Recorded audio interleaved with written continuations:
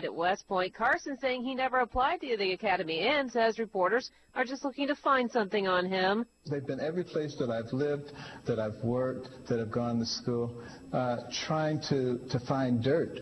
And they can't find any, and they're getting really frustrated. Trump and Carson among 8 candidates on the main debate stage tonight. 4 others who didn't make the polling cut will make an earlier debate. Dave? Rachel, you can hear both the 7 p.m. and 9 p.m. Eastern debates on many Fox News radio stations. The Senate could vote today to approve a $607 billion defense policy bill that includes a provision to block moving Guantanamo detainees to the U.S. President Obama has long wanted to close the terror suspect prison.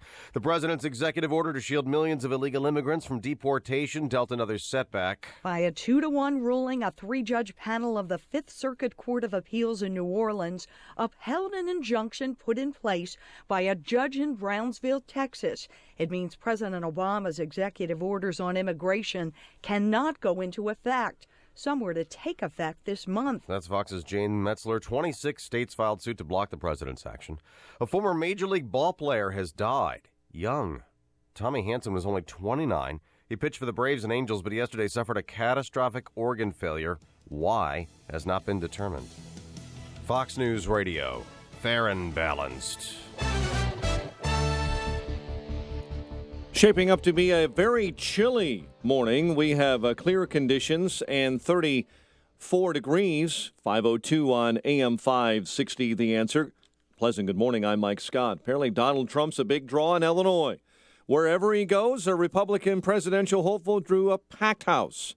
During a stop at the Prairie Capital Convention Center, 10,000 listened to Trump discuss ratings boosts on Saturday Night Live and a boycott of Starbucks after the coffee company dropped what he says is Merry Christmas from holiday cups. I have one of the most successful Starbucks in Trump Tower. Maybe we should boycott Starbucks. I don't know. Seriously. I don't care. By the way, that's the end of that lease, but who cares? Candidate John Kasich also spoke to large crowds in Chicago and rallied supporters at the Billy Goat Tavern. Family and friends gathering today on the South Side. Tyshawn Lee will be laid to rest. A funeral held for the 9-year-old this morning at St. Sabina Church. Cook County Board President Toni Preckwinkle pushing for a 1% county hotel tax. She defended the proposal yesterday in front of the board, calling it modest. Closing arguments could begin today in the murder trial of Reginald Potts Jr. He's accused of strangling his ex-girlfriend, Nyla Franklin, in 2007. Chicago Teachers Union is receiving support from its membership for a possible strike. Union officials announcing the results of a practice strike vote taken last week. 97% of members would vote to authorize a work stoppage. Illinois Attorney General Lisa Madigan says something stinks about the People's Energy Plan to replace all of its gas main.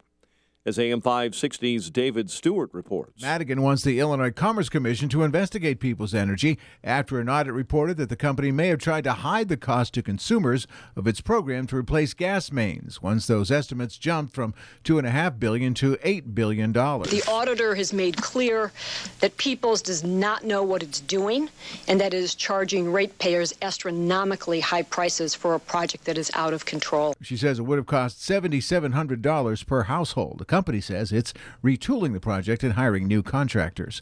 David Stewart, Chicago. Illinois' fired athletic director Mike Thomas as it prepares to release the final report from its investigation into mistreatment of football and women's basketball players. Bears winners on Monday Night Football 22-19. NBA Bulls rough up Philadelphia 111-88. The news service of the Milwaukee Airport with all the major U.S. airlines, Southwest, Delta, United, American, U.S. Airways, Alaska, Frontier, OneJet, Air Canada, Milwaukee, the O'Hare Alternative. FlyMKE.com today. 5:04, time to check the climate of your business with Air Comfort and a check of traffic and weather on the way next on AM 560. Tonight is the night the Republican candidates for president are back together again for their 4th debate. I know that I got to get better at doing the debate. And once again, the only place you'll hear the debate in Chicago is here. It's going to be maybe tight. And the only place in Chicago to talk about it is here. The presidency is a very serious thing. Pre-debate coverage begins with Joe Walsh tonight at 7. Then hear the entire debate live at 8. I'm looking forward to it. Exclusively on your election headquarters, AM 560, The Answer. Mike Rowe here. Today I'm with Frank, one of the heating and cooling pros at 1 Hour. Frank's got his head up a vent right now. How's it going up there? Frank knows what he's talking about. He's been with 1 Hour for how long, Frank? 14 years. That's a long time. Over that time, he's worked on tons of different equipment, taken countless hours of training, and that makes Frank the man. No, Mark Rowe's the man. I'm sorry, Frank. Say again? Mike Rowe's the man. I heard him the first time. For any heating need, call 855-1 Hour today. Say it again, Frank. Mike Rowe's the man. That's what I'm talking about. Each independent franchise is licensed in its respective state or county. I got hooked on Ancestry when I found my great-grandfather's draft card. With one visit to tryancestry.com, I also found other ancestors and the battles they fought in, medals awarded, even photographs. These discoveries were pretty emotional. What about the heroes in your family? In honor of Veterans Day, visit tryancestry.com for free access to global military records. Find, preserve, and celebrate your ancestors' military journeys. Free access is only until Wednesday at tryancestry.com. Tryancestry.com. 5:06 in our ChicagoRadioDeals.com traffic center. Here's Jim Talamonte. Thanks, Mike. Northbound Lakeshore Drive remains closed for another 40 minutes or so between Randolph and Michigan Avenue. The detour is via Michigan. And again, that closure will kick in again tonight at 8:15. Bishop Ford Freeway inbound, we're seeing roadwork delays. Stony Island to Michigan Avenue just before the Rye. The right lane should now be reopening. You've got a 3 to 5 minute delay at the moment. There's also work this morning on Arlington Heights Road at the Adams Tollway. That is till 6 a.m. Traffic is a service of CarStar Auto Body Repair Experts. Your car is your baby. So if you're in an accident, tell your insurance company you want to go to CarStar. They put customer satisfaction first. And CarStar will get you back on the road safely, quickly, and with minimal hassle. All work is guaranteed. CarStar, Chicago's auto body repair experts. Traffic answers when you need them most. I'm Jim Talamonte, AM 560, The Answer. Chicago's Morning Answer starts next. Your official Chicagoland weather forecast from the AirComfort.com Weather Center. Air Comfort, your commercial HVAC solution provider. Here's meteorologist Kevin Snyder. A mostly sunny day, high 56, then increasing cloudiness tonight with a low of 37. For Veterans Day tomorrow, breezy with wind gusts up to 35 miles per hour with a little rain late in the day with a high 63, then rain and a thunderstorm at night, low 44. I'm Kevin Snyder on AM 560, The Answer. 35 O'Hare, 46 along the lakefront, 29 in Aurora. Your next news update, 5:30. Chicago's Morning Answer with Dan and Amy starts now on AM 560, The Answer. This hourly segment is brought to you by Heroes Talk Radio. Learn the secrets to planning a tax-free retirement income by listening to Heroes Talk Radio Saturday afternoons at 5. Good morning. Welcome to your Tuesday morning briefing. Here's what you need to know to start your day. For months, it simmered largely unnoticed outside the university community, but now the whole country is awakening to the racial tensions and growing revolt that boiled over today at the University of Missouri. I'm resigning as president of the University of Missouri system. Ben Carson is calling himself the victim of a political hit job. Carson's campaign built around his rise from poverty and violence to become one of the nation's top doctors. But now, key parts of that story face intense scrutiny. I have never seen this before, and many other people who are politically experienced tell me they've never seen it before either. You stab somebody, and the newspapers say you didn't do it. And you said, yes, I did it. No, you didn't. This is Chicago's Morning Answer with Dan Proft and Amy Jacobson on AM 560. The Answer.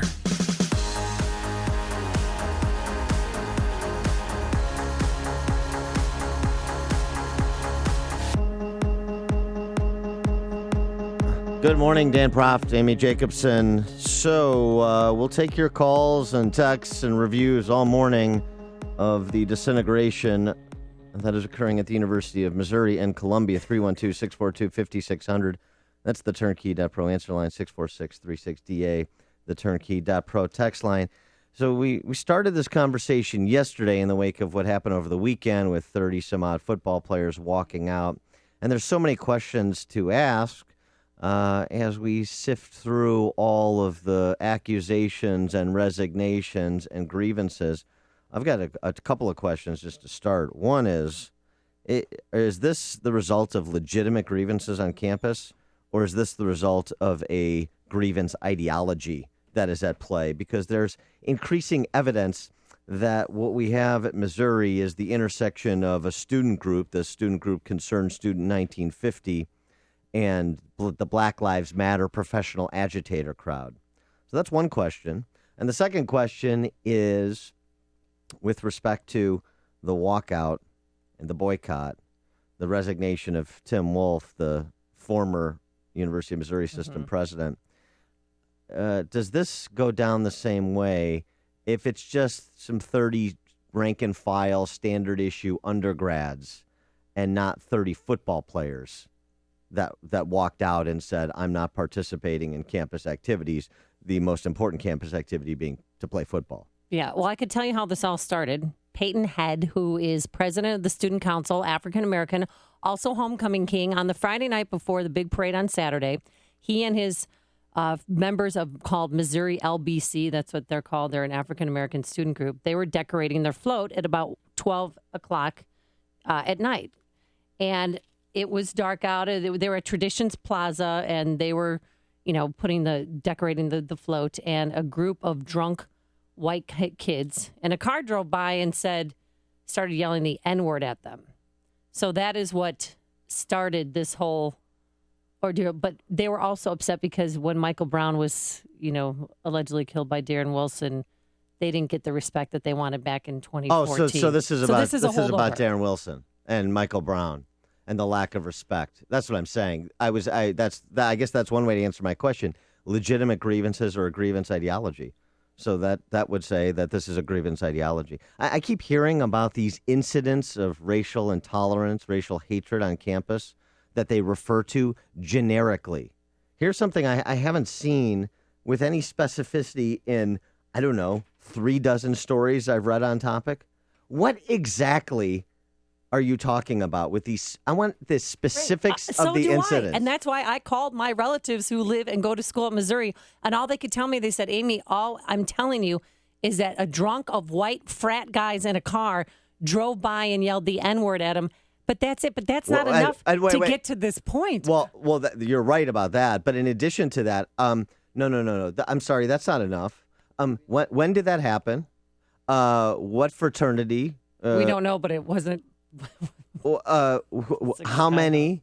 Give me details. Well, they don't know because it was dark out. So this guy Peyton Head couldn't tell time? Reporters date, time. Friday night before the Saturday football game against University of Florida. It was October 10th. I know that, and they can't pick out who was in, the car. How many white students were in the car. Yeah, and then 2 days later, they put somebody which completely separate than the group of drunk frat guys, painted a swastika with feces on a residence dorm, which is known to be a freshman dorm.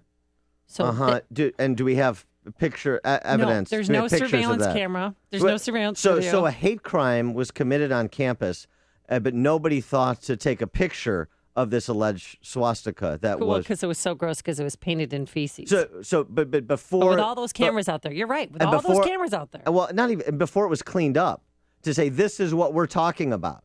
That didn't have. I mean, you're right to say even if those two isolated incidents happen, and they're isolated until somebody can connect the dots for me. Even if they happen, I'm sorry, that leads to the university president resigning because he wasn't properly contrite about something he had nothing to do with. Well, that's indicative of being tone deaf to racial insensitivity. Well, I want you to play again. You played yesterday how they blocked the president of the university was in a float, was in, a car in the homecoming parade. And before he got to his home, a group of African Americans blocked his car and they were chanting at him and yelling at him. Well, this was an orchestrated event at the homecoming parade where they stopped the homecoming parade, got everybody's attention because they had a particular message to deliver. And he sat in his car and he didn't do anything. And this is what they were shouting at him. Was he supposed to join in? But he said yesterday that he was so in shock he didn't know what he could have done. He said, I should have handled the situation better. Yeah, I mean, look, here's the deal with Tim Wolf. Tim Wolf is being forced out under political pressure from the Board of Curators, probably from Governor Jay Nixon of Missouri, and they're probably going to pay him out a lot of money to go away. I mean, the chancellor is reassigning himself to research work as well. This is all politics. This is power politics. This is what this is. This is kind of black liberation theology, and it is a religion to some of these agitators. Redux. This is Shelby Steele, what Shelby Steele wrote about in White Guilt, and you don't have black rage without white guilt. If you haven't read Shelby Steele's White Guilt, as I've said before on this show, it is must reading to understand Black Lives Matter and what's happening on college campuses today. The seeds were planted decades ago, but here's what happened at the homecoming parade. Here's a little taste of Concerned Student 1950 / Black Lives Matter. We're some concerned students at Mizzou, and we have something for you. Go ahead, Ruth. Ashe! Ashe! Ashe! Power! Everything we do here is very quick, so I'm going to take my good time with this, but thank you so much for that reminder. Thank you for your patience. This is not an indictment of white folks, but it is an indictment of white structures and white supremacy. You can say that. In 1839, the University of Missouri was established as a flagship institution west of the Mississippi River. This institution was for white men only white men, and was built on the back of black people. Let me repeat that. This institution was established for white men only. And so it goes on from there. So what? But Tim Wolf sat in the back of his convertible and just let them say their piece, and he didn't get out of his car and talk to them. So they took that into account when they demanded his resignation. Well, the other thing that happened is some student blocked his car, and then his car tried to move around the student, and it apparently hit the student. Yeah, nicked it. I watched by it. hit, yeah, it wasn't like you ran him down. It was like, oh, my neck. There was no injuries. And this is one of the grievances they put forward. But here's the thing.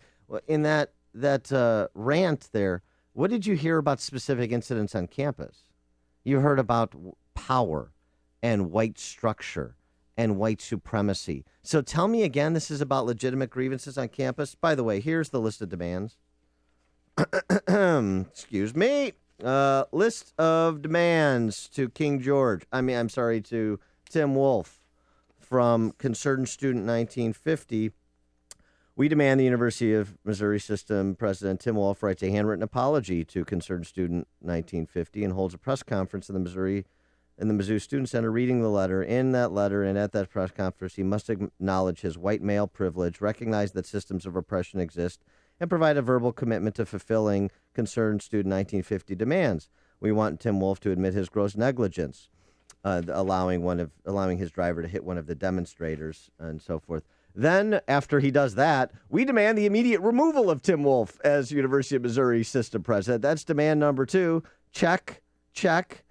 Number 3, we demand the University of Missouri meets the Legion of Black Collegians demands that were presented in 1969 for the betterment of the black community. To my point about the seeds of this being planted in the 60s. Number 4, we demand the University of Missouri creates and enforces comprehensive racial awareness and inclusion curriculum throughout all campus departments and units, mandatory for all students, faculty, and staff and administration. This curriculum must be vetted, maintained, and overseen by a board comprised of students, staff, and faculty of color. 5, we demand that by the academic year 2017-2018, University of Missouri increase the percentage of black faculty and staff campus-wide to 10%. Quotas.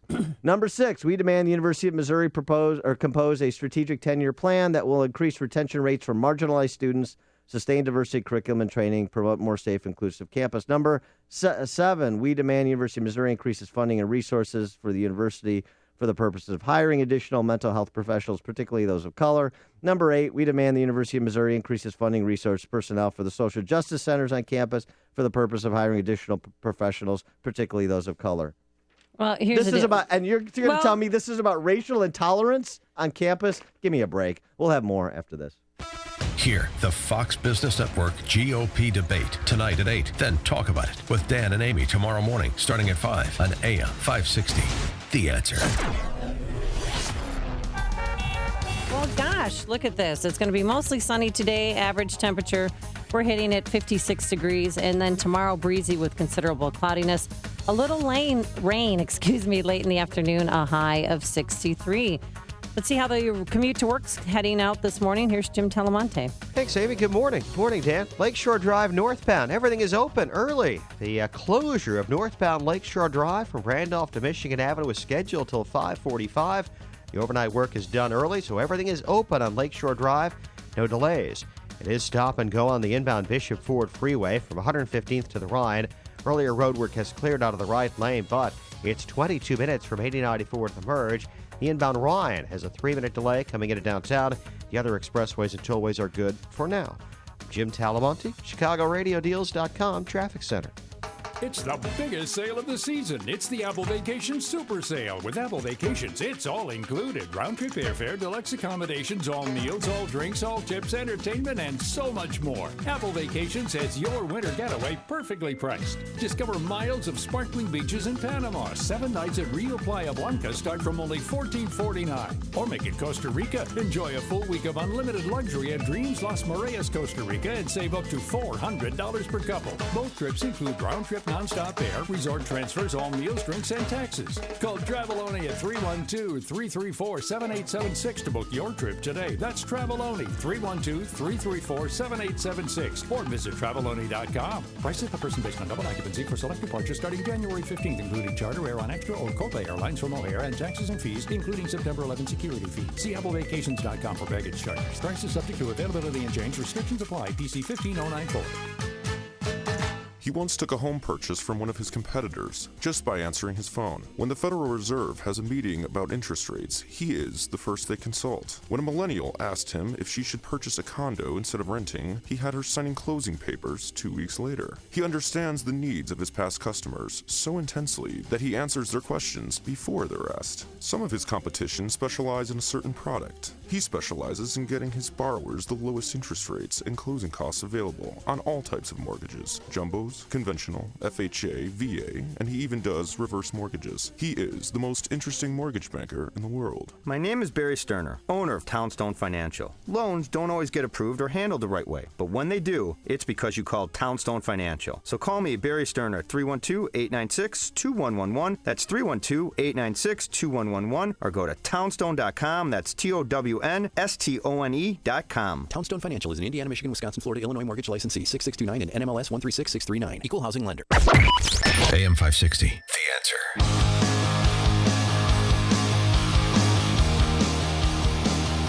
Dan and Amy are talking about University of Missouri. The resignation of Tim Wolf, and now the chancellor's going to call it quits at the end of the year. I tell you, but they're not done yet, Dan. They want more. You know, it's getting interesting, and our viewpoint is being accepted widely when Connor Friedersdorf in The Atlantic has a piece entitled "The New Intolerance of Student Activism," because that's what's been on display for the last 72 hours in Missouri is intolerance. But it's not the students, too, which makes me sick. It's professors. One woman in particular, her name is Melissa Click. She is a communications professor, and she has embedded herself in that little tent city that you see there, Dan. You know how there's a little tent, and then students have created a wall around them to keep out the media. And she has decided to join forces with the students. And when some of her students who work for the student newspaper come to take pictures, she grabbed a camera lens of Tim Tia, who's a journalism student there, and told him to get out of here and said, "We need more muscle in here. That's what we need. We need to get this guy out of here." So they don't understand that they are on public property, these peaceful protesters. And when you stand on public property, anybody can take your picture. Your right to privacy is gone because you are on public property. Well, I don't know why this is a surprise. These students and professors don't have any appreciation or respect for the free speech clause of the First Amendment. Why would they have any respect for the free press clause? I don't see why that would fare any better. But well, this is what students are being reporters, whether they're local reporters or reporters in training. This is what they're being confronted when they go to this tent city.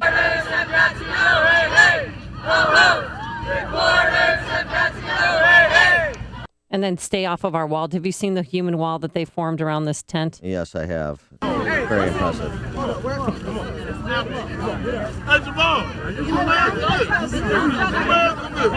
There's a bunch of that nonsense fighting back and forth, but the fact that the faculty is not in the classroom teaching, because Melissa Clark, I found out, had a class to teach yesterday, and she opted out of teaching her class so that she could stand there and harass some of her students. Melissa Click. And I frankly, I haven't seen a gaggle of reporters heard it around that effectively since every canned Hillary event. So I was kind of impressed.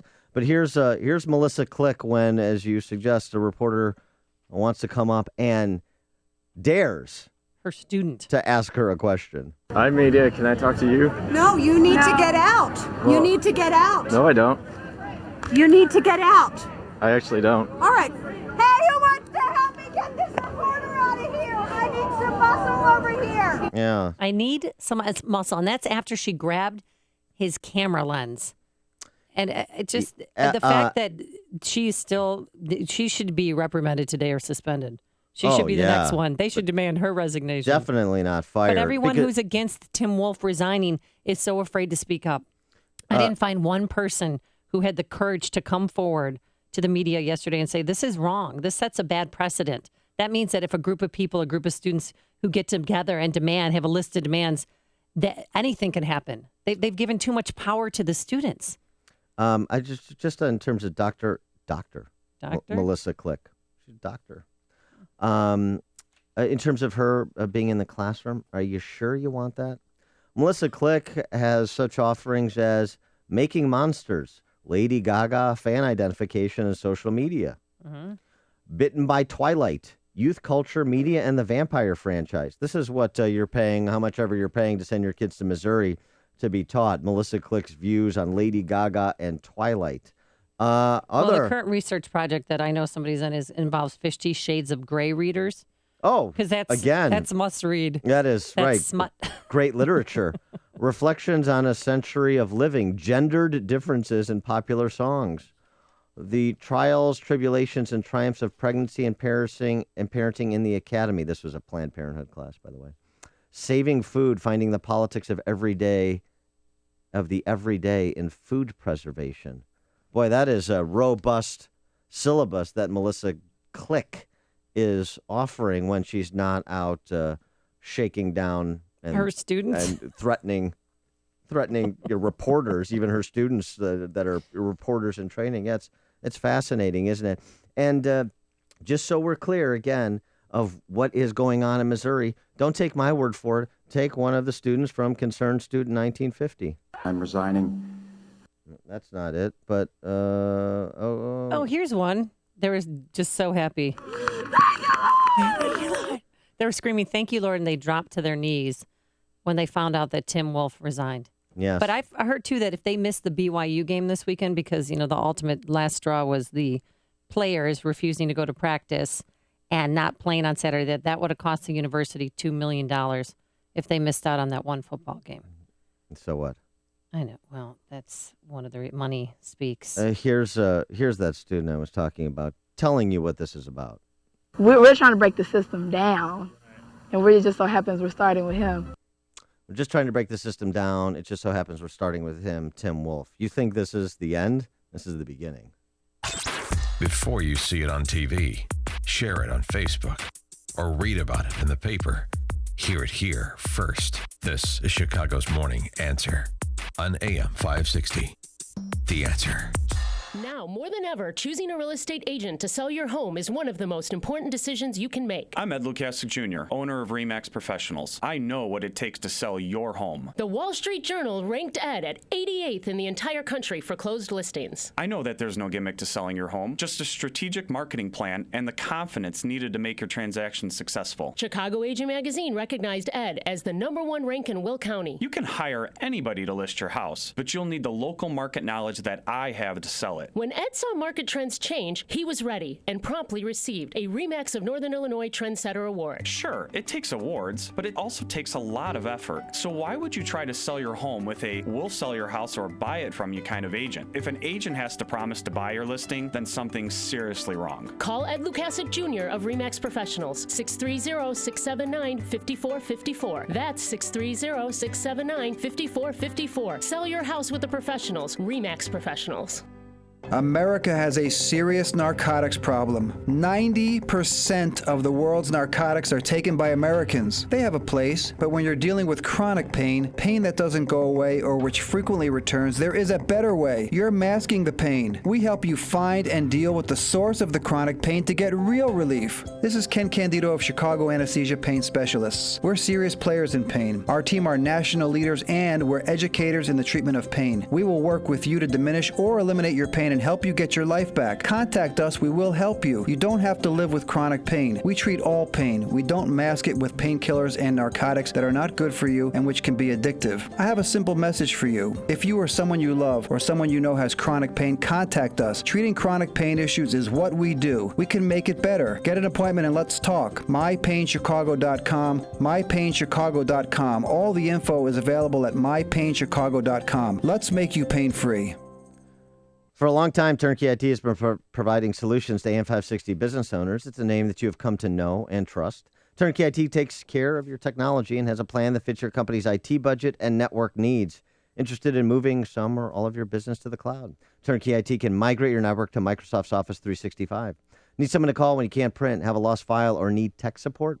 Turnkey IT's got you covered. Offsite backup? Check. On-site support? Check. Help desk support? Check. Turnkey IT staff is professional, friendly, punctual, and will solve all of your technical problems immediately and even work after normal business hours, all for a fixed monthly rate. Turnkey IT knows your network is truly the heartbeat of your company, so focus on your business and leave the technical stuff to the pros. Visit turnkey.pro today for a plan that fits your needs. That's turnkey.pro. Coming up on Chicago's Morning Answer, face-off number 4 for your GOP debate. But first, Donald Trump makes a stop in Springfield to tens of thousands of screaming fans. But first, let's go back into the newsroom. Here's Mike Scott. Amy and Dan, 39. Federal appeals court says President Obama's executive actions on immigration go too far.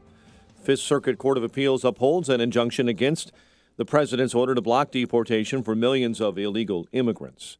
Bernie Sanders taking on immigration reform during his latest campaign stop in Las Vegas. I think one of the saddest things that I have seen since I've been on the campaign trail is the fear that exists in many people that they could walk out on the street today and suddenly be deported. The Democrat socialist telling an audience that if elected president, he would allow all illegal immigrants in the country for at least 5 years to stay. The question facing the University of Missouri is what's next? Protesters who pushed so hard for the university President Tim Wolf's resignation now appear not clear at all about next steps, but say they're still fighting for some kind of change. Wolf says he didn't do enough to calm racial tensions at the school. I take full responsibility for this frustration, and I take full responsibility for the inaction that has occurred. The NSA is about to cut off its sweeping phone data collection program. Reuters reporting the NSA informed Congress yesterday. A $607 billion defense policy bill expected to get final passage in the Senate today. It would also ban the president from fulfilling a campaign promise of closing Guantanamo Bay. Family and friends gathering on the South Side today as Tayshaun Lee is laid to rest. Closing arguments could begin today in the Chicago murder trial of Reginald Potts Jr., accused in the death of his ex-girlfriend, Nyla Franklin, in 2007. And a Chicago nun receiving praise for her her cooking skills. Sister Alicia Torres competed against 3 other chefs on last night's Food Network reality show Chopped. She was crowned champion and awarded $10,000 for her West Side church. Bears winners over San Diego in Monday Night Football, 22-19.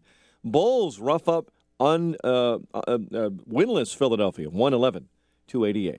The news service of RCN, Entertainment Redefined, Mega Fast, $155 Internet Plus. Watch TV anywhere with RCN to go, all for as low as $55.94 per month. Mega Fast-tastic. RCN Entertainment Redefined, 800-RING-RCN or RCN.com. A check of traffic and weather on the way next on AM 560. Tonight is the night the Republican candidates for president are back together again for their fourth debate. I know that I got to get better at doing the debate. And once again, the only place you'll hear the debate in Chicago is here. It's going to be probably maybe tight. And the only place in Chicago to talk about it is here. The presidency is a very serious thing. Pre-debate coverage begins with Joe Walsh tonight at 7. Then hear the entire debate live at 8. I'm looking forward to it. Exclusively on your election headquarters, AM 560. The Answer. Stop into your nearest Lowe's store today and see why their newest wet dry vac is clearly different. Shop Vac, genuine American original. Here's Dr. Howard, formulator of Balance of Nature, an all-natural, 100% organic fruit and vegetable supplement. Did you know 40% of all cancer could be prevented? That's a fact. Along with maintaining appropriate body weight and regular exercise, the American Institute for Cancer Research and the USDA confirm that eating 9 to 11 servings of fruits and vegetables every day is the key. Now ask yourself, am I at risk? How many servings of fruits and vegetables did I eat today? Balance of Nature has solved this problem and provides an easy and affordable way to consume over 10 servings of 31 different whole fruits and vegetables every day. Get real today with Balance of Nature's fruits and veggies. Call toll-free 800-2468-751. That's 800-2468-751. Or go online to balanceofnature.com and be sure to enter promo code Chicago. 536 in our ChicagoRadioDeals.com traffic center. Here's Jim Talamonte. Thanks, Mike. The inbound Bishop Ford Freeway has heavy delays from 130th to the Ryan after overnight road construction wrapped up. It's 30 minutes from 8094 to the merge. Outbound fine at 15. The inbound Ryan has a 4-minute delay coming into downtown. Lakeshore Drive is open again after overnight construction wrapped up early. No problems. Delays or closures report till tonight when the next round is scheduled at 8:15. Kennedy looking good, but there's a crash on the Ontario feeder at Orleans. No delays to report on the Edens, Eisenhower, and Stevenson just yet. There's road work on Arlington Heights Road at the Adams Tollway till 6 a.m. Traffic is a service of the City of Chicago and Cook County. Suspicious activity can be found anywhere. Help keep our community safe. Call 855-RPRT-2S4.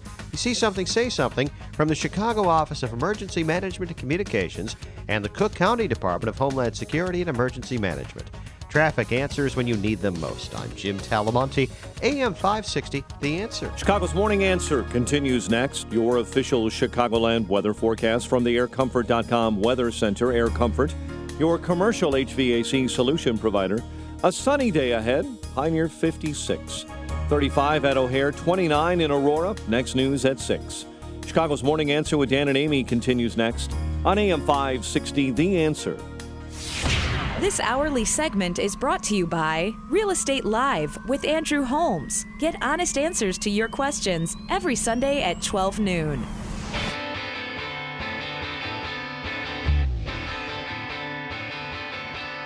Dan and Amy, so Sideshow Donald, showstopper in Springfield. Not so much a sideshow. He was the main act. He's the big dog, the big kahuna down there. Well, he has been, frankly, everywhere he's gone, and last night in Springfield, our state capital, 10,400 people filled the Prairie Capitol Convention Center to get a glimpse and listen to the bloviations of one Donald Trump. Well, what other Illinois politician could fill an arena that size? Zero. And I don't even, right, or even President Obama, could he have filled that place up with 10,000 people? The only way you could fill that place up What? with 10,400 people is if you actually put all the politicians in the state in there. And actually, that's not big enough because we have to. But I mean, the only way politicians could fill it up is if they just invited each other. But there is no one. I mean, this is the point. Trump, Wow. the question, the issue, and we've talked about this a lot. The issue of Trump's staying power. As long as you've got 10,000 people showing up everywhere you're going, and it is redounding to your benefit in the polls, which we've seen for Trump, even though it's tightened up in places like North Carolina and South Carolina and Iowa for Trump, and most specifically with respect to Carson, he's still right there. So this isn't Bernie Sanders, getting big crowds, but it not translating into big support outside of perhaps New Hampshire. This is Trump getting big crowds, and it's translating into support that is pretty sticky, pretty stubborn. He hasn't moved. He hasn't moved up, from 25, 26% nationally and kind of similar numbers in most of these states. But he isn't moving down either. Oh, and he didn't disappoint fans last night who came looking for some pre-debate fireworks.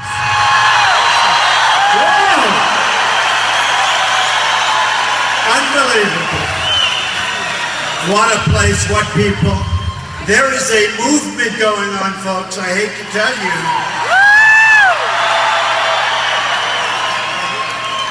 People have not seen anything like this. And, I'd like to think it's me, but I think it's the message. It really is a message. It's so important. Remember, it was President Obama who launched his presidential campaign in Springfield in 2007. But 10,000 people didn't show up for that. I mean, this is in a Democratic state for 10,400 people to show up to see Donald Trump. Of course, he didn't talk about substantive matter. He ripped on Hillary Clinton. And, of course, he attacked Ben Carson in his latest did it happen or did not happen? And that's when Ben Carson was a kid and stabbed his friend. You stabbed somebody, and the newspapers say you didn't do it. And you said, yes, I did it. No, you didn't. Yes, I did. I stabbed him and it hit the belt. I mean, that was the third thing out of his mouth. He welcomed people. Then he ripped on Starbucks.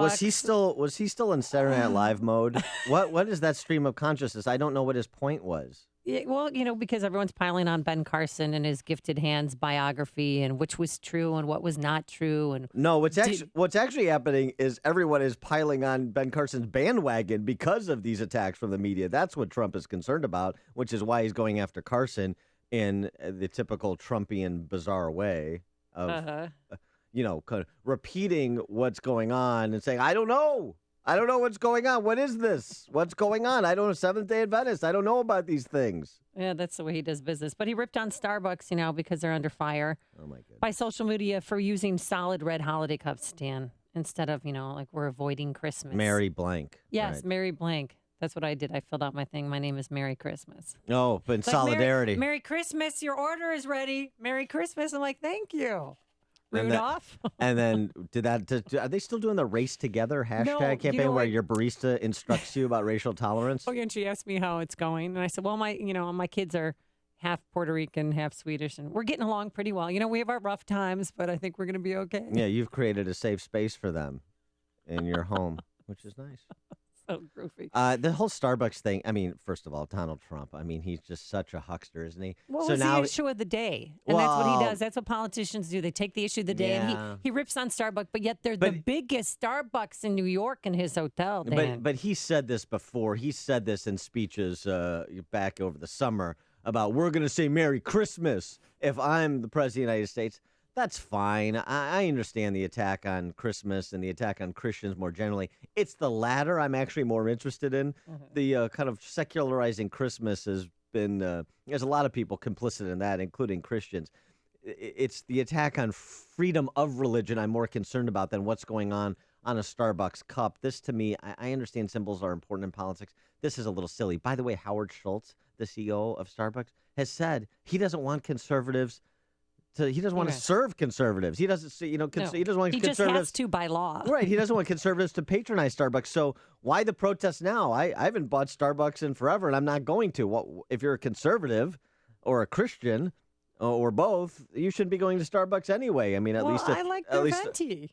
At least according to Howard Schultz. Go to Dunkin' Donuts. They have better coffee anyway. I go to Dunkin' Donuts Monday through Friday. My friend Carlos there bought you guys some coffee today, by the way. Oh, thank you, Carlos. A box of Joe. But then on the weekends, I go to Starbucks. Sorry. And I'm a Christian. Because you have to keep up with the Joneses in Lakeview. Yeah, I know. That's right. But last night, Donald Trump, he spoke for an hour. He did talk about his SNL gig, and he said that it was pretty cool that Larry David screamed racist and received $5,000. And he also, said that China is our greatest thief in the history of the world, saying they're taking our jobs and they're taking our money and they've taken our base. And they've taken our spirit. Yes. But my favorite part last night is he talked, remember that opening skit when the Mexican president handed him a check for the border wall? Remember, and it was a little more than he had asked for. It was supposed to be funny, but he wasn't. Well, last night in Springfield, Dan, he promised that would happen. Said that's not a skit, guys. That's going to be reality when I take the oath of office. Make America Great Again. By the way, where's the hat? You know what? I ordered it. I have the receipt for it, and I'm still waiting. Mary, the woman in front, the secretary, administrative official, whatever you want to call her. I don't know what her job title is. I told her, look out for administrative czar. Thank we like you. To use the term Mary, czar yes. here. And Mary, I said, every day, look out for my Make America Great hat. And we don't know where it is. Did you see the Sun-Times story on Trump's visit to Springfield and some of the protesters? I mean, of course, they're going to be protesters. That's no big deal. But what about this? This picture of two little girls, 9 and 10 years old, especially the sign of that the one girl is holding, no pigs in wigs. So you've got two children. They're sisters, 9 and 10 years old. One is holding a sign, Jesus loves all. That's fine. Okay, great. The other young lady, no pigs in wigs. That's what's going on in that family. I think there's a little bit of a parenting issue. I mean, like a competition for how we're going to educate our young girls. One is the pejorative, holding a sign, no pigs in wigs, next to her sister who's got the sign, Jesus loves all. And the irony is apparently lost on their parents.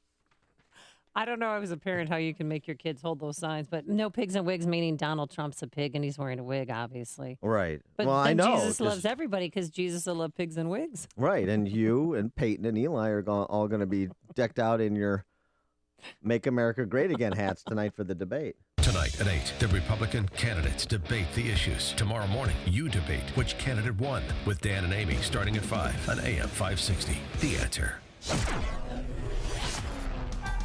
Today, mostly sunny, average high for this time of year, 56 degrees. Then tomorrow, things are going to change a little bit around here. It's going to be breezy with considerable cloudiness and light rain in the late afternoon, a high of 63. Let's get the travel times and say hello again to Jim Telemonte. Good morning, Amy and Dan. Inbound Bishop Ford Freeway. That travel time is high early thanks to some earlier road construction. Delays are from the Steel Bridge to the Ryan. It's 33 minutes now from 8094 to the Ryan. And the inbound Ryan has a 10-minute delay already from 35th into downtown. It's more routine elsewhere. The Kennedy is fine, though there's a crash on Ontario at Orleans. No delays to report yet on the Edens. Eisenhower, a little heavy past Manheim. Inbound Stevenson, slow Pulaski to Kedzie. That's just a 2-minute delay. Tollways are good. Lakeshore Drive, open, free, clear. Overnight work wrapped up early, though it's scheduled to close again tonight at 8:15 on the northbound side from Randolph to Michigan. Jim Talamonte, ChicagoRadioDeals.com Traffic Center. Hey, Sean Hannity here. You know, nothing frustrates me more than liberal hypocrisy. Take our food, for example. You know, the left claims to care about the poor and the environment, but guess what? They're waging a silent war against America's farmers that is making our food supply more costly and less sustainable. America's family farmers are producing more food using less land and fewer resources than ever before. Now, they should be cheered, but instead, radical groups are working with government bureaucrats to crack down on our farmers and limit the tools and technology that they're allowed to use. Now, the result is higher food costs for you, the American consumer, and low-income families, they're hit the hardest. Now, thankfully, someone is fighting back. Protect the Harvest is a national coalition working to defend modern American agriculture. You can check them out at protecttheharvest.com and follow them on Facebook to get the very latest news and see how you can help. Don't let radical activists control your family's food choices. Visit protecttheharvest.com today. 12 days of Christmas? Not likely. At Tasty Catering, their chefs have been cooking up brand new winter menu items all year long. So when the temperature drops and you start humming holiday jingles, they're ready to serve you the best holiday party catering feast around. The highly anticipated Tasty Catering holiday menus are already available online for you to browse. And what's more, the Tasty Catering staff is ready to use their award-winning service to get you into the holiday spirit. Holiday party planners from companies throughout Chicagoland from downtown to the far suburbs. Tasty Catering invites you to their kitchens to taste some delicious holiday menu items. Then, let their friendly team help you plan the most successful holiday party yet. Don't wait. Call them today at 847-593-2000 or visit tastycatering.com to schedule a holiday lunch date on them. Visit tastycatering.com now. Full menus are online, and their staff has an invitation waiting for you to come and sample. tastycatering.com, 847-593-2000. The door opens at Midlothian Music. And just like that, you're a customer for life. With their huge inventory of hundreds of guitars, drum kits, and string instruments, they've got you covered. Midlothian Music, the largest American-made selection of handcrafted, name-brand instruments, lessons for every level of musician, and free lifetime in-house repair and service. Midlothian Music. After 54 years of success, they live and breathe music. Whether a beginner or a pro, Midlothian Music has the right equipment at the right price to make you a true rock star in your band or in your band. Talk to the pros in person 7 days a week. Midlothian Music, 708-403-3733 or visit midlothianmusic.com. That's midlothianmusic.com. AM 560, The Answer. If you're talking about it, I'll be talking about it. Dennis Prager here. Join me this morning at 11, right here on AM 560, The Answer. Dan and Amy, so, Amy, you happier now than when you were under the age of 30? And I know you're barely over, but... I love my 20s. I had a blast. All right, well... So, yeah, that was... So you're not happier? 30s were a rough decade. 40s were good. 20s were great. 30s were and 40s were... We're just starting, Dan. You're all over the map. Well, it turns out, according to one study in the journal Social Psychology and Personality Science, which I know you have a subscription to, in the latest issue. I know you may not have gotten to it yet, but adults over 30 are less happy than their predecessors. More interestingly, for the first time ever, adults ages 18 to 29 were more happy than adults over 30. Yeah, because you could still be on Obamacare. Maybe that has something to do with it. Yeah, because once you turn 26, 27, you got to get kicked off. Right, 26. You're still just a... So that's why you're happy. You're a child. Yeah. Yes. You're just a tyke. Living in your parents' basement, not a care in the world. And then when you turn 30, you have to face the reality that you need to get a job and you need to get a life and maybe a life partner and maybe start a family. See, the 20s are for having fun. The 30s are about your children. The 40s are about yourself. This is like as it pertains to women. And also, interestingly, women are slightly happier than men, the researchers found, which is backed up by other research. A survey that was done by Gallup found that 40% of women were very happy compared with only 34% of men. It reminds me of the old joke, why do husbands die before their wives? Why? Because they want to. No. That's rude. Well, what about you? Are you happier now in your 40s than you were in your 30s or 20s? I've pride myself on maintaining a consistent level of misery from the early stages of my development to present day. Get off my lawn. I'm nothing if not consistent. I am like so you Clint don't have Eastwood two in his highs of 80s. Highs and two lows of lows. You're just kind of right. I'm like the Kipling. Consistently miserable all the time. No, you're not miserable. You just no. I mean, I don't know when people ask you that question. That was so rude. Yeah, that's fine. It just bounces off. I have armadillo skin. So when people, isn't it weird when people ask you that question? Like, if are you happy? No, I just went to my uncomfortable place. I try to be happy every day. I try to be happy and positive every day. If not for yes, guys, thank you for my that. Children, I try to be happy. They always say, "How was your day?" My day was great. Or I just people ask me, how are things going? Where they want a response as opposed to just kind of the rhetorical question, like, "Don't engage." This is just a pleasantry. It's not the start of a conversation. I really don't care how you're doing. Yes, right. Just remember though, there's people that care about you, and there's people that care to know about you, and that is what I learned in my early 40s, and that is so true. Wow. So just keep that with you, all right? That was like a metaphysical 2x4 across my forehead. Heard from here to here. Care about you and care to know about you. Wow. Okay. But yeah. So don't engage too much. I mean, every day's a blessing and all that, but I don't know. I mean, I can understand. I think you get more miserable as you get older because you... What, you realize life didn't turn out as you had planned? No, it's not that. I think it's, stake in the game of those responsibilities you talked about. In addition to that, I think you also see humanity. I think, a lot of the naivete is stripped away and you see humanity for what it is. And, like me, you are just marking the days for your eternal reward. It can't come soon enough. I used to be with it, but then they changed what it was. Now what I'm with isn't it, and what's it seems weird and scary to me. It'll happen to you. Hear the Fox Business Network GOP debate tonight at 8. Then talk about it with Dan and Amy tomorrow morning starting at 5 on AM 560.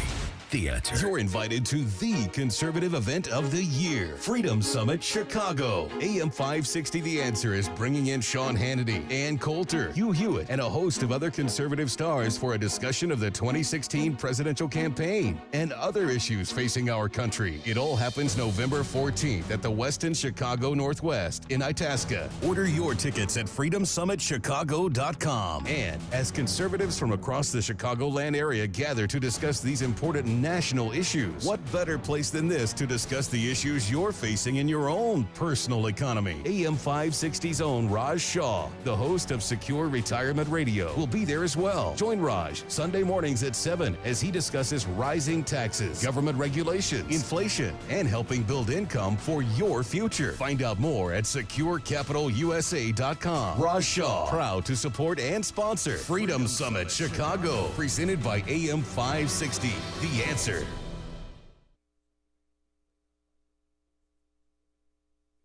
Feel all right. Achoo! God bless you. That's your fourth sneeze.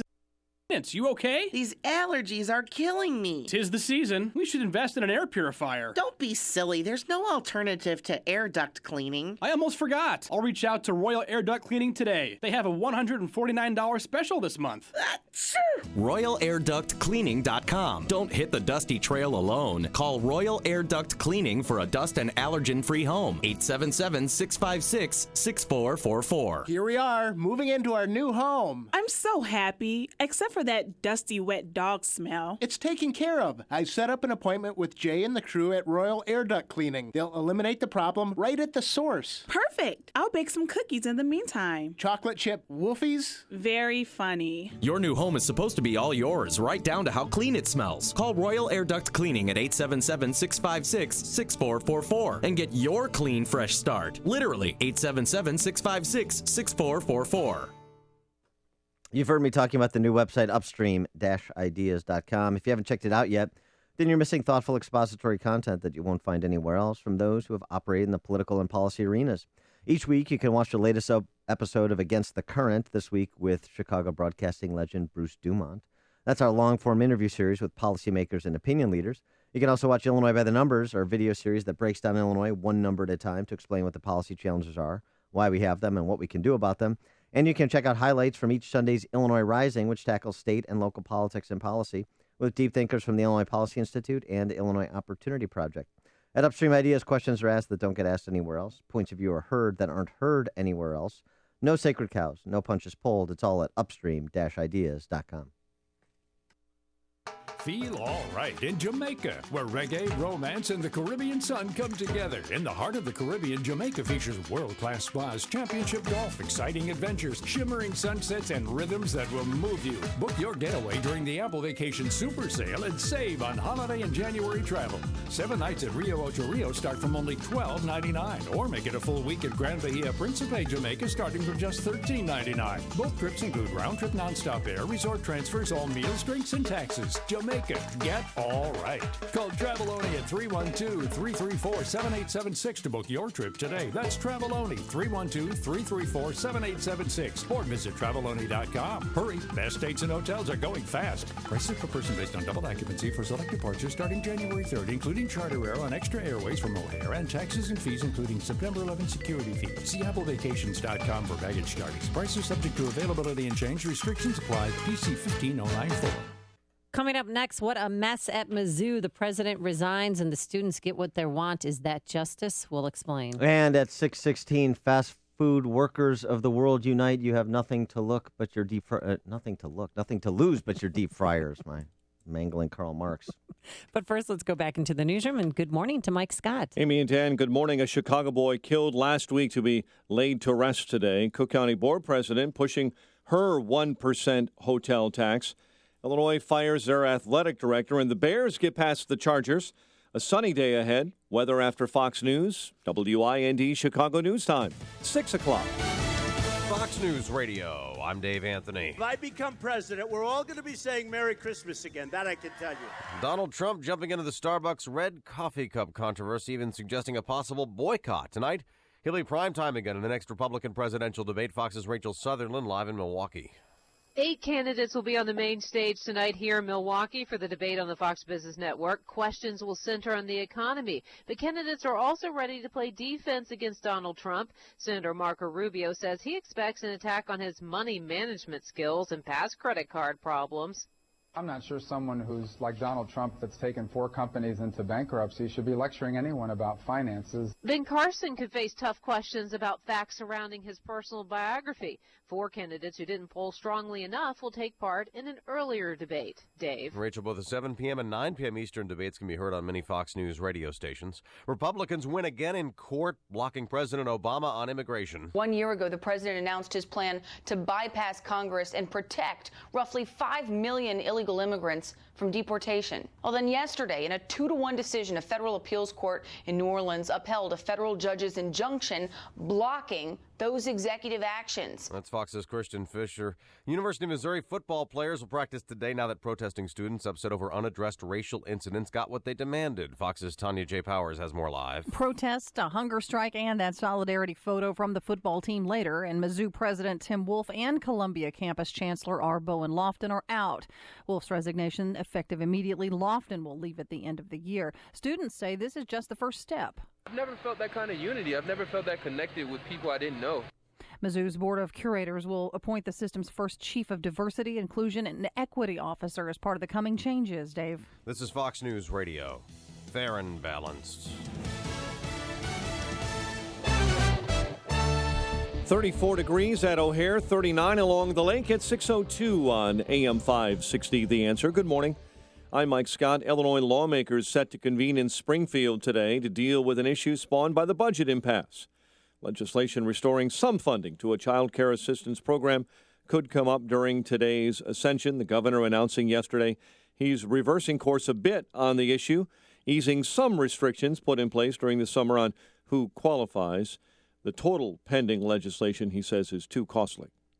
Donald Trump drew a packed house last night during a stop at the Prairie Capitol Convention Center, discussing his ratings boost in Springfield. He brought on Saturday Night Live and calling for somewhat a boycott of Starbucks after the coffee company dropped some holiday cheer from its cups. Starbucks is taking Merry Christmas off. No more Merry Christmas. I will tell you, lots of big things, lots of little things. You can call this anything you want. But if I become president, we're all going to be saying Merry Christmas again. That I can tell you. Candidate John Kasich spoke to crowds in Chicago and rallied supporters at the Billy Goat. AM 560 is your debate headquarters, beginning tonight with Joe Walsh.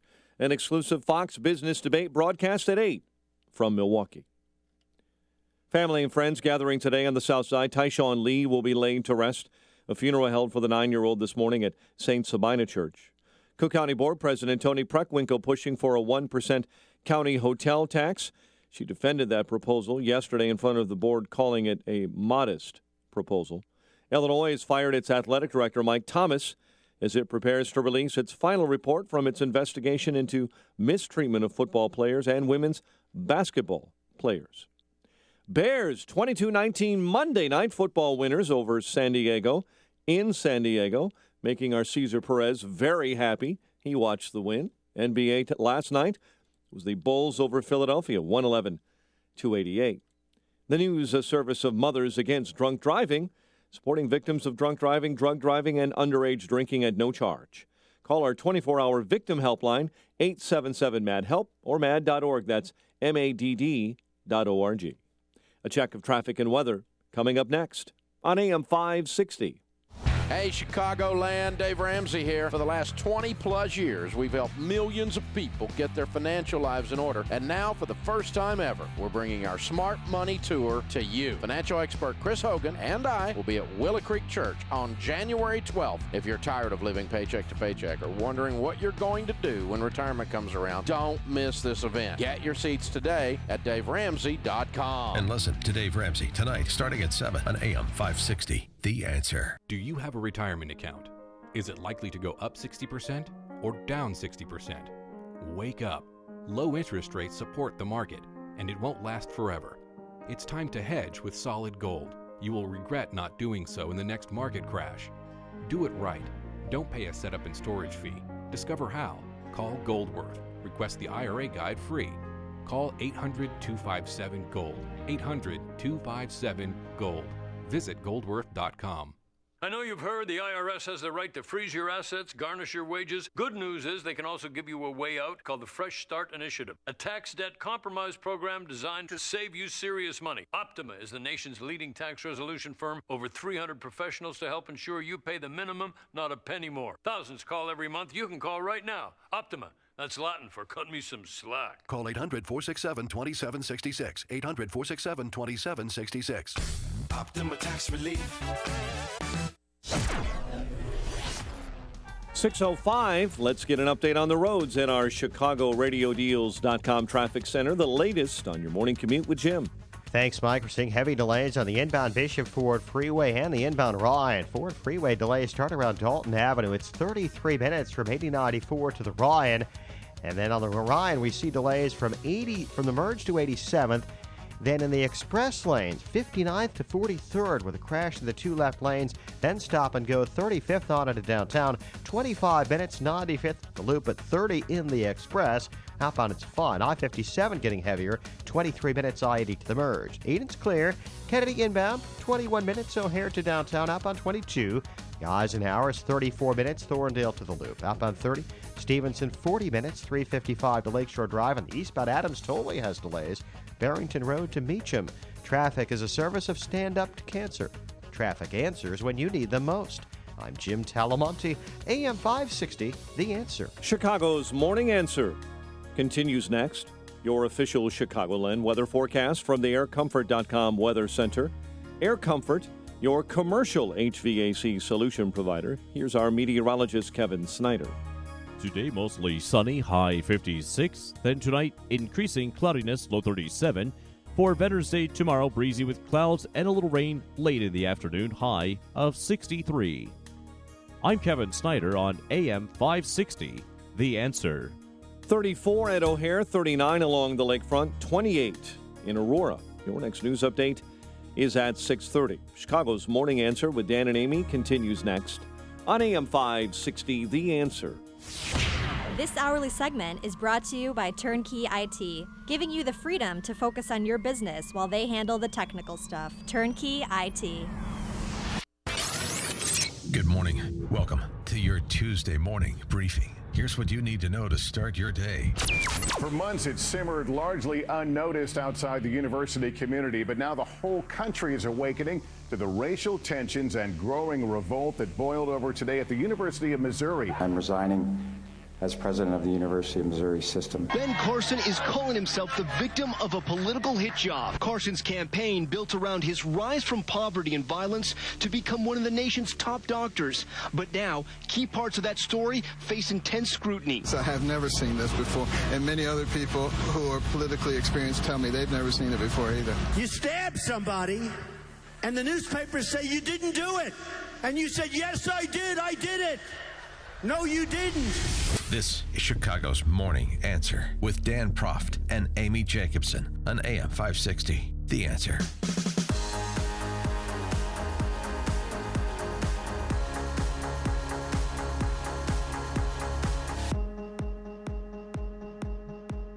Good morning. What is up, Dan and Amy? Oh boy, life on a college campus in 2015 America. It's interesting stuff. We're going to get back to Missouri, but I just want to remind people what a lot already know because nobody covers campus watch like we do on this show. This is hardly going on just at the University of Missouri. It's just bubbled over at the University of Missouri like we haven't seen on a college campus recently. But there are other instances of this. We talked yesterday about this video that went viral at Yale. You know, those poor kids at Yale. Yeah. Do they need a fruit basket? They need little care package sent to them? Yeah, a lot of rivers being cried at Yale because, of important issues where they don't feel safe. For example, the Halloween costume policy. Oh, that's right. And not embracing the idea, a couple of professors there, including the head of one of the residential colleges, Silliman Residential College on the campus of Yale, not embracing the idea of sending a missive out to all of the students, telling them what they can and cannot wear, raising the specter that, it's not really their job to impose their Halloween costume sensibilities on adults, ostensible adults. You think you're an undergrad at Yale, that maybe you have it together enough to be able to make those decisions on your own without needing adult supervision and specific instruction. Well, that's where you're wrong. According to this woman who screeched at Silliman College and psychology professor Nicholas Christakis as he tried to explain himself when this issue erupted, that this individual, we played her yesterday, we'll play her again, had now been identified. So I want you to make sure you know her name. Geraldine Luther. She's a senior at Yale. She's from Fairfield, Connecticut, so certainly underprivileged. A family home, this has been identified by Daily Caller, dailycaller.com. Family home appraised at $750,000. So, real rags to riches story for Geraldine Luther. Here's what she did because she disagreed with what Nicholas Christakis, her residential college head, said about Halloween costumes. The exception is because other people have rights too, not just you. Walk away. Walk away. It doesn't deserve to be listened to. An unsafe space here for all students. Be quiet. For all Silliman students. You understand that? As your position as master, it is your job to create a place of comfort and home for the students that live in Silliman. You have not done that. By sending out that email, that goes against your position as master. Do you understand that? Then no, I don't agree with that. Then why the did you accept the position? Because who I have hired you? I have a different vision than you. Step down. If that is what you think about being a master, you should step down. It is not about creating an intellectual space. It is not. Do you understand that? It's about creating a home here. You are not doing that. You're supposed to be our advocate. Not about creating an intellectual space on a college campus. It's about creating a home for poor little Geraldine Luther, a senior at Yale. Boy, wouldn't it be fun to work with her next year when she sensibly gets a job somewhere? Dan, if she's single, don't date her. That's my advice, okay? Yeah. Stay away from that hot mess. Yeah, Woo. boy. By the way, to her question, who the blank hired you? Yeah. Do you have the answer, Dan, here on the answer? Yeah. What's the answer? Turns out Geraldine Luther did. Oh, really? She, turns out, was a master's aide, part of the search committee that identified the master, the head of this residential college, Silliman College, on the campus of Yale. She served on the search committee, so she in part had some responsibility for hiring Mr. Christakis. So that's Yale, where free speech is verboten. And Halloween costume policy needs to be very, very specific and engender a feeling of safety among the broad swath of those very sensitive, delicate minds at Yale. At Mizzou, I think free speech is under attack as well. It is. Quickly, though, I want to also get to Cal State Northridge. Robert Lopez. Robert Lopez is a Cal State Northridge professor. He is a tenure associate professor of English in the classics. They still teach that in college. He is been the subject of an investigation, a 245-day investigation by the university's Office of Equity and Diversity. What was the problem? Why is he being investigated, you ask? School officials determined that he retaliated against students who complained of anti-gay and anti-women discrimination after they voluntarily attended an event concerning family issues at the Ronald Reagan Presidential Library for class credit. So this was an opportunity for students to go to the Reagan Library for class credit for a symposia on family issues. They went, and then they claimed discrimination because of the content of what they heard at this event they voluntarily attended. The Title IX coordinator at Cal State Northridge, one Susan Hua, said on 3 occasions during her 2.5-hour interview with Professor Lopez, she compared voluntary attendance at a conference at the Reagan Presidential Library to appearing at a Ku Klux Klan camp. Wow. So Lopez is going through the appeals process so that he's not labeled anti-gay and anti-woman on the campus of Cal State Northridge. So there's just a couple more examples of what is bubbling right below the surface at universities across the land, and that bubbled over in Columbia. Yeah.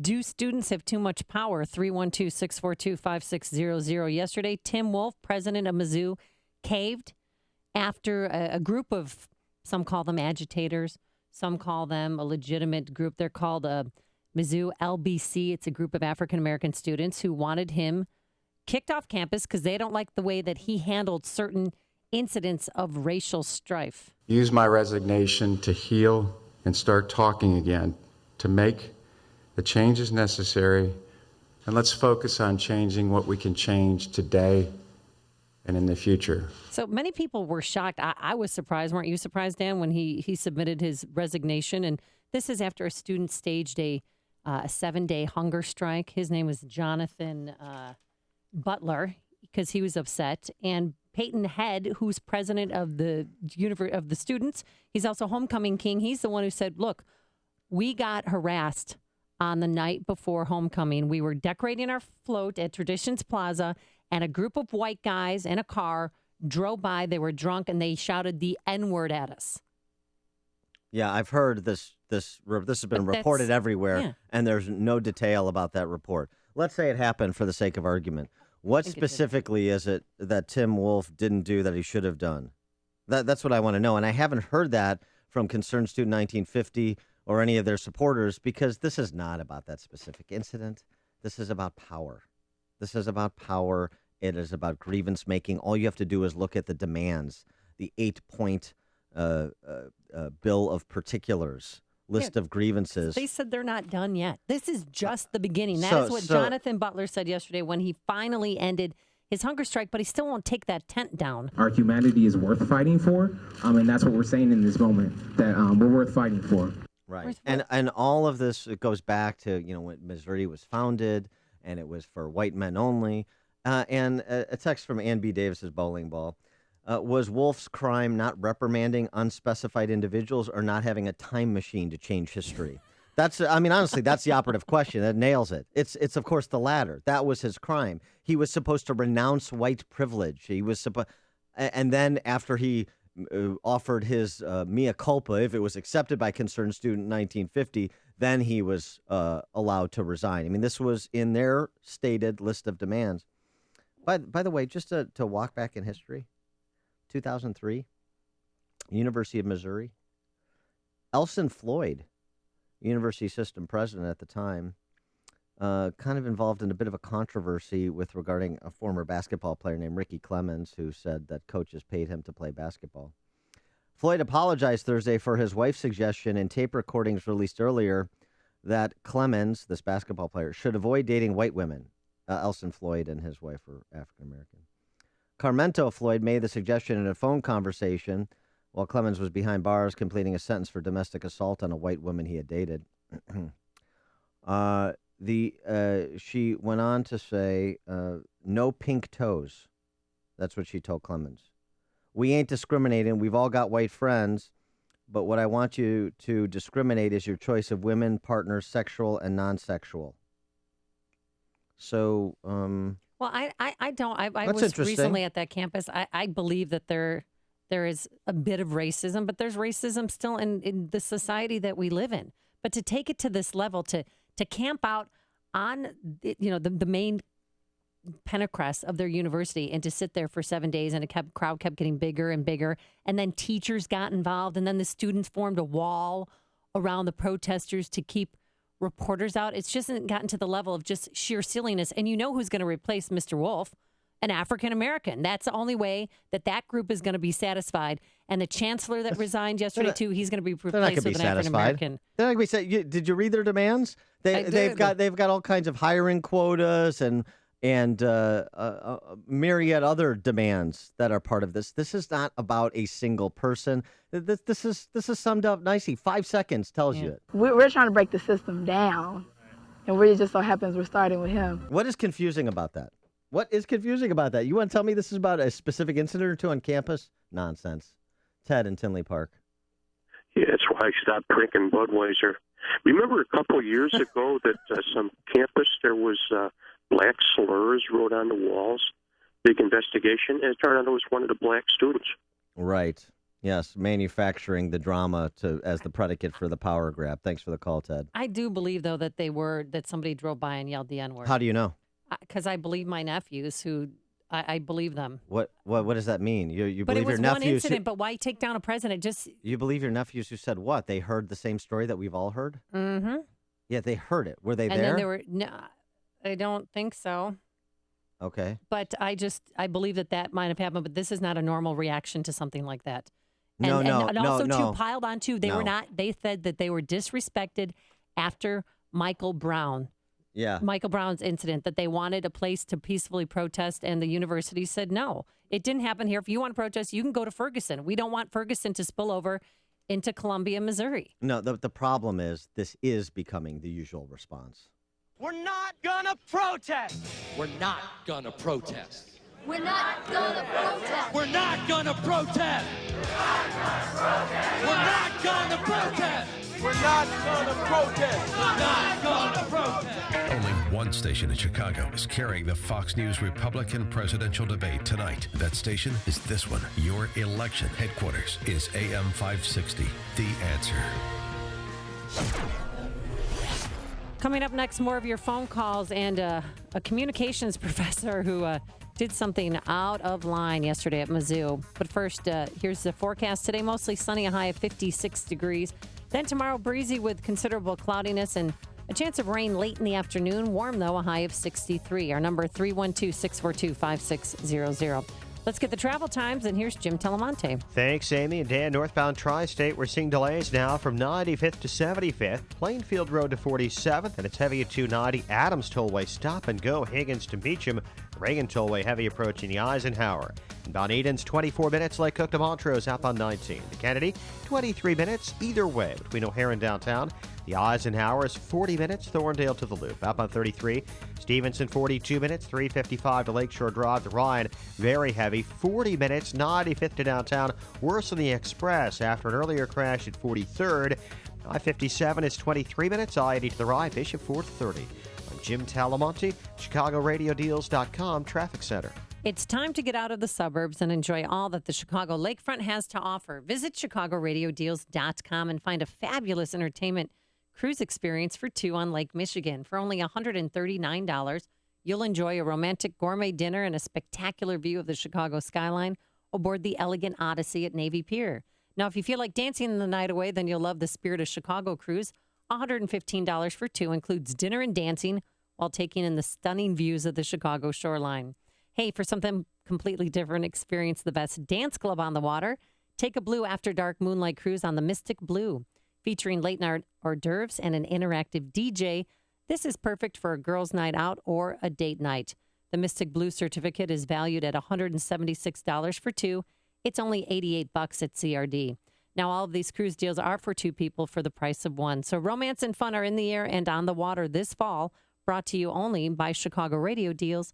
aircomfort.com. Imagine what you would do if your business had a surplus of utility savings. More than 30% of your building's annual energy use comes from your heating, ventilation, and air conditioning system. Air Comfort, Chicagoland's leading mechanical service provider, understands that you have better things to do with your money. There are new energy incentives offered by Chicagoland's largest utility provider that could help your business save hundreds, even thousands of dollars every month in utility costs. As a preferred partner, Air Comfort works closely with your business. They will identify the opportunities to reduce energy usage, select, purchase, and install equipment, and even help you complete and submit your incentive paperwork. Start saving on your utilities by calling now for your free consultation at 708-345-1900. That's 708-345-1900 or online at aircomfort.com. Air Comfort, a tradition of excellence since 1935.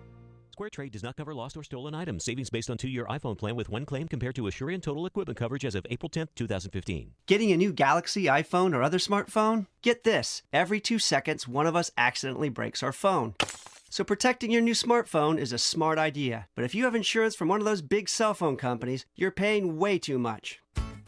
I'm Steve Abernethy, and I founded SquareTrade to give you a better choice. Phone insurance from Verizon, Sprint, or other wireless carriers can cost you as much as $11 every month, plus up to a $199 deductible when you break your phone. SquareTrade phone protection is less than $5 a month with a much lower deductible. We can save you over $240. And switching to SquareTrade is easy. Even if you're locked into a 2-year phone contract with Verizon, Sprint, or other wireless carrier, you can cancel their phone insurance anytime. We'll even show you how. Switch to SquareTrade now and save over $240. Visit squaretrade.com. That's squaretrade.com. SquareTrade. AM 560, The Answer. Dan and Amy, there was one person who sort of rallied to University of Missouri Tim Wolf's defense, and it's unlikely. It's the most unlikely person you would suspect. Yeah, the first gay NFL football player, Michael Sam. He was a star at Mizzou. He ran onto MSNBC and publicly defended Mr. Wolf. First off, I really have a lot of respect for Tim, and it's sad that he looked to leave under these circumstances. And then, the reporter Thomas Roberts from Michael MSNBC. Sam better renounce his white. Better renounce his cisgender. His gay. So they asked him, did you ever, were you ever the subject of racial slurs? Were you ever made to feel different because you're African American? As a former student athlete here, I did not experience any racial issues here, but I did also see some. In 2012, there was an incident at the Black Culture Center where someone threw cotton all over the Black Culture, cotton balls all over the Black Culture Center, and nothing was done about it. Only an email was sent out. So he gave a little background, and in 2003, like I said, the university president's wife told Ricky Clemens not to date white women. But it got or really pink toes, as she called them. And it got really ugly yesterday. There's so many different levels to this story, but there's a professor, and she taught my nephew public speaking in freshman year. Her name's Melissa Glick, Dr. Melissa Glick. And yesterday she confronted one of her students who was just trying to take pictures to document the event for the newspaper. And this is what she did to him. Hi, Media. Can I talk to you? No, you need to get out. Well, you need to get out. No, I don't. You need to get out. I actually don't. All right. Hey, who wants to help me get this reporter out of here? I need some muscle over here. If you're on a public place, you are free game. They could take pictures of you. Don't touch them. Don't touch the reporters. Don't touch the photographers. Just let them do their job and they'll leave. Well, it's encouraging that at least the student is familiar with the First Amendment and the freedom of press clause. Yeah. Even if his professor isn't. So And that's a bit of encouraging let news. me just real quick. Here's Tim Tay. He's the photographer, the student at Mizzou who's trying to take the pictures, and he lets the public know about the First Amendment right. I have a job to do. I'm documenting this for national news organization. Yes, I can. This is the First Amendment that protects your right to stand here, protects mine. So he just said it nice and simple, and people were pawing him, and I just wanted to punch everybody. The interesting thing is that Click over the weekend was calling for the media to cover what was going on at Missouri. Right. Now it's time to not cover it anymore. Well, that's what you get when you have someone who believes in the state-directed media. Also, just as a quick aside, with respect to the professional grievance class, U.S. fast food workers to strike in 270 cities today, trying to get attention of the presidential candidates in 2016, so that will include Milwaukee. And this is more astroturfing by public sector unions looking to build their ranks and boost union revenues. But look for that to be covered by a lot of media outlets in addition to tonight's debate. And back to Mizzou, they have this tent city there, Dan. Take it down. They should take a bulldozer today and plow it out. Everybody go home. It's over. You got what you wanted. Tonight at 8, the Republican candidates debate the issues. Tomorrow morning, you debate which candidate won with Dan and Amy starting at 5 on AM 560. The Answer. I love the product, and I highly recommend it to anybody. Boy, oh boy, I feel terrific. Nothing compares with this. It's a great product. I love it. I haven't been sick since I've used it. A little bit more than a year, or just about a year now. Never the case before. I have noticed a remarkable difference. I don't want to stop using it. It has really kicked into my system. I just believe in it. That's all I can say. I feel more sustained. It's good. I'm not fatiguing as much. Really making a difference in my life. The quality of my sleep has improved exponentially. They're just awesome.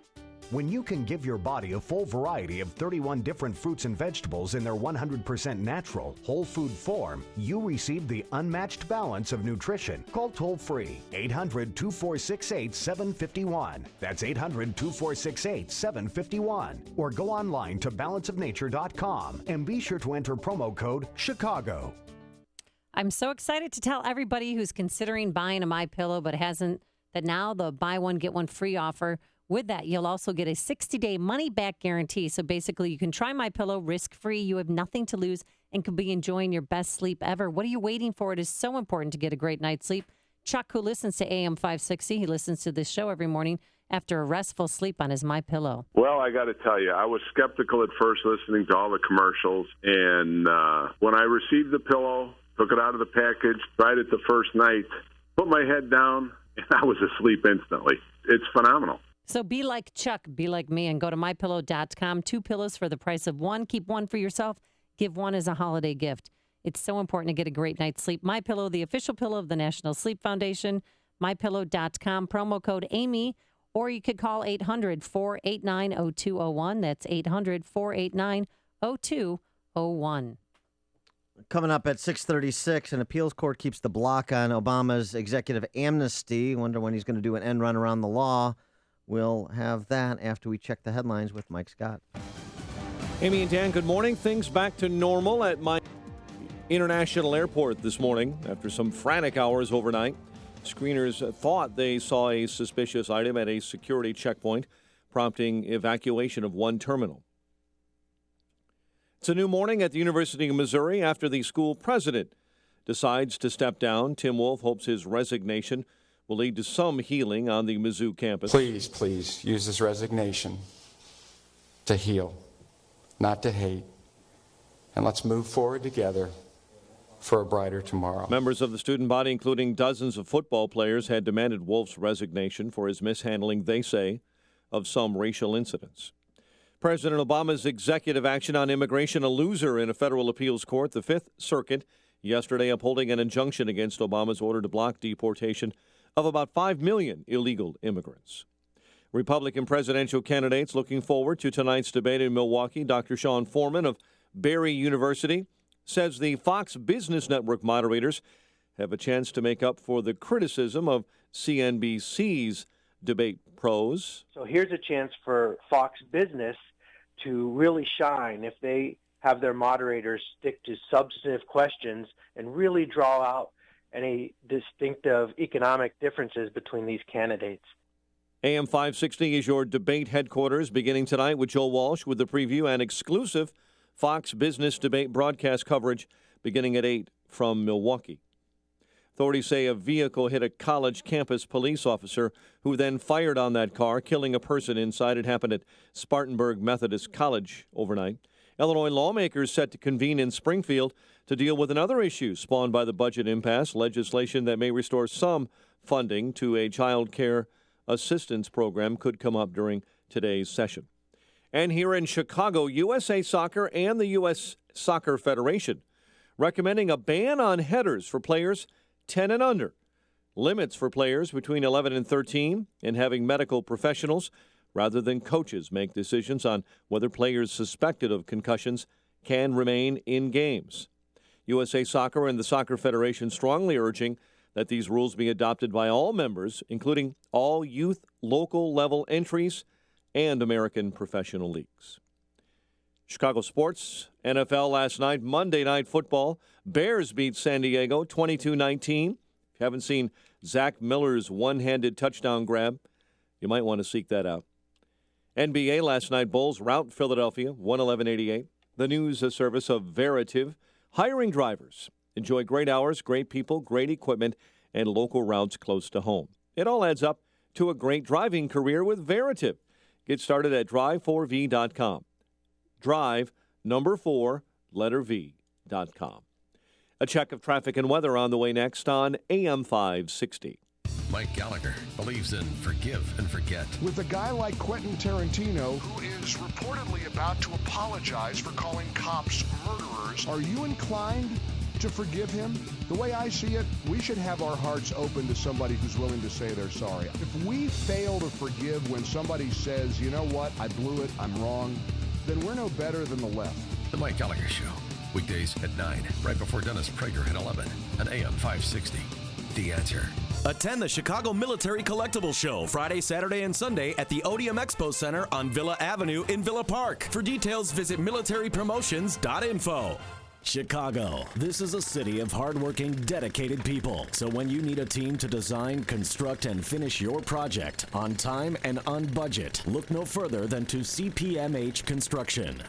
CPMH Construction is a full-service construction company specializing in commercial and industrial projects, along with sewer, excavation, and parking lot design. This MBE-certified business uses the technology you want and puts it in the hands of their skilled crew of tradesmen. Tradesmen who are loaded with the know-how and experience to address every detail of your job, meeting your standard of excellence. At CPMH, client satisfaction is the foundation of their success, which is why 97% of their clients return for additional services. Call CPMH today at 312-929-2345. That's 312-929-2345. Or visit cpmhconstruction.com and let them develop and implement a plan that ensures you the success of your next big project.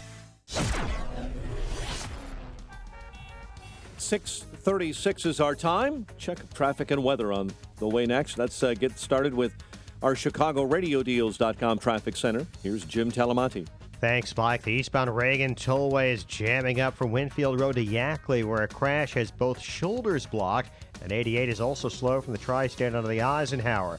The inbound Ike is getting heavier, too, with delays from Manheim to past Harlem. It's 42 minutes, Thorndale to downtown, outbound 33.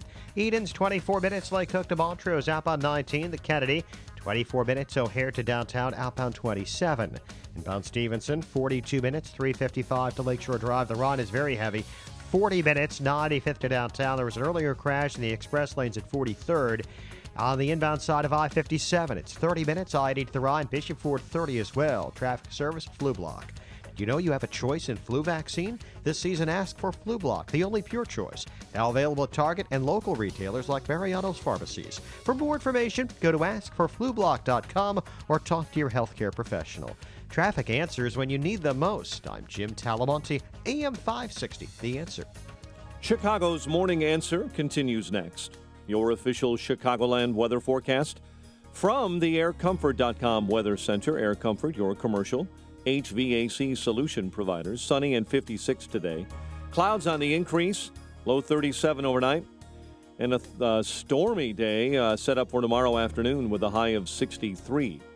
35 at O'Hare. Next news at 7. And Chicago's Morning Answer with Dan and Amy continues next on AM 560, The Answer. This hourly segment is brought to you by Real Estate Revealed with Randy Barcella. Heard each and every Sunday at 8 a.m. on AM 560, The Answer. Your money. Find out how to keep more of it and live debt-free. Tonight on The Dave Ramsey Show, starting at 7 on AM 560, The Answer. Dan and Amy, they're not coming to America. They're here. The question is, what should be done? This matter of President Obama's executive amnesty program, as Mike Scott reported in his news brief, Federal Appeals Court, Fifth Circuit, backed the lower court's injunction of President Obama's executive amnesty program. That was yesterday. Somebody finally said no to Obama. Well, can you believe it? Some people are saying no, but the problem is, or the question is, where does this go? Because we talked last week about this memo from the Department of Homeland Security that was leaked, which preceded this Fifth Circuit ruling, and it was strategizing. Now, this isn't any official action, but it is indicative of what they're thinking, strategizing about how to take executive action to implement the executive amnesty, essentially, doubling down on the rule of one man over the rule of law. There was a number of different options laid out in that Department of Homeland Security memo, but the bottom line is it's trying to think through ways to go around the courts and Congress for a giant administrative amnesty for all 12 million, if you believe that number. I don't know what the number is. I'm not sure anybody does. 12 million persons here illegally before President Obama leaves office. The issue is who to grant employment authorization documents to. Is it going to be to all persons here illegally, visa overstayers? This is the question, and the memo works through some of these different approaches. But it's certainly in the mind of President Obama, this administration, to do just that, to double down on executive amnesty. Doesn't matter what Congress says. Doesn't matter what federal courts say. Yeah, so it's great that this appeal court dealt a big blow to his immigration plan, but are they going to take this up to the U.S. Supreme Court? Do you think that's their next plan of action? Possible. The Supreme Court could hear that this term. It's also worth noting that there are 26 states that have challenged the president's executive amnesty program, essentially. Let me guess, Illinois is not one of them? Illinois, not one of them. Yeah. Not Too one soon of a them. joke. Sorry. Not one of them. I'm going to go out on a limb here and say that. And, when it comes to the appeal of Donald Trump, for example, and other immigration hardliners, there's a reason why they have appeal, and it's not because everybody who supports building a wall or enforcing immigration law is a racist. That's not what's happening. What's happening is a complete loss of faith in government, a government that doesn't abide, a political ruling class, I should say, that doesn't abide the rule of law, the separate legal regimes, one for everybody who lives under the laws promulgated by D.C. and to some extent, depending on the state government, and another legal regime for everybody who's making the laws or offering executive edicts, for example. And here's another example of what I'm talking about. This is from the Washington Post. The government has spent more than $1 billion trying to replace its antiquated approach to managing immigration with a system of digitized records. So essentially, digitizing the information that was paper, back in the olden days. Like we're supposed to digitize healthcare records, medical records. That's part of Obamacare, remember? So there are $1 billion spent so far to digitize immigration records, online applications, and a full suite of nearly 100 electronic forms. That started 10 years ago. After 10 years and $1 billion, the U.S. government has been able to digitize a single form, one, that is now available for online applications, and a single type of fee that immigrants can pay electronically. The other 94 forms can only be filed on paper. This was, by the way, this digitization of the immigration process for better record keeping was supposed to be done in 2013.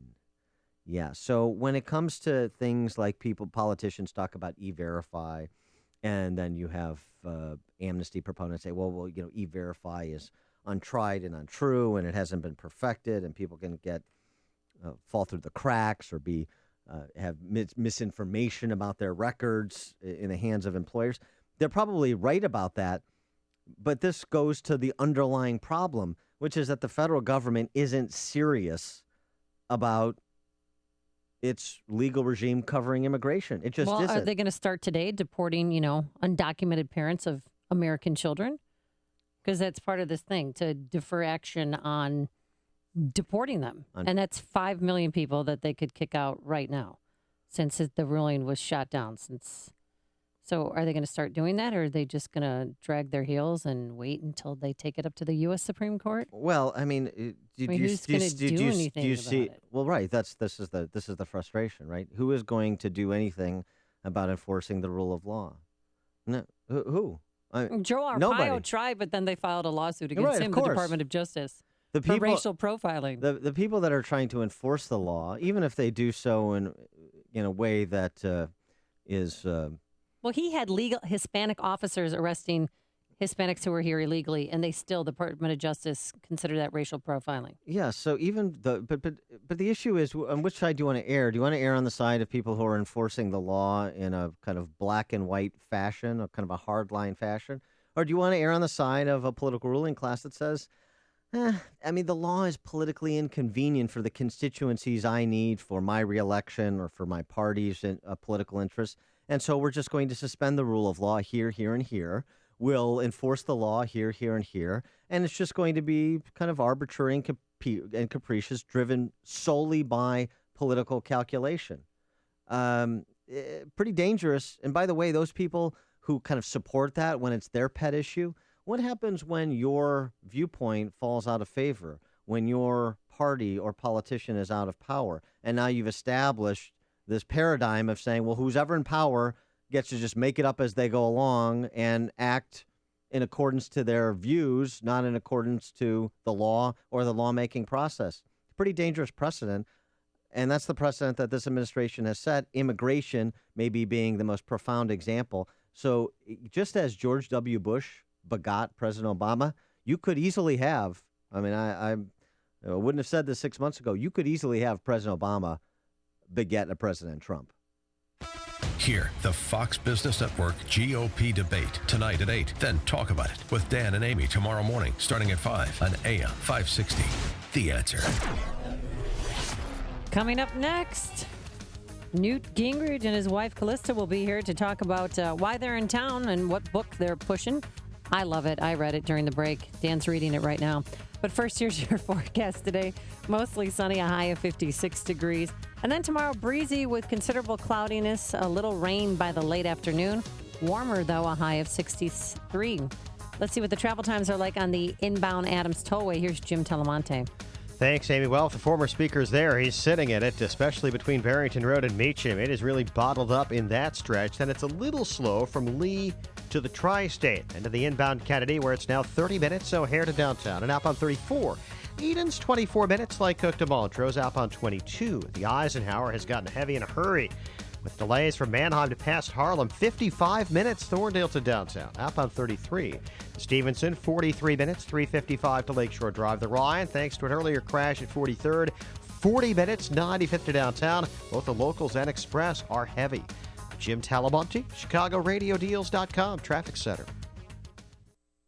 Now it's time for the Lou Dobbs Financial Report, brought to you by the Mutual Fund Store. I'm Val Diorin for Lou Dobbs. Economic data and corporate headlines influencing action on Wall Street today. Those stories coming up next. Health Markets Insurance Agency is the DBA of Inspire Insurance Solutions Incorporated, licensed in all states. Product availability varies. Agents may be compensated on enrollment. Attention Americans eligible for Medicare. Medicare plans are changing. New plans are now available that could increase your benefits and lower how much you pay. At Health Markets, our free service can help you find the Medicare plan that's right for you without the guesswork. Even if you're currently enrolled in a Medicare plan, you may be paying more than you need to and missing out on important benefits. This year's Medicare plan changes could mean more coverage and lower costs, but enrollment is not automatic. Call Health Markets today and we'll search thousands of Medicare plans from leading insurance companies. Plans that may cost less and cover more, with lower copayments, more choices like dental and vision care, and the freedom to see the doctors you choose. Best of all, our service is free. Don't let the Medicare deadline pass. Call Health Markets and let us find the right Medicare plan for you without cost or obligation. Call 800-971-0385.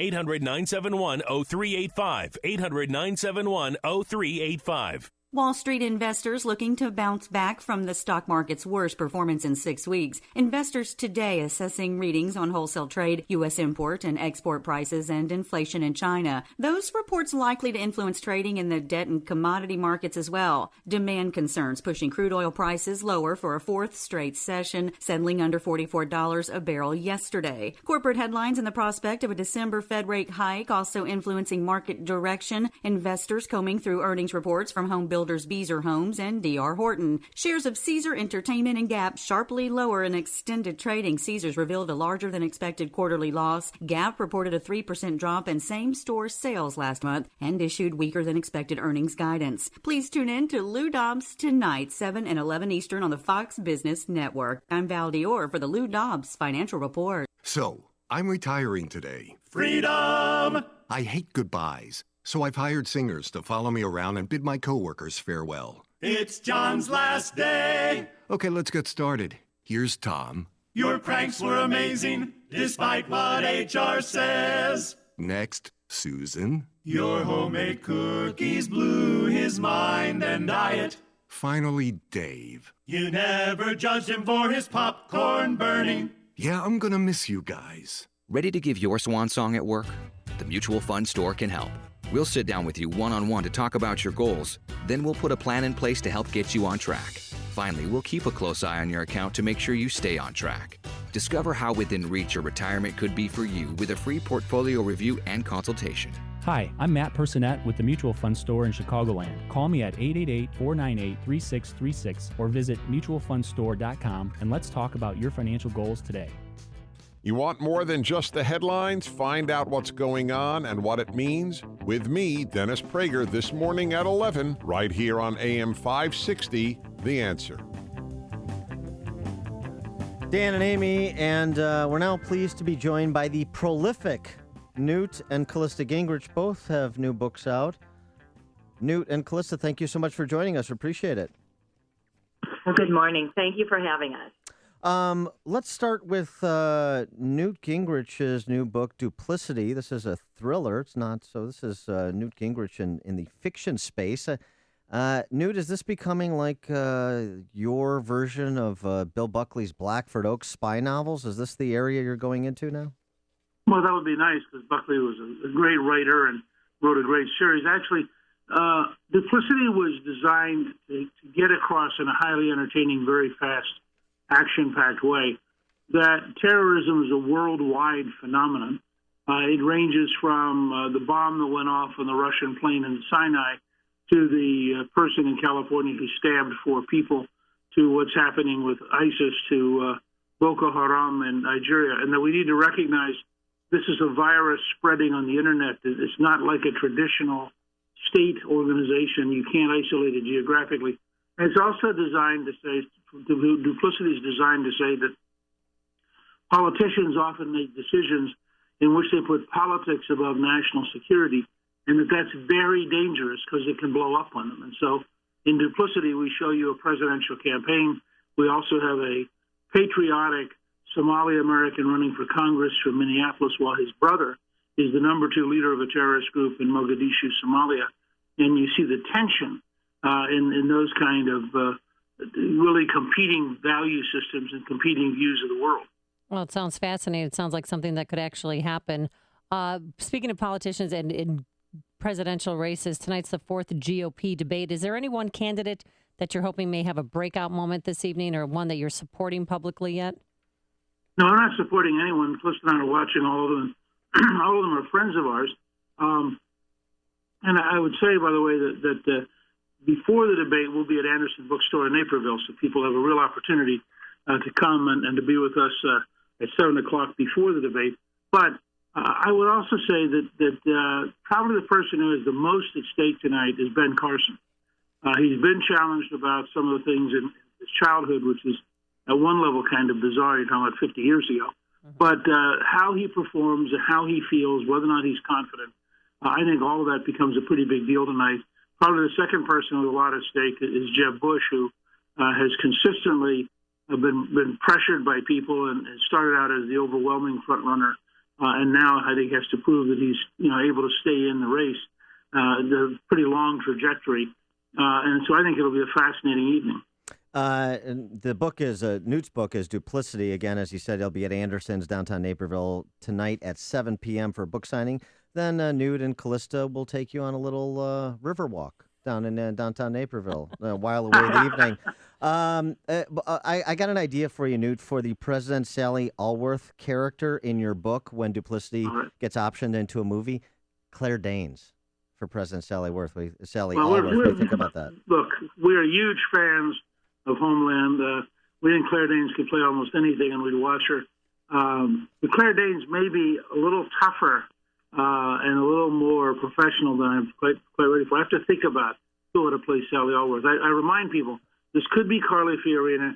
It could be Hillary Clinton. That's good. We are not suggesting that it's any one person, but we thought we have two very big female roles, the president, of course, and our action heroine is a Marine captain who is an African-American woman. And we just thought, given the way the world's evolving and the fact that we wanted somebody who could, in fact, more effectively blend into Somalia.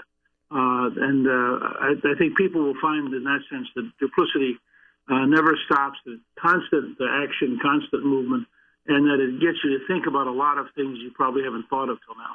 All right. That's enough about Duplicity already. Good. Now we have to get the real Let's book. go. Christmas in America. Yes. Callista Ellis the Elephant is back. Christmas in America is the book. Tell us a little bit about this children's book that you've written. Ellis is indeed back.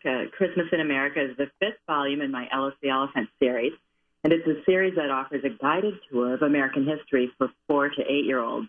And in my new book, Ellis discovers the joy of Christmas and how this special holiday has been celebrated throughout our nation's history. Yeah, I read the book, actually, and I've got children that age, and we've read your 4 books, and thank you so much for sending them to us. But what do your Christmas traditions, though, teach us about America, and how did you incorporate it in that book? Well, the best things about Christmas are some of the best things about America. And our Christmas traditions revolve around family, friends, and charity. And it's really a time for giving to others. We've embodied these values in our country for over 400 years.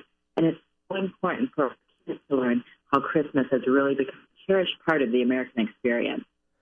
Callista, I'm kind of an incubator of ideas, as you could tell with my character ideas for Newt's. He's the casting director. Yeah, so I've got your next Ellis book already. You ready for it? Yeah. So sure. Ellis goes to college, and he's accosted by students and professors who say that he consumes too much water, and he needs to apologize for trampling African villagers. That's too scary for Ellis the Elephant. Too scary? Ellis is very young and naive. Nice? Well, Ellis is sweet. I'm just trying to make it topical. Hey, Newt, I got to ask you a quick question before we go, before we let you and Callista go. You're an academic. What's your take on what's happening on college campuses across this country, not just University of Missouri, but across the country? Well, it's absurd. I mean, people ought to stop and ask themselves, why are you paying people to be involved in this kind of baloney? The idea that somebody is offended, that you have to have trigger statements, that you have to have microaggressions, is all baloney. I tell college campuses, I'm going to give you a macroaggression. ISIS wants to cut off your head. Now, if you live in if you live in a world where ISIS wants to cut off your head, how can you walk around being sensitive and saying, Mumsy and Daddy told me nobody would ever say anything to me that would hurt my feelings?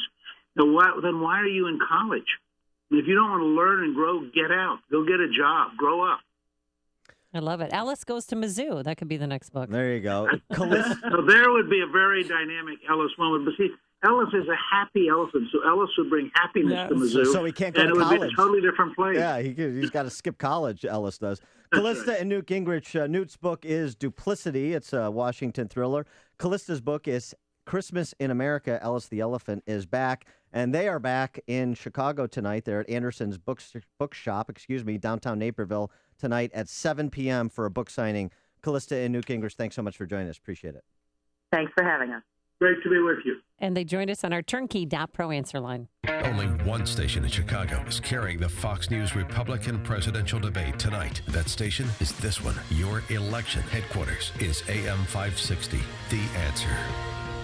This is Dan Proft with an Upstream Idea, brought to you in part by the Illinois Opportunity Project. Baa1 is Illinois' bond rating after its most recent downgrade by Moody's. A more accurate grade would be F, because the continued deterioration of Illinois' creditworthiness represents the failure of Illinois' political ruling class to abide its fiduciary duties to all of us. So what happens when Illinois' ruling class runs out of your money to spend? Well, they devise a new scheme to take more of your money to address the crisis they created. In the movie The Prestige, the Michael Caine character, Cutter, explains that every great magic trick has three parts. The pledge, where the magician shows you something ordinary. Here we have a relatively low state income tax, and Illinois is one of the few states that doesn't tax retirement income. The turn, where the magician takes the ordinary and does something extraordinary with it. Let's raise the relatively low state income tax, as well as create a new tax on retirement income, and Illinois' financial problems and the needs and wants of its families will disappear. And finally, the prestige, where the magician has put the trick right in front of us, but you don't see it. You want to be fooled. And so we listen to the Chicago Press Corps tell us that taking more of our money is the responsible thing to do. Heck, it was even our idea. Illinois' political mystics have fooled voters for 4 decades. Perhaps they'll do so again. But millions have realized that Illinois has lost its prestige. And the one thing leisure domain cannot make reappear is all of those who have left. For more ideas like this, visit upstream-ideas.com. That's upstream-ideas.com. I'm Dan Proft.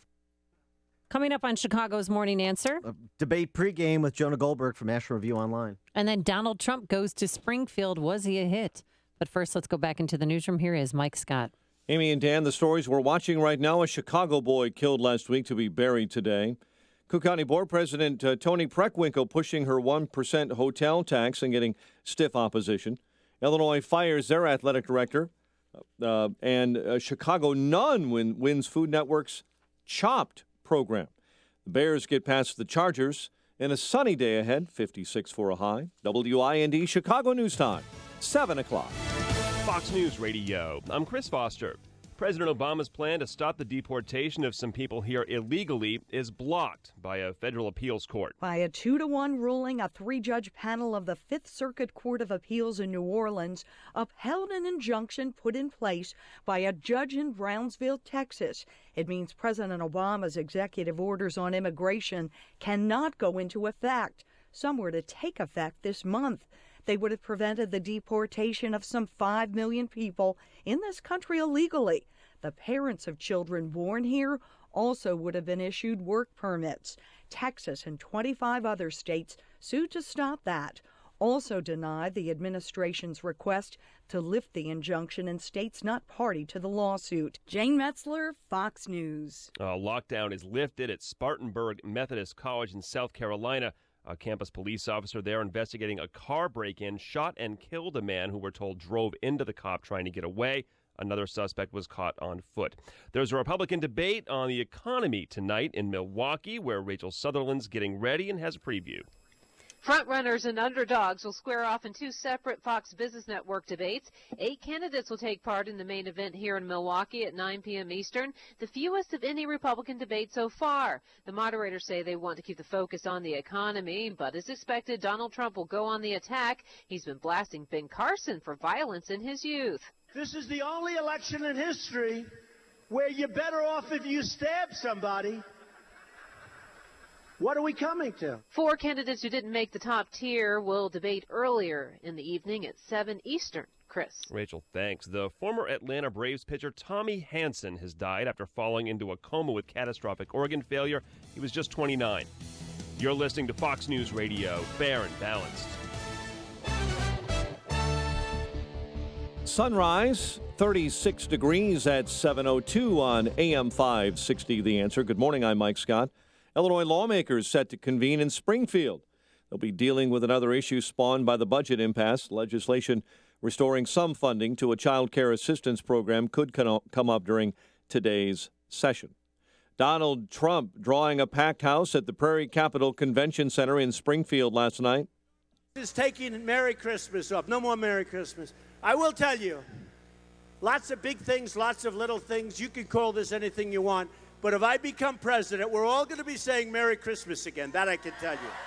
Trump also called for that boycott of Starbucks after the coffee company dropped some holiday cheer from some of their cups. AM 560 is your debate headquarters, beginning tonight with Joe Walsh. An exclusive Fox Business debate broadcast beginning at 8 this evening from Milwaukee. Cook County Board President Toni Preckwinkle pushing for a 1% county hotel tax. She called it modest, Family and friends gathering today on the south side as Tyshawn Lee is laid to rest. A funeral held this morning at St. Sabina Church for the 9-year-old. Chicago Teachers Union receiving support from its members for a possible strike. Union officials announcing results of a practice strike vote. 97% of members who voted say they would authorize a work stoppage. Illinois has fired athletic director Mike Thomas as it prepares to release a final report into its investigation into mistreatment of football and women's basketball players. And a Chicago nun receiving praise for her cooking skill. Sister Alicia Torres competed against 3 other chefs on last night's Food Network reality show Chopped. She was crowned champion and awarded $10,000 for her Westside church. Monday Night Football. How about Zach Miller? Catch of the weekend.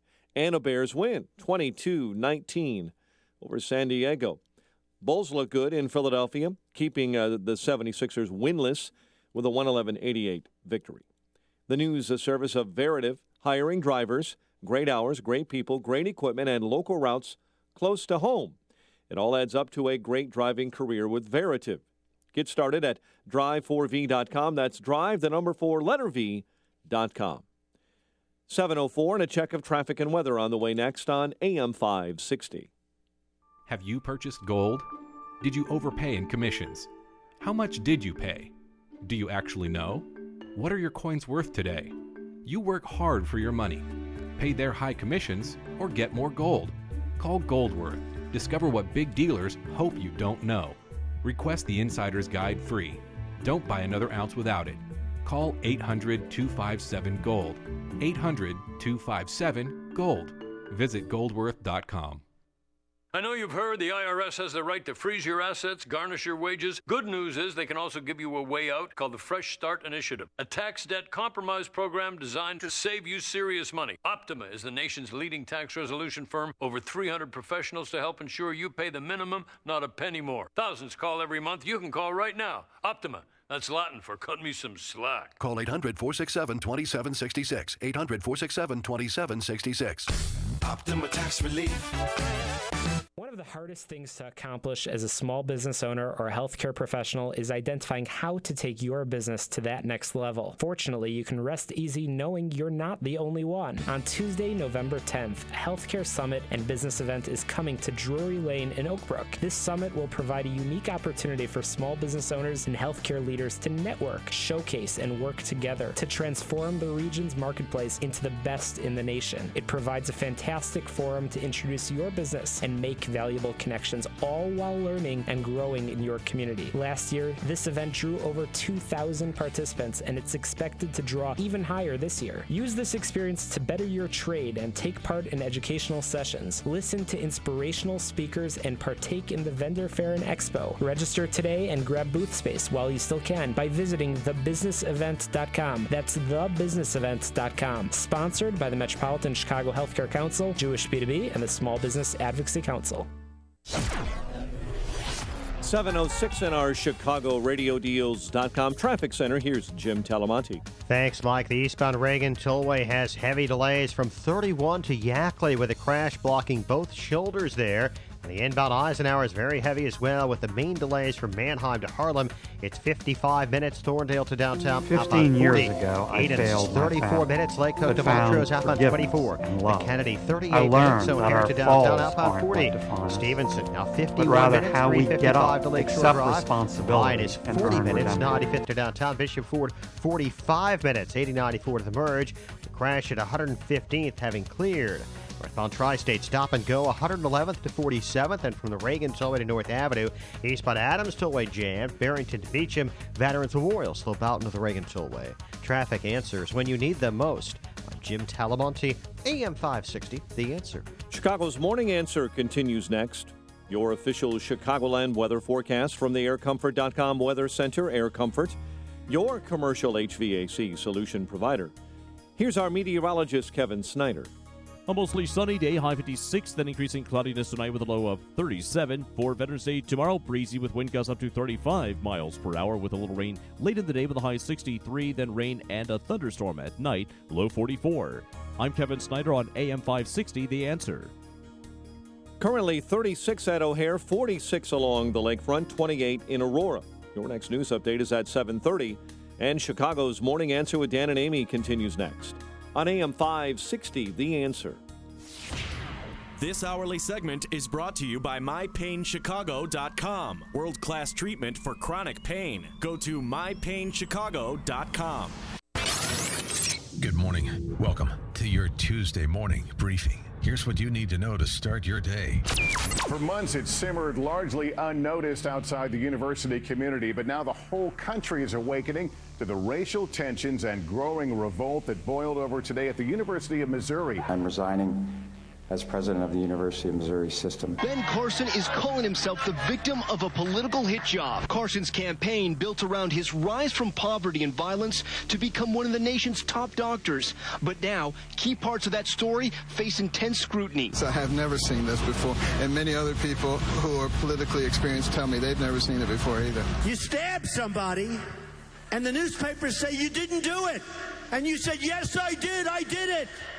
No, you didn't. This is Chicago's Morning Answer with Dan Proft and Amy Jacobson on AM 560. The Answer.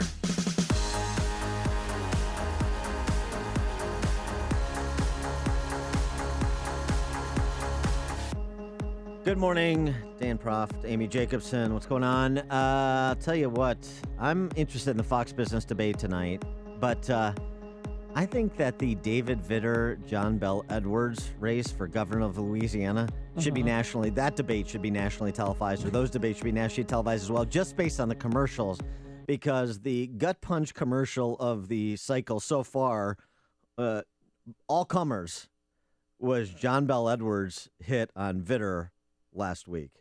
The choice for governor couldn't be more clear. John Bel Edwards, who answered our country's call and served as a ranger in the 82nd Airborne Division. Or David Vitter, who answered a prostitute's call minutes after he skipped a vote honoring 28 soldiers who gave their lives in defense of our freedom. David Vitter chose prostitutes over patriots. Now, the choice is yours. All right, so that was yes. Prostitutes versus patriots. That's putting in the choice of the voters. Yeah, a little Reverend Jackson there, verbiage. So yesterday, Vitter responded with his own ad. 15 years ago, I failed my family, but found forgiveness and love. I learned that our falls aren't what define us, but rather how we get up, accept responsibility, and earn redemption. Now Louisiana has fallen on hard times. A budget crisis, low wages, failing schools. You know me, I'm a fighter. And as your governor, I'll get up every day to fight for you for a much better, stronger Louisiana. I thought Trump on the laser harp there was very, very good for the musical accompaniment to that ad. By the way, Bobby Jindal's the two-term governor of Louisiana, so Louisiana's fallen on hard times. Yeah, kind I of guess separating so. himself from Jindal. Well, I don't want to get too deep in the woods in the South, but deep into Duck Dynasty land there. But I just thought that was a really interesting race to watch. But we've got bigger fish to fry. The presidential debate number 4. Yeah, the face-off number 4 begins tonight. Oh, and you can hear it here on AM 560, The Answer, beginning at 7 o'clock if you're in your car. Yeah. Okay? Nice shameless plug there. Well, it's good. 8 o'clock. It starts at 8. Yeah, 8 o'clock the debate starts, and we're the only station in Chicago carrying it, so it is worth noting. And for insights, the always entertaining and informative Jonah Goldberg from National Review Online joins us now. Jonah, thanks for joining us. Hey, great to be here, guys. So you heard some of what Trump had to say at a rally in Springfield yesterday, and now he's turning his sights to Ben Carson and trying to kind of attack without attacking. But he's still drawn the big crowds. More than 10,000 people turned out for him in Springfield yesterday. Where do you have the race kind of just viscerally right now? Well, lots of us have been wrong about Donald Trump in the past, and you got to admit that.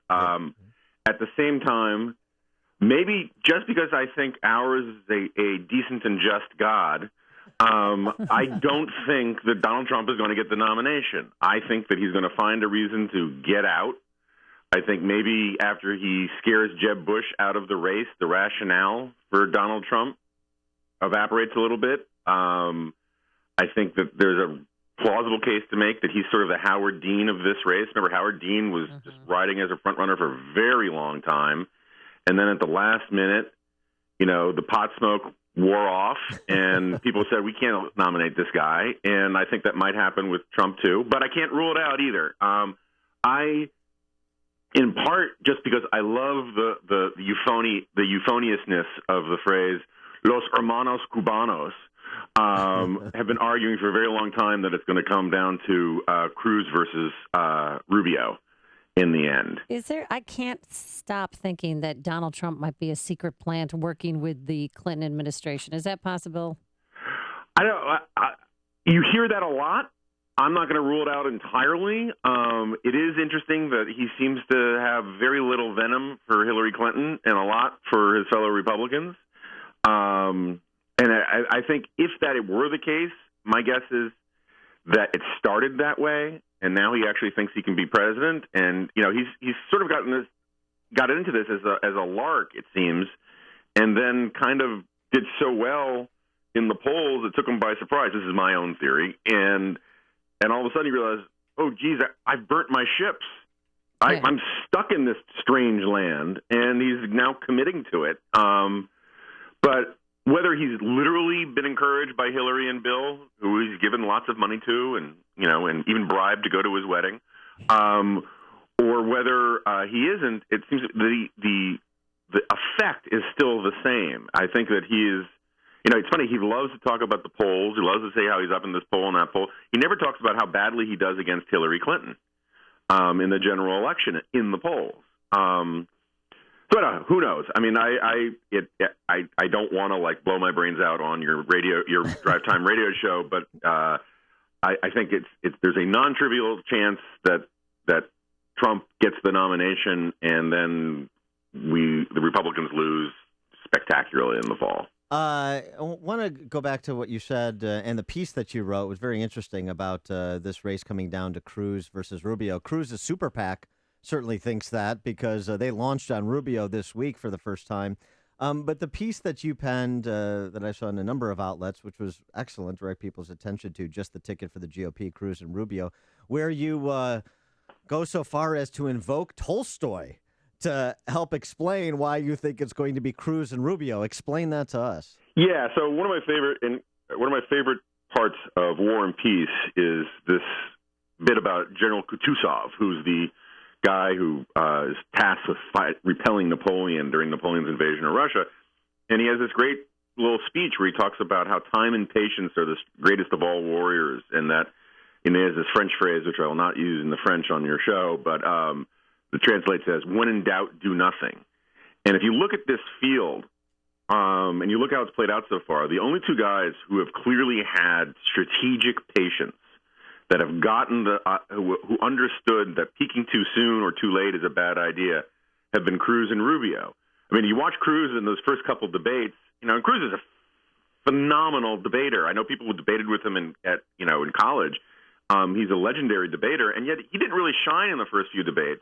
He was biding his time, and then he was sort of like, one of these supercomputers in a sci-fi movie. He was like, he's becoming self-aware, and, he's turned himself on, and then that CNBC debate, he knocked it out of the park. And the same thing with Rubio. Rubio has been, switch metaphors, he's been like a NASCAR driver drafting behind Jeb for a very long time, and he always understood that Jeb was blocking his lane. And he always understood that attacking Jeb wouldn't work for him. He had to wait for Jeb to destroy himself. And that has been playing out. And now he has this ability to sort of slingshot around Jeb, which is why the Jeb people are now focusing all of their attention on destroying Rubio. And so the reason why I think the two of them could very well, this just sort of assumes that at some point Carson and Trump get out of the way. I still think that's likely. But if you look at the field, Cruz is really buttoned up quite brilliantly the sort of, however you want to call it, the base vote, the talk radio right vote, however you want to describe that, the Freedom Caucus vote. And Rubio has been very assiduously working to lock up the establishment. He's not there yet. Cruz isn't there yet, but they're both the guys you would want to bet on to do that. And then there are two reasons that they should be on the ticket together. One is that they would unify the party. You know, if Rubio were the nominee, you would really need someone that the base could fall in love with, that Rush and Mark Levin and those guys could really get excited about. And if Cruz is on the ticket, you really need to bring in the establishment the way Reagan had to bring in George H.W. Bush, and Rubio could be that guy. And the fact that they're both Cuban or Hispanic, I think, is a plus, not a minus, because it sort of doubles down on that brand, the way Bill Clinton, Al Gore doubled down on that young, Southern, attractive, moderate brand. So you're not just saying that it could be Cruz and Rubio. You're saying it should be Cruz and Rubio in one form or fashion. Well, no. I'm saying that I'm certainly open to the idea. You could do this a bunch of different ways. I mean, if Rubio could also pick Bobby Jindal, there are lots of people he could pick. Cruz could pick lots of people. But it seems to me that given where the conservative movement is right now, where the Republican Party right now, you do need first of all, sort of a game-changing ticket, a ticket that people can get excited about, that forces the media to cover a narrative that helps the GOP, and an all, minority ticket for the GOP would help. No one could argue that, that these guys, if they actually make it all of the way, don't deserve the nomination. And it would be a great generational change. And now, but I think you could do that play a bunch of different ways. I think if you put Nikki Haley or Carly Fiorina on the ticket, that could work. But I still think Ted Cruz is going to pick Donald Trump. I do. Well, I think that is a strong possibility.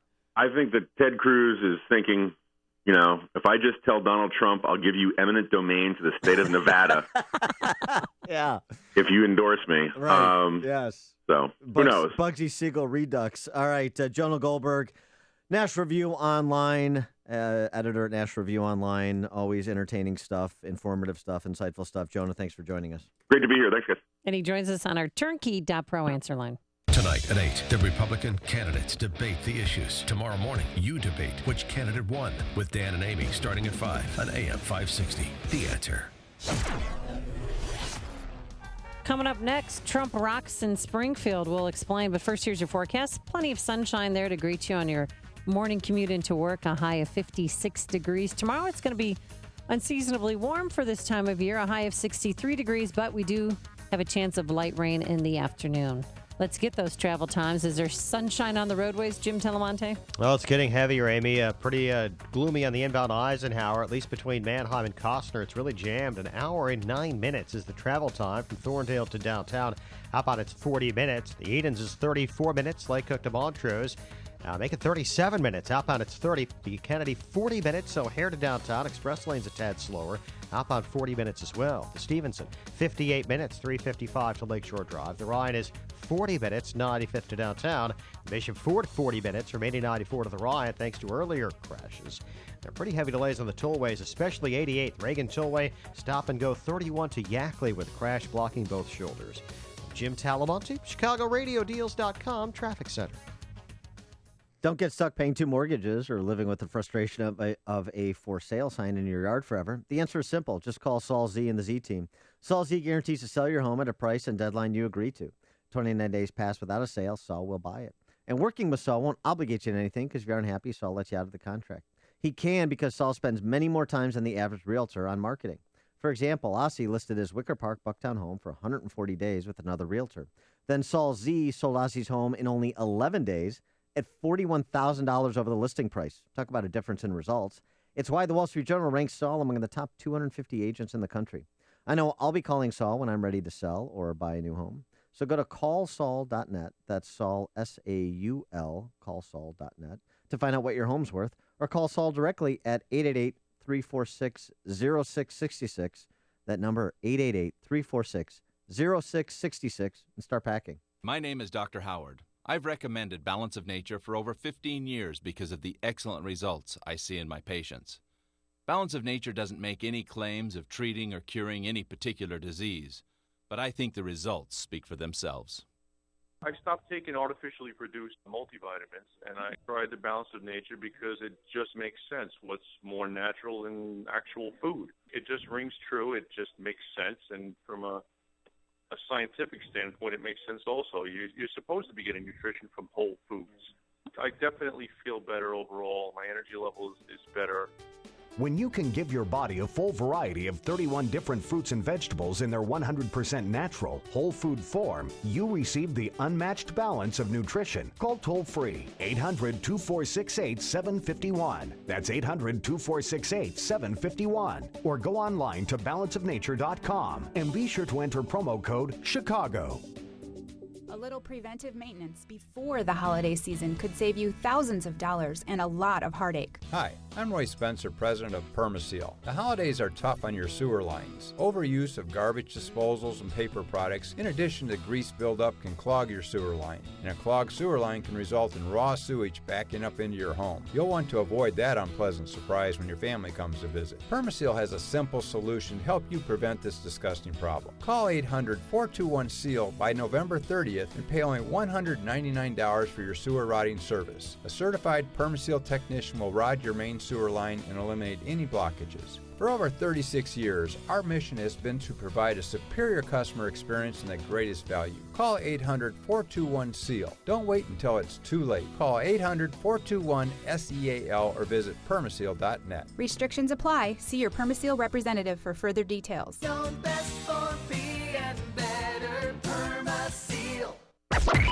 AM 560, The Answer. Oh, poor Jeb Bush is trying so hard to be liked, or what's the appropriate word? He's trying so hard to fit in. He was on his campaign bus yesterday, heading, of course, to Milwaukee to tonight's debate, which you can hear here on AM 560, The Answer, beginning at 8 p.m. And a reporter from Huffington Post asked him the question, would you go back in time and kill Adolf Hitler in his crib? Hell yeah, I would. Yeah. Hell yeah, I would. But then it gets strange because there's a little vacillation going on. Just listen in. If you could go back in time and kill baby Hitler, would you? I need to know. And hell yeah, I would. Even if he was really cute. No, look, you gotta step up, man. I mean, that would be key. Problem with going back in history and doing that is, as we know from the series, what was the name of the Michael Fox movies? Back to the Future. Back to the Future. It could have a dangerous effect on everything else. There's a lot to consider in this. But I'd do it. I mean, Hitler. Wow, is he pleasing his donors by making stupid comments like this? Were the Back to the Future movies documentaries, as we know from Back to the Future? Nine. I think that's, Jeb being glib with reporters who are being glib, because you hear the reporters saying, well, what if he was really cute? I wonder if that'll get asked of all the candidates tonight. If you had the opportunity, would you kill baby Hitler in his crib? You just say yes, and you don't discuss it further with reporters. How about say this is idiocy? How about say that? How about I don't have to answer every stupid question because I'm an adult running for president of the United States. I'm not a cartoon character. How about that? But that would require kind of some sense of self, and that's fundamentally what Jeb's lacking, and that's what you hear that comes through in that answer and him trying to yuck it up with reporters. Just pathetic. 9. You're listening to Chicago's Morning Answer with Dan Proft and Amy Jacobson on AM 560. The Answer. For missing teeth, dental implants are wonderful. The advantages are fantastic. They really are just like your original ones. What you probably don't know is that not all implants are the same quality, and there are a lot of unqualified people doing implants. This is Brian DeWolf. I have 2 implants from Fox River Periodontics. I had one. I was happy with it. So I had another one done, and I love them. The idea of dentures didn't appeal to me at all. I didn't want that appliance in my mouth. These implants are wonderful. They're just like your real teeth, and they're probably even better because there's no nerve attached to them, so there's no pain, and they last forever. Dr. Neruzzi is great, and his staff is wonderful, and I trust him completely. If you're looking for dental implants, or considering dental implants for a missing tooth or for a whole mouthful, talk to Dr. Neruzzi. You'll be happy you did, and Fox River Periodontics. Just remember, implantsforme.com. Implantsforme.com. This is Dr. Neruzzi. I personally guarantee your happiness with your implants. Go to implantsforme.com. Hey, it's Dan Proft, and it's Movember. Guys, you know what that means. Mustaches and taking better care of your health. In honor of November, Low T Center is offering a testosterone and PSA test for only $50, and no appointment is necessary.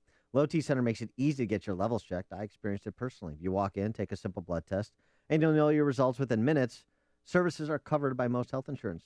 Low T levels can make you feel tired and grumpy, can raise your cholesterol and cause weight gain. Low T Center's experienced medical staff will educate you on the benefits and risks of testosterone replacement. Low T Center even has convenient and flexible hours, so take care of yourself this Movember and get your PSA and testosterone tested for only $50. I did. Call my friends at Low T Center today, 630-409-4305. That number, 630-409-4305. Or visit them online at lowtcenter.com and tell them Dan Prof sent you. Hi, this is Shalom Klein of Get Down to Business, the show for small business, jobs, and entrepreneurship. Powered by Tandem HR. We all have the same 24 hours in a day to make things happen, but some people seem to be better at getting things done. When it comes to growing your business, Entrepreneur.com says there are 3 good ways to spend your time: in thought, in conversation, or in action. As an entrepreneur, you're frequently interrupted or pulled in different directions. While you cannot eliminate interruptions, have a say on how much time you spend on them, and how much time you'll spend on the thoughts, conversations, and activities that will lead you to success. As a general rule, spending 50% of your time on these items will get you results. While it may seem impossible to slog through your to-do list every day, making the time for activities that will get you where you want to go is time well spent. For more tips, advice, and stories of entrepreneurial successes, listen to Get Down to Business with me, Shalom Klein, heard Sunday evenings at 6. Your Business Minute of the Day is brought to you by Everett Wealth Solutions. AM 560, The Answer. And coming up on Chicago's Morning Answer, Mrs. Limbaugh's favorite son, that's David Limbaugh, of course, joins us to talk about his new book, The Emmaus Code, at 7:37. And then a former Chicago Bear player wants work, and he's not shy about how he's asking. We'll explain, but first let's go back into the newsroom. Here is Mike Scott. Amy and Dan, we have partly sunny skies, 37 degrees, things back to normal at Miami International Airport this morning. After frantic hours overnight, screeners thought they saw a suspicious item at a security checkpoint, prompting an evacuation of one terminal. Armed officers boarded several planes at the gate and ordered passengers off. 50 flights were delayed. So far, the FBI says nothing dangerous has been found. The University of Missouri student who went on a hunger strike in protest of the way the school has handled racial incidents on campus says he's not happy with the plans laid for change by leadership. I am slightly disappointed with the measures. I was definitely expecting more. I say that, one, because all those measures have been outlined by faculty, students, and staff who've been doing activism on campus for years. And so these are things we've been suggesting. Jonathan Butler on ABC's Good Morning America. Donald Trump feels Ben Carson should face scrutiny over his past, telling Good Morning America moments ago questions raised about Carson's claims in autobiographies and other stories are legitimate. You know, I'm trying to figure out what's going on over here. You hit somebody in the face with a lock, you go after your mother with a hammer, you do all of these things, and you're trying to justify that, yes, you did them, and that's supposed to make you credible. Trump adds he's not planning to tee off on Carson tonight during the GOP debate from Milwaukee. AM 560 is your exclusive debate headquarters, beginning with Joe Walsh's preview tonight, an exclusive Fox Business debate broadcast beginning at 8. President Obama's executive action on immigration, a loser in a federal appeals court. Fifth Circuit, a court of appeals, upholding an injunction against the president's order to block deportation for about 5 million illegal immigrants. Illinois lawmakers are set to reconvene in Springfield today. They'll deal with another issue spawned by the budget impasse. Legislation restoring some funding to a child care assistance program could come up today. Cook County Board President Tony Preckwinkle pushing for a 1% county hotel tax, defending that proposal yesterday, calling it only a modest increase. Closing arguments could begin as soon as today in the murder trial of Reginald Potts Jr. He's accused of strangling his ex-girlfriend Naila Franklin in 2007. The saga between the University of Illinois and a professor who had his job offer taken away may finally be over. Champaign News-Gazette reporting this morning the school has reached a tentative settlement with Stephen Salaita. Salaita sued the school, you may recall, after he was denied a position as professor of Native American Studies last year after posting anti-Israel screeds. Chicago sports, NFL Monday Night Football, Bears over San Diego, 22-19. NBA last night, Bulls beat Philly, 111-88. The news service of the Ad Council. You may not witness bullying every day, but your kids do. And they want to learn to help, but don't know how. So you visit stopbullying.gov to learn more and help your child stop bullying. Be more than a bystander at stopbullying.gov. A check of traffic and weather on the way next on AM 560. Dennis Prager isn't a two-state advocate for Israel. If you believe that if Israel abandoned the Palestinian territories, A, it would be run by Hamas, B, Islamic State would enter, and you would have, interestingly, mass slaughter of Palestinians as well as mass war with Israel. Any of you who advocate Israel pulling out now are advocating a mass murder. The Dennis Prager Show, weekdays at 11, right before Sean Hannity at 2 on AM 560. The Answer. Remodel your kitchen or bath with Galaxy and get free installation, free design, and free financing. Call Galaxy at 773-783-8300 or schedule online at galaxyhome.com. The following is a paid political announcement. I'm Willie Wilson, candidate for President of the United States. As President, I will make economic empowerment a priority. Paid for by Willie Wilson, 2016. Cornerstone National Bank believes trust, service, and relationship is the foundation of a business banking partnership. Cornerstone National Bank and Trust Company, where you belong. Visit cornerstonenb.com. Member FDIC. This hourly segment is brought to you by Papa Nicholas Coffee. Papa Nicholas Coffee, roasted fresh daily in Batavia, Illinois.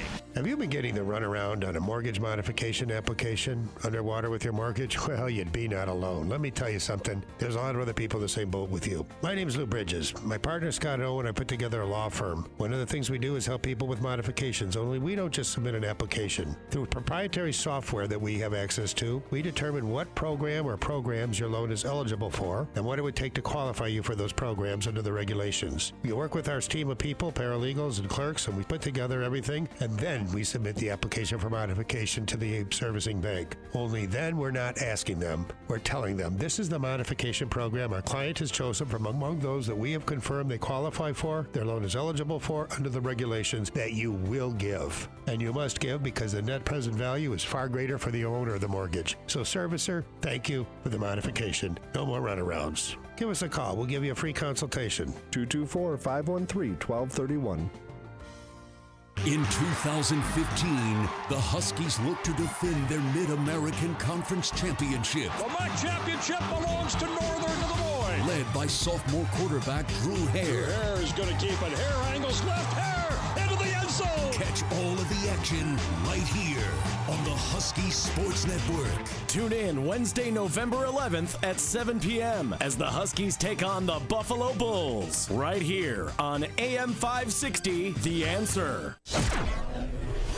7:35 in our ChicagoRadioDeals.com traffic center. Here's Jim Talamonte. Thanks, Mike. Metro trains are stopped on the Union Pacific Northwest line due to a pedestrian incident near Barrington. Eden's inbound 37 minutes. Lake Cook to Montrose outbound 30. The Kennedy now an hour from O'Hare to downtown. 32 minutes from Montrose outbound 40 minutes to the airport. Eisenhower, an hour and 9 minutes. Thorndale to downtown. Outbound 40 minutes. Stevenson, an hour and 2 minutes. 3:55 to Lakeshore Drive. Ryan, 40 minutes. 95th to downtown. Northbound Tri-State slow 111th most of the way to 31st. And from the Reagan Tollway to North Avenue, Reagan Tollway jammed 31 to Yackley after a crash.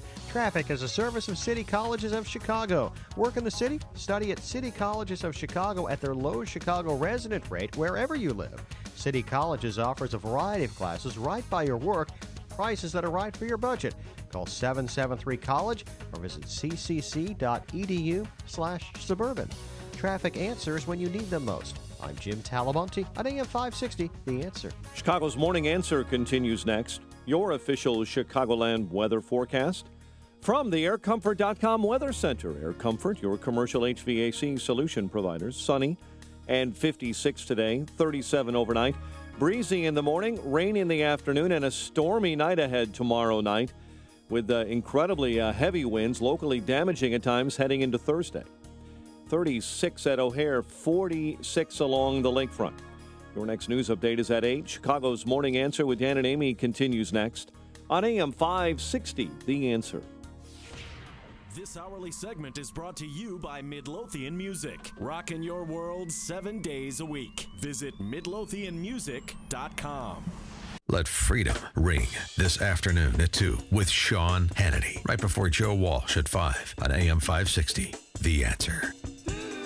Good morning, Dan and Amy. Now, our boss told us this, Amy, so I'm not taking heat from the Limbaugh family. Our boss told us that actually David Limbaugh is Mrs. Limbaugh's favorite son. Yeah, and that he's more successful than his brother. So I don't know if that's true or not. I'm playing Switzerland on this one.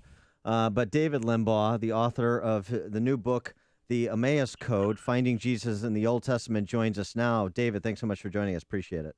Hey, thanks for having me. Neither of those statements is true, unfortunately. My mom liked Rush best. I still hold a grudge, and he's always going to be more successful. But I am successful today because I'm on the show with you guys. There you go. Yay. Yeah. That's what every brother says about the other one. My sister says the same thing. No, I think your sister was the favorite. Yes, well, exactly. Sorry. Low bar. So the Emmaus Code.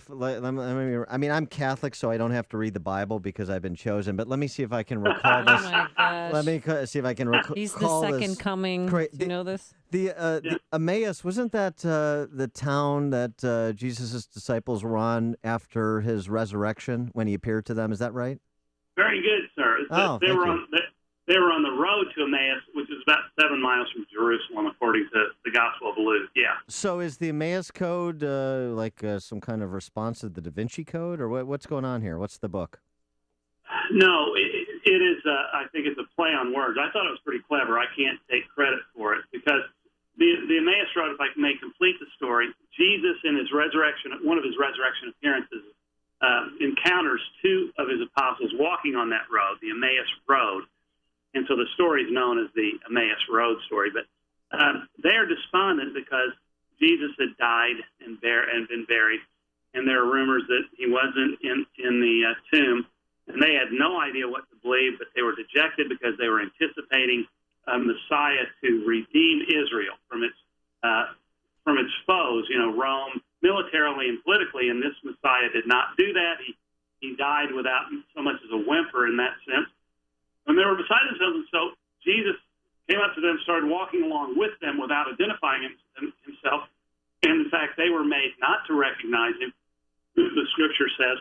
And they started talking, and he then took them through the entire Old Testament, the Scriptures they call them. Those are the only Scriptures they had. The New Testament hadn't yet been written, and pointed to himself, how the entire Old Testament pointed to him, and their hearts then burned within them.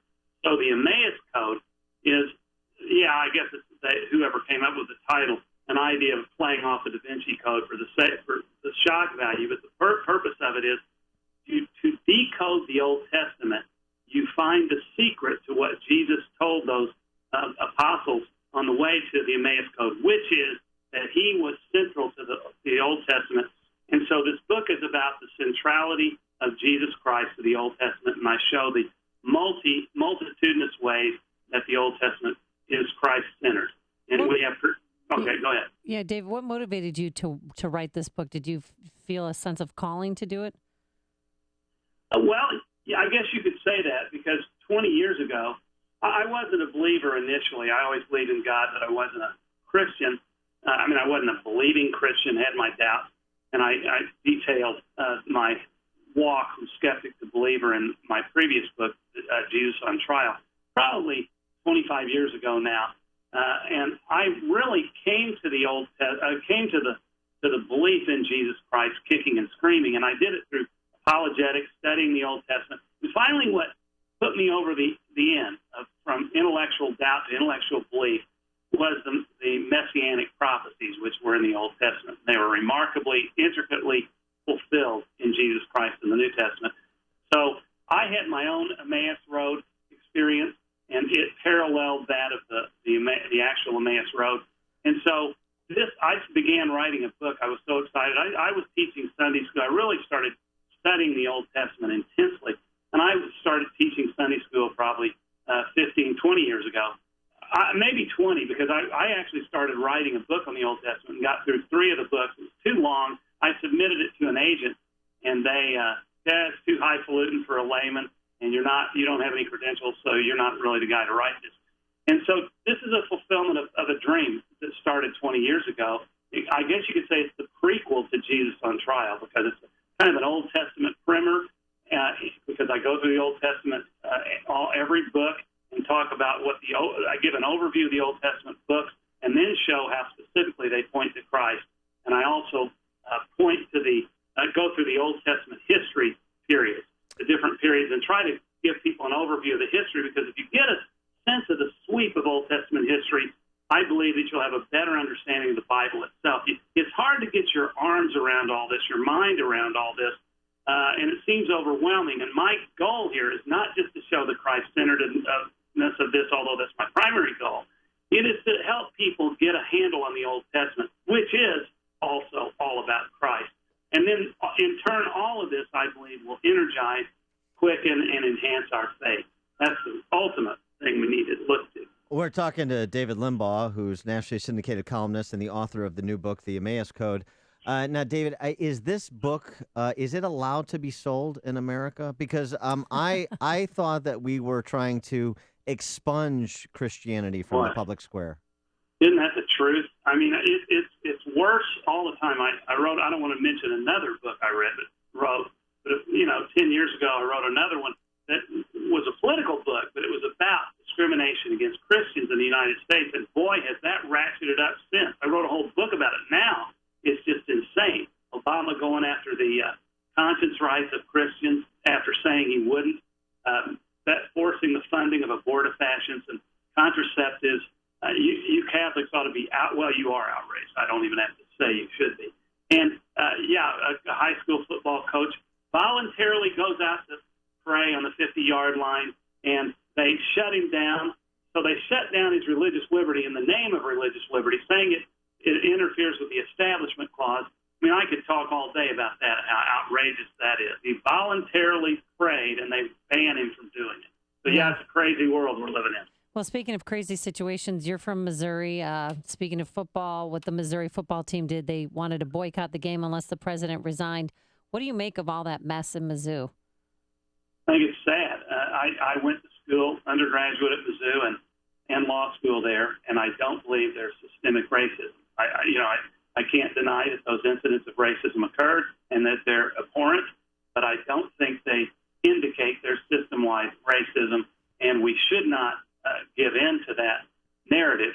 I think there's a lot of community organizing, and I think it's a result of what you see Obama's done, causing this kind of dissension and adversity and angst throughout the country against policemen, blacks against whites, Hispanic against white, rich against poor. We've got the most divisive society we've had in my memory, probably in our lifetimes, since the Civil War.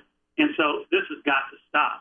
And so I think it's a shame that it's escalated and mushroomed to the extent that it has. And that's not to diminish the significance of any kind of racism. I shouldn't even have to say that, but we all have to say it, because conservatives are presumptively believed to be racist in this society, which is so outrageous and so immoral.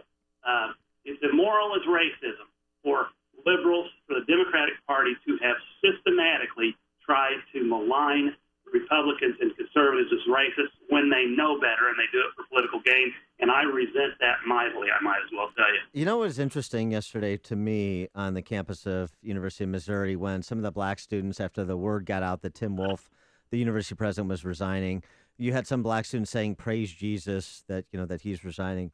They fell on their knees. The invocation of God, and yet what's actually happened on college campuses and among some of these professional agitation groups is they've eradicated universal truths and thus universal authority. Isn't that what's really going on here? That I'm my own God and you're your own God. There is no God above us. You couldn't be more accurate. Well said.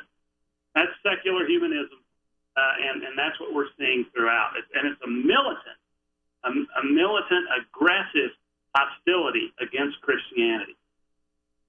He is David Limbaugh. He's the author of The Emmaus Code.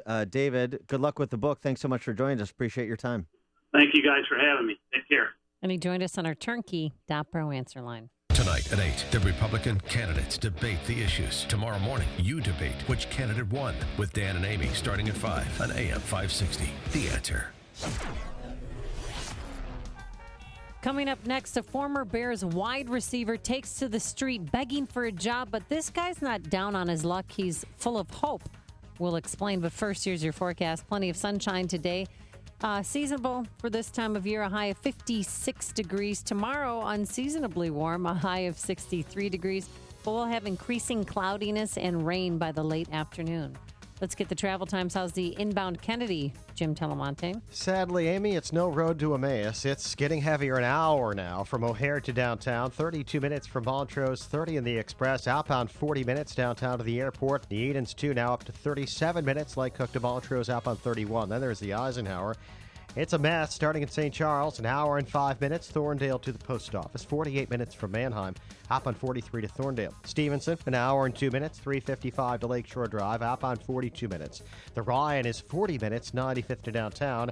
Tollways are heavy, especially the Reagan Tollway from 31 to Yackley after a crash, and Metra trains are halted on the Union Pacific Northwest line after a pedestrian incident near Barrington. I'm Jim Talamonte, ChicagoRadioDeals.com, Traffic Center. Hey, if you have problems with allergies, listen up. You might want to get yourself a MyPillow and start sleeping through the night, kind of like Sam. Sam listens to AM 560, The Answer, and he also rests his head at night on a MyPillow. You know, no tossing and no turning during the night. That really helped me get through a good night's sleep because I've got some bad allergies, and the pillows I've used before have not helped them, but the MyPillow really did. I could see a difference there, which, you know, in turn stopped the tossing and turning at night. So MyPillow helps with snoring, headaches, neck pain, insomnia, allergies like Sam has. Plus, it's washable. It keeps its shape to give you support where you need it most. That's why it's the official pillow of the National Sleep Foundation. For the MyPillow buy one, get one free offer and a 60-day full money-back guarantee, visit MyPillow.com. Type Amy in the promo code or call 800-489-0201. That's 800-489-0201 or online at mypillow.com. Promo code Amy. My name is Dr. Howard. I've recommended Balance of Nature for over 15 years because of the excellent results I see in my patients. Balance of Nature doesn't make any claims of treating or curing any particular disease, but I think the results speak for themselves. The gospel truth about it is that the thing I'm most excited about is that after having my gallbladder out 3 years ago, I had constant pain in my side that was something that they couldn't attribute to anything other than probably a poor diet. Since I've been on these supplements, is really making a difference in my life. I feel better. I have no pain. When you can give your body a full variety of 31 different fruits and vegetables in their 100% natural, whole food form, you receive the unmatched balance of nutrition. Call toll-free 800-2468-751. That's 800-2468-751. Or go online to balanceofnature.com and be sure to enter promo code CHICAGO. Now, more than ever, choosing a real estate agent to sell your home is one of the most important decisions you can make. I'm Ed Lukasik Jr., owner of RE/MAX Professionals. I know what it takes to sell your home. The Wall Street Journal ranked Ed at 88th in the entire country for closed listings. I know that there's no gimmick to selling your home, just a strategic marketing plan and the confidence needed to make your transaction successful. Chicago Agent Magazine recognized Ed as the #1 rank in Will County. You can hire anybody to list your house, but you'll need the local market knowledge that I have to sell it. When Ed saw market trends change, he was ready and promptly received a RE/MAX of Northern Illinois Trendsetter Award. Sure, it takes awards, but it also takes a lot of effort. So why would you try to sell your home with a we'll sell your house or buy it from you kind of agent? If an agent has to promise to buy your listing, then something's seriously wrong. Call Ed Lukasik Jr. of RE/MAX Professionals, 630-679-5454. That's 630-679-5454. Sell your house with the professionals, RE/MAX Professionals. AM 560, The Answer. Did you watch the game last night, Dan? No, I was playing poker. You see Jay Cutler beat Sid Luckman's 72-year-old record? You didn't care about that? Are you over the Bears already? Jay Cutler won his 5th championship last night? Because I recall Sid Luckman having touchdowns thrown. 4 championships. Oh, because that's the point. Right. To win championships. Oh, right, because it's not a personal sport. It's a team sport. Yeah, Jay Cutler. Wow, that's real impressive. Well, in the modern era. Sid Luckman playing in today, to the passing game as it is today, as opposed to the 1940s, could have been a little different. So forgive me if I'm underwhelmed by Jay Cutler's milestone. But you don't even watch anymore? I was playing poker. Okay, so that you didn't have the game on in the background, or does that make you lose your concentration? Yeah. More importantly, who cares about this next story? Money. How'd you do? And do you have any money to share? Any green cabbage to hand out to the staff this morning? No, I have red cabbage. What green cabbage? You and your Any street cash? vernacular. Any cash? Did you do well? Yeah, I won a few shekels. Uh-huh. Yeah. Okay, well, somebody who wants to win some money and get his job back, get his dream back, is Joseph Anderson. Do you remember him? He was a wide receiver. He played for the Bears. And I was going to guess David Terrell. He played for the Bears in 2012. He only played in 3 games, and he also played in 2013. He played 6 games, but he didn't record any catches in either season. So, doing what top brass does, they cut him from the Bears team. But he hasn't given up his hope and his dream of playing in the NFL. So this guy who, if you see him on his Instagram or on Twitter, he's pretty ripped. He looks like he's in great shape. And every day he stands outside the Texans Stadium there in Houston, and he has a cardboard sign that says, not homeless, but starving, all in capitals, starving for success. I see what he did there. Will run routes for food. Get it? Hashtag whatever it takes. Hashtag underdog. Hashtag he fits this all in. I believe hashtag hungry. So I really admire his dedication, and he's trying so hard to become an NFL wide receiver again. But why not? Shouldn't the Houston Texans take him in? Their record is 3-5. I said that right. And I think it would be a good PR move for them to just have him try out for the team. Mm-hmm. Or something. I've never seen an NFL player. He's not homeless again, and he's supporting his family. I don't know how, but he's just desperate to get back into the NFL. Is he going about this the wrong way? It's creative. Most people just hope to get an invite to training camp and take their shot and see if they can make the squad. But Would you be interested this is another way to do it. Being his agent? No. This is the morning show more Chicago radio listeners are choosing. This is Chicago's Morning Answer on AM 560. The Answer. The most recent U.S. Supreme Court decision on the Affordable Care Act made one thing certain. We will all have to deal with this ever-changing law until at least 2017. If you're tired of calling a bureaucrat at an 800 number to help you navigate Obamacare, then you need a local expert on your side. That's right, your own health insurance mentor. C. Stephen Tucker from healthinsurancementors.com is someone I know and trust. He's a 20-year licensed broker who's been educating AM 560 listeners on the Affordable Care Act for the last 5 years. Thanks, Dan. If you have a pre-existing condition, a canceled plan, or your premium increased, now's the time to get covered. 2016 open enrollment begins on November 1st and ends on January 31st. During this 90-day window, you cannot be denied coverage. Depending on your income, you may find a more affordable plan. The new healthcare law is very complicated and you do need guidance. It costs you nothing to use a broker, so why not tap into my expertise? Thanks, Steve. How can our listeners get in touch with you? They can visit healthinsurancementors.com or call me directly at 630-674-1551. That's 630-674-1551. Mike Rowe here in the home of Cindy Jennings, where she's doing what do you call that, Cindy? My 1-hour happy dance. Yeah. You see, Cindy, being a smart and surprisingly sure-footed homeowner, called 1 hour the minute her furnace started acting up. Cindy knows that with 1 hour in the house, her problem will be expertly diagnosed, and her professional 1 hour technician will be fully equipped to do the job right. That's right. For any heating need, call 855-1-HOUR and get happy. I'm twerking. Yes, you are, and it's perfect for radio. Each independent franchise is licensed in its respective state or county. You've heard me talking about the new website, upstream-ideas.com. If you haven't checked it out yet, you're missing thoughtful expository content that you won't find anywhere else from those who've operated in the political and policy arenas. Each week, you can watch the latest episode of Against the Current, this week with Chicago broadcasting legend Bruce Dumont. That's our long-form interview series with policymakers and opinion leaders. You can also view Illinois by the Numbers, our video series that breaks down Illinois, one number at a time, to explain what the policy challenges are, why we have them, and what we can do about them. And you can check out highlights from each Sunday's Illinois Rising program, which tackles state and local politics and policy with deep thinkers from the Illinois Policy Institute and the Illinois Opportunity Project. At Upstream Ideas, questions are asked that don't get asked anywhere else. Points of view are heard that aren't heard anywhere else. No sacred cows, no punches pulled. It's all at upstream-ideas.com. And now, a moment of objectivism with your Ron Brook and the Ayn Rand Institute.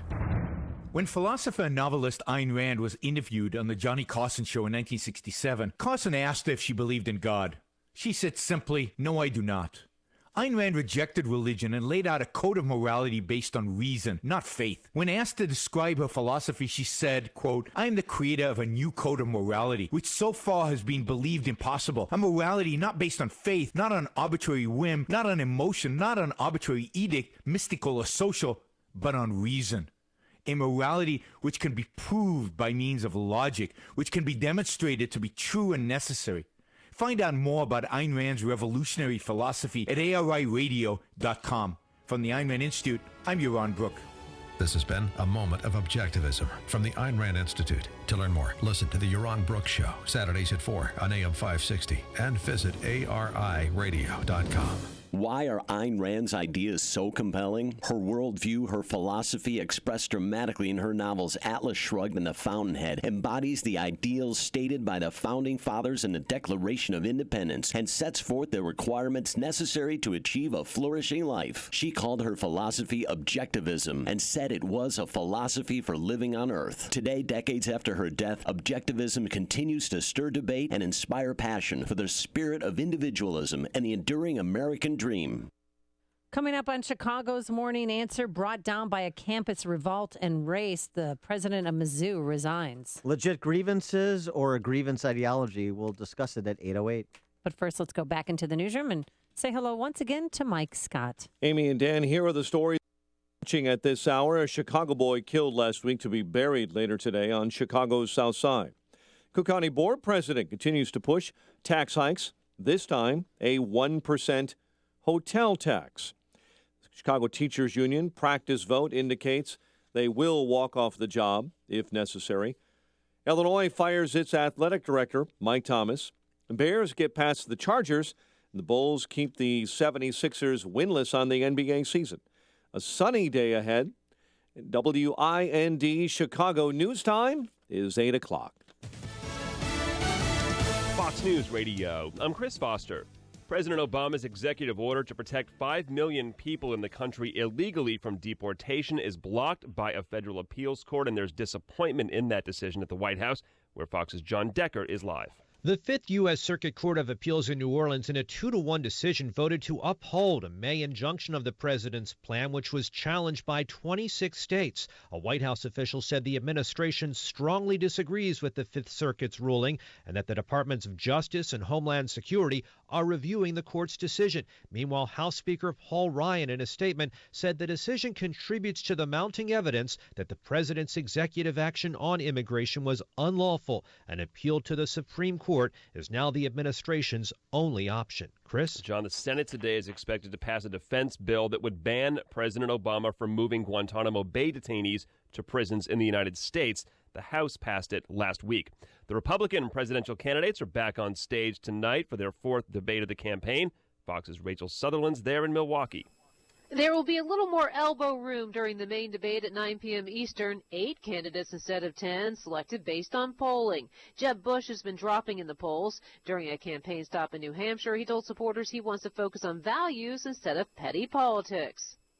I believe that the developmentally disabled, the unborn, the frail elders are just as valuable as anybody else. Certainly more valuable than the big personalities on the stage. The debates on Fox Business Network expected to focus on the economy, but flaps over Ben Carson's trustworthiness, Marco Rubio's credit card problems, and even Starbucks Christmas cups could arise. Chris? Rachel Sutherland in Milwaukee. The New Orleans musician and composer Alan Toussaint has died. He had a heart attack after a concert in Madrid, Spain. He was 77. This is Fox News Radio. Fair and balanced. Partly sunny skies. It's 8:02 on AM 560. The Answer. Good morning. I'm Mike Scott. Illinois lawmakers set to reconvene in Springfield. They'll deal with another issue spawned by the budget impasse. Legislation that may restore some funding cuts to a child care assistance program could come up during today's session. The governor announcing he's reversing course on the issue and easing some restrictions put in place over the summer. Donald Trump drew a packed house last night at the Prairie Capitol Convention Center in Springfield, rallying more than 10,000 toward a boycott of Starbucks. Starbucks is taking Merry Christmas up. No more Merry Christmas. I will tell you, Lots of big things, lots of little things. You can call this anything you want. But if I become president, we're all going to be saying Merry Christmas again. That I can tell you. Candidate John Kasich also spoke to crowds in Chicago and rallied supporters at the Billy Goat. We're your debate headquarters exclusively tonight with the Fox Business debate beginning at 8. Preview with Joe Walsh earlier in the afternoon. Cook County Board President Toni Preckwinkle pushing for a 1% county hotel tax. She defended that proposal in front of the board, calling it a modest increase. Chicago Teachers Union receiving support from its members for a possible strike. A practice strike vote taken last week revealed 97% of members that voted would vote to authorize a work stoppage if needed. Illinois has fired athletic director Mike Thomas as it prepares to release a final report from its investigation into mistreatment of football and women's basketball players. Monday Night Football, Bears over San Diego thanks to a spectacular Zach Miller one-handed grab, a 25-yard touchdown pass from Jay Cutler, and a 22-19 win. NBA, Nikola Mirotic 20 as the Bulls rolled Philadelphia 111-88. The news service of Veritiv, hiring drivers. Enjoy great hours, great people, great equipment, and local routes close to home. It all adds up to a great driving career with Veritiv. Get started at drive4v.com, drive number 4, letter V.com. 8:04, time for the AM 560 Business Beat. And from the Fox Business Network, here's Carol Zimmer. From the Fox Business Network. Yesterday, Wall Street saw the results of investor concerns over the global economy and a potential December interest rate hike by the Fed. Facebook has been told by a Belgian court that it has to stop tracking internet users who are not signed up to the social network. Facebook could face a fine of up to $269,000 a day if it fails to comply. The court is giving Facebook 48 hours to stop the practice. The company says it will appeal the decision. Target will open its doors to shoppers at 6 p.m. on Thanksgiving Day, the same schedule as last year, in hopes of spreading sales beyond Black Friday. And a Chinese billionaire has bought a painting by Modigliani at a Christie's auction last night. The price? $170.4 million. With the Fox Business Report, I'm Carol Zimmer. 8:05 in Chicago, a check of traffic and weather on the way next on AM 560. Tonight is the night the Republican candidates for president are back together again for their fourth debate. I know that I got to get better at doing the debate. And once again, the only place you'll hear the debate in Chicago is here. It's going to be maybe tight. And the only place in Chicago to talk about it is here. The presidency is a very serious thing. Pre-debate coverage begins with Joe Walsh tonight at 7. Then hear the entire debate live at 8. I'm looking forward to it. Exclusively on your election headquarters, AM 560. The Answer. Do you have a retirement account? Is it likely to go up 60% or down 60%? Wake up. Low interest rates support the market, and it won't last forever. It's time to hedge with solid gold. You will regret not doing so in the next market crash. Do it right. Don't pay a setup and storage fee. Discover how. Call Goldworth. Request the IRA guide free. Call 800-257-GOLD. 800-257-GOLD. Visit goldworth.com. I know you've heard the IRS has the right to freeze your assets, garnish your wages. Good news is they can also give you a way out called the Fresh Start Initiative, a tax debt compromise program designed to save you serious money. Optima is the nation's leading tax resolution firm, over 300 professionals to help ensure you pay the minimum, not a penny more. Thousands call every month. You can call right now. Optima. That's Latin for cut me some slack. Call 800-467-2766. 800-467-2766. Optima Tax Relief. 8:06 in our Chicago RadioDeals.com traffic center. Here's Jim Talamonte. Thanks, Mike. In Barrington, 59 is closed north of Lake Cook after a pedestrian incident involving a Metra train. And trains are stopped on the Union Pacific Northwest line near Barrington. The Edens Expressway runs 32 minutes from Lake Cook to Montrose, outbound 31 to Kennedy. Now an hour and 10 minutes O'Hare to downtown. Express lanes will save 10, outbound 31 minutes downtown to the airport. Von Eisenhower, hour and 12 minutes. Thorndale to downtown, outbound 46 minutes. Stevenson, an hour and 6 minutes. 355 to Lakeshore Drive, outbound 46 minutes. The Ryan, 40 minutes. 95th to downtown. Southbound Lakeshore Drive jammed Lawrence to North Avenue. Northbound slow from the Stevenson to Jackson. Tri-State southbound heavy 21 to 137. Northbound delays from 111th most of the way to 31st, and from the Reagan Tollway to North Avenue. Adams Tollway stop and go Higgins to Meacham. Reagan Tollway from Randall to Yackley. The Veterans Memorial from I-55 to the Reagan Tollway and Army Trail to 290. Traffic answers when you need them most. I'm Jim Talamonte, AM 560, The Answer. Chicago's Morning Answer continues next. Your official Chicagoland weather forecast. From the AirComfort.com Weather Center, Air Comfort, your commercial HVAC solution provider. Here's meteorologist Kevin Snyder. Today, mostly sunny, high 56. Then tonight, increasing cloudiness, low 37. For Veterans Day tomorrow, breezy with clouds and a little rain late in the afternoon, high of 63. I'm Kevin Snyder on AM 560. The Answer. 38 along the lake, 41. 38 at O'Hare, 41 along Chicago's lakefront. Next news at 8:30. Chicago's Morning Answer with Dan and Amy continues next on AM 560, The Answer. This hourly segment is brought to you by Ed Lukasik Jr. of RE/MAX Professionals. Get more money for your home by listing with a real marketing expert. Good morning. Welcome to your Tuesday morning briefing. Here's what you need to know to start your day. For months, it simmered largely unnoticed outside the university community, but now the whole country is awakening to the racial tensions and growing revolt that boiled over today at the University of Missouri. I'm resigning as president of the University of Missouri system. Ben Carson is calling himself the victim of a political hit job. Carson's campaign built around his rise from poverty and violence to become one of the nation's top doctors. But now, key parts of that story face intense scrutiny. I have never seen this before, and many other people who are politically experienced tell me they've never seen it before either. You stabbed somebody, and the newspapers say you didn't do it. And you said, yes, I did it. No, you didn't.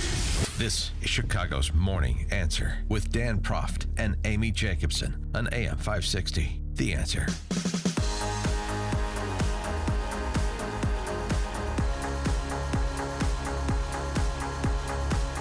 Good morning. What up, Dan and Amy? When we talk about college campuses, what happened at Missouri, this is not limited to Missouri. This is just maybe the most aggressive incarnation of what is happening on campuses across the country. Look, we have probably profiled stories like the Missouri story at what would you say, 2 dozen, 3 dozen college campuses over the course of just the last several months, where you have intolerance to promote tolerance. Try and reconcile that. Discrimination to end discrimination. Try and reconcile that. But the seeds for all of this, planted in the 60s, have been manifesting themselves in growing, if you will, in different ways over the course of the intervening 4 decades. And now what you have is what you see at Missouri, thanks to outside professional agitators like Black Lives Matter. And there's an intersection between this Concerned Student 1950 group on the campus of Missouri and Black Lives Matter, where that's starting to now come into focus.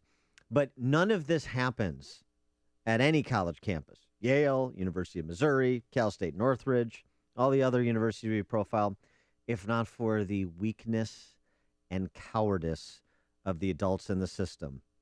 And that was on display yesterday, too, when Tim Wolf resigned. And I'm not limiting my comments to Tim Wolf.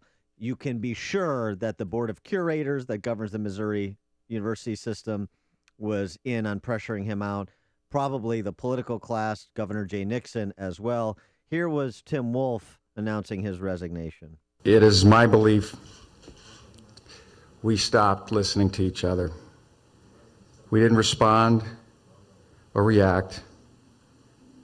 We got frustrated with each other, and we forced individuals like Jonathan Butler to take immediate action or unusual steps to affect change.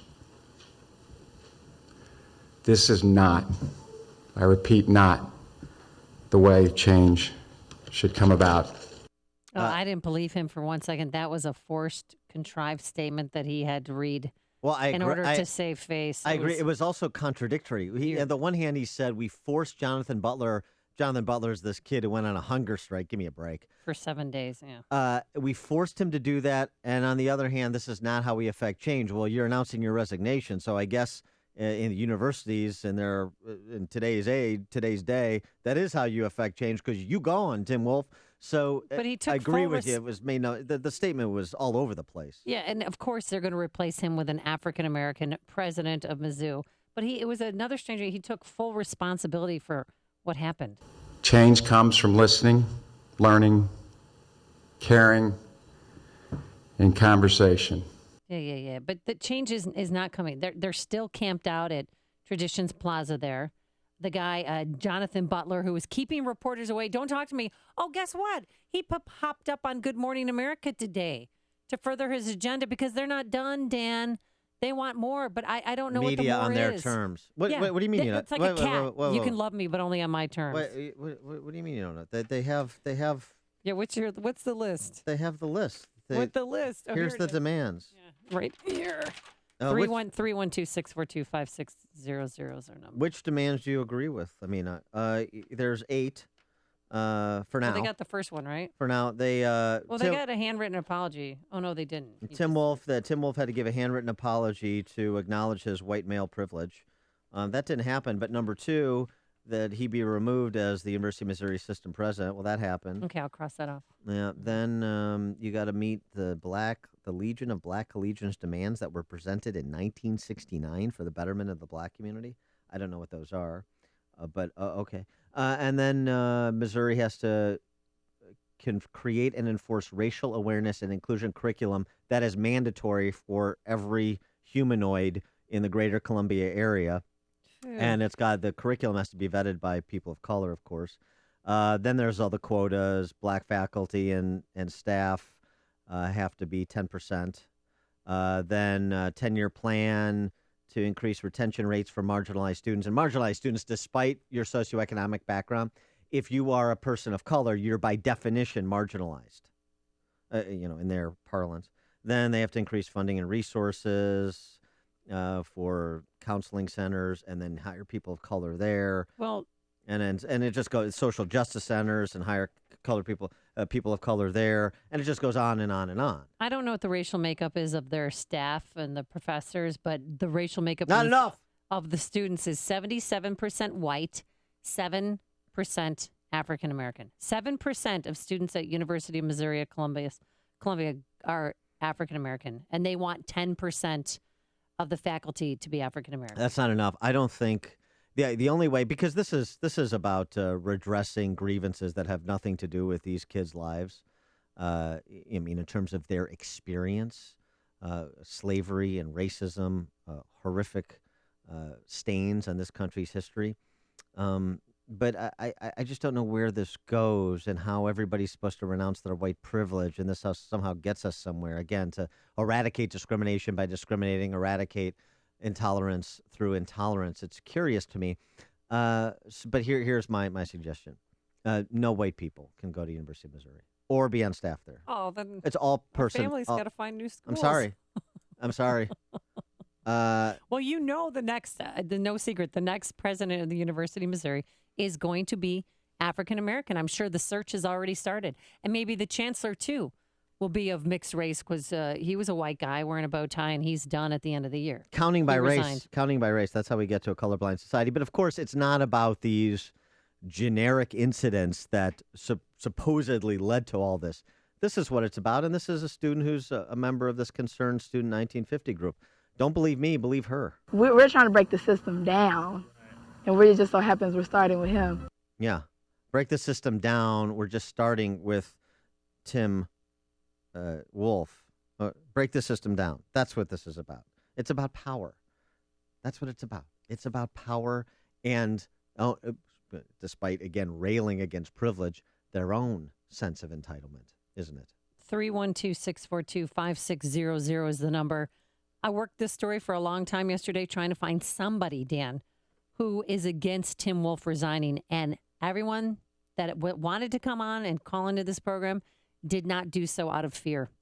Even people who I wanted to connect them to a tweet said, no, please don't. I don't want to be harassed. I just want to go on with my day, I have a final tomorrow. Aunt Amy, I can't come on, and it's really. I even talked to Tim Tay. He's the student. Does everyone call you Aunt Amy? Yeah, he did too. Yeah. He's a photographer, works for the campus newspaper, is an undergrad student, was hired doing some freelance work for ESPN.com. I mean, just to take judicial notice, he's also Asian. Now, does that count as a minority or marginalized student or not? I don't know. I don't know, but and I spoke to him and I said, well, if you're against it, come on our program. And I even just got off the phone with him. He said, I can't. I'm just, nobody wants to hear any pro-President Wolf rhetoric out there for fear of retaliation. Well, this is not about Wolf. They just said it's not about Wolf. Why are we even talking about Wolf? He's ancillary. He's just a patsy.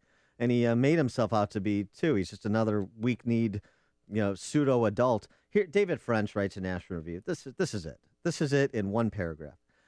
This is a movement built from the ground up around power and coercion. They hate free speech because free speech represents nothing but a threat. They hate due process because due process stands in the way of class-based, identity-based jurisprudence. They hate the Christian faith because it rejects their sexual ideology and places the human conscience beyond the reach of mortal man. That's what this is about. That's absolutely what it's about. And all you have to do is listen to what they say. Just believe what they say. They're telling you. Just listen. Listen to the professors. Listen to the students. The Professor Click. Yeah, Dr. Melissa Click. Yeah, here she is. She's part of this tent city that they've set up protecting Jonathan Butler, from the media. And she attacked one of her students. She grabbed his lens. Just listen to her. Hi, media. Can I talk to you? No, you need to get out. Well, you need to get out. No, I don't. You need to get out. I actually don't. All right. Hey, who wants to help me get this reporter out of here? I need some muscle over here. I mean, shame on her. She is a despicable human being, and she should not be teaching at the Mizzou University. Please. If you eliminated Melissa Click at the University of Missouri, you might as well shut down the school. We'll take your calls through on 264-25600 after this. Tonight at 8, the Republican candidates debate the issues. Tomorrow morning, you debate which candidate won with Dan and Amy starting at 5 on AM 560. The Answer.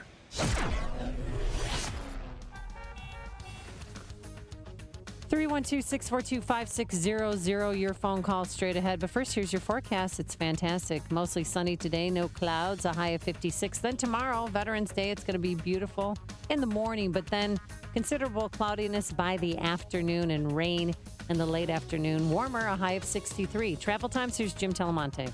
Thanks, Amy and Dan. Barrington 59 is closed at Barrington Road after a collision involving a Metro train and a pedestrian. Huge delays on Metro's Union Pacific Northwest line. Eden's Expressway, 32 minutes. Lake Cook to Montrose, out on 31. The Kennedy, an hour and 10 minutes. O'Hare to downtown. 43 minutes from Montrose, 31 of the Express. Out on 31 to the airport. The Eisenhower, an hour and 17 minutes. Thorndale to the post office, an hour from Manheim. Up on 46 minutes to Thorndale. Stevenson, an hour and 6 minutes. 3:55 to Lakeshore Drive. Up on 45 minutes. The ride is 40 minutes. 95th to downtown. Southbound Lakeshore Drive, jammed. Lawrence to North Avenue.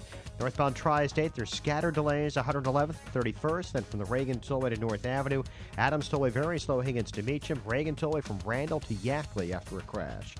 Jim Talamonte, ChicagoRadioDeals.com, Traffic Center. Hey, if you need to sell your home in Chicagoland, Sean Hannity here with some very important facts that you need to know. 40% of homes hitting the market in Chicago are not selling. Now, those are horrible odds. That's exactly why you need to call Saul Z and the Z team at Keller Williams, based right here in Chicagoland. Saul sells a home on average every 24 hours and attracts hundreds of buyers every month locally, nationally, and internationally. Recently, the Wall Street Journal ranked Saul's team in the top 110 teams out of 1.2 million agents in the U.S. Saul Z guarantees to sell your home in 29 days at a price and deadline that you agreed to, or he will buy your home or he'll sell it for free. Plus, working with Saul is also risk-free. After 24 hours, if he's not doing his job, you can walk away free and clear. Don't worry, you won't. Just call the agent I would call if I needed to sell my home and lived in Chicagoland. Call Saul now at 888-346-0666. That's 888-346-0666, or go online at callsaul.net. That's callsaul.net. This is Dr. David Kolbaba. You know, you can improve your health and keep it that way through progressive testing. The typical black box approach in this country of ours is nothing more, well, it's nothing more than letting you crash your body into some sickness or disease, and you're left searching the wreckage for that black box. And then after the fact, you're treated with risky drugs, surgery, chemotherapy, and radiation, leaving you more compromised by the treatment. With progressive testing, we can uncover an existing problem or weakness in your body even before you experience any sign or symptom. And then we'll take a more natural approach, specifically targeting the compromised organ or system,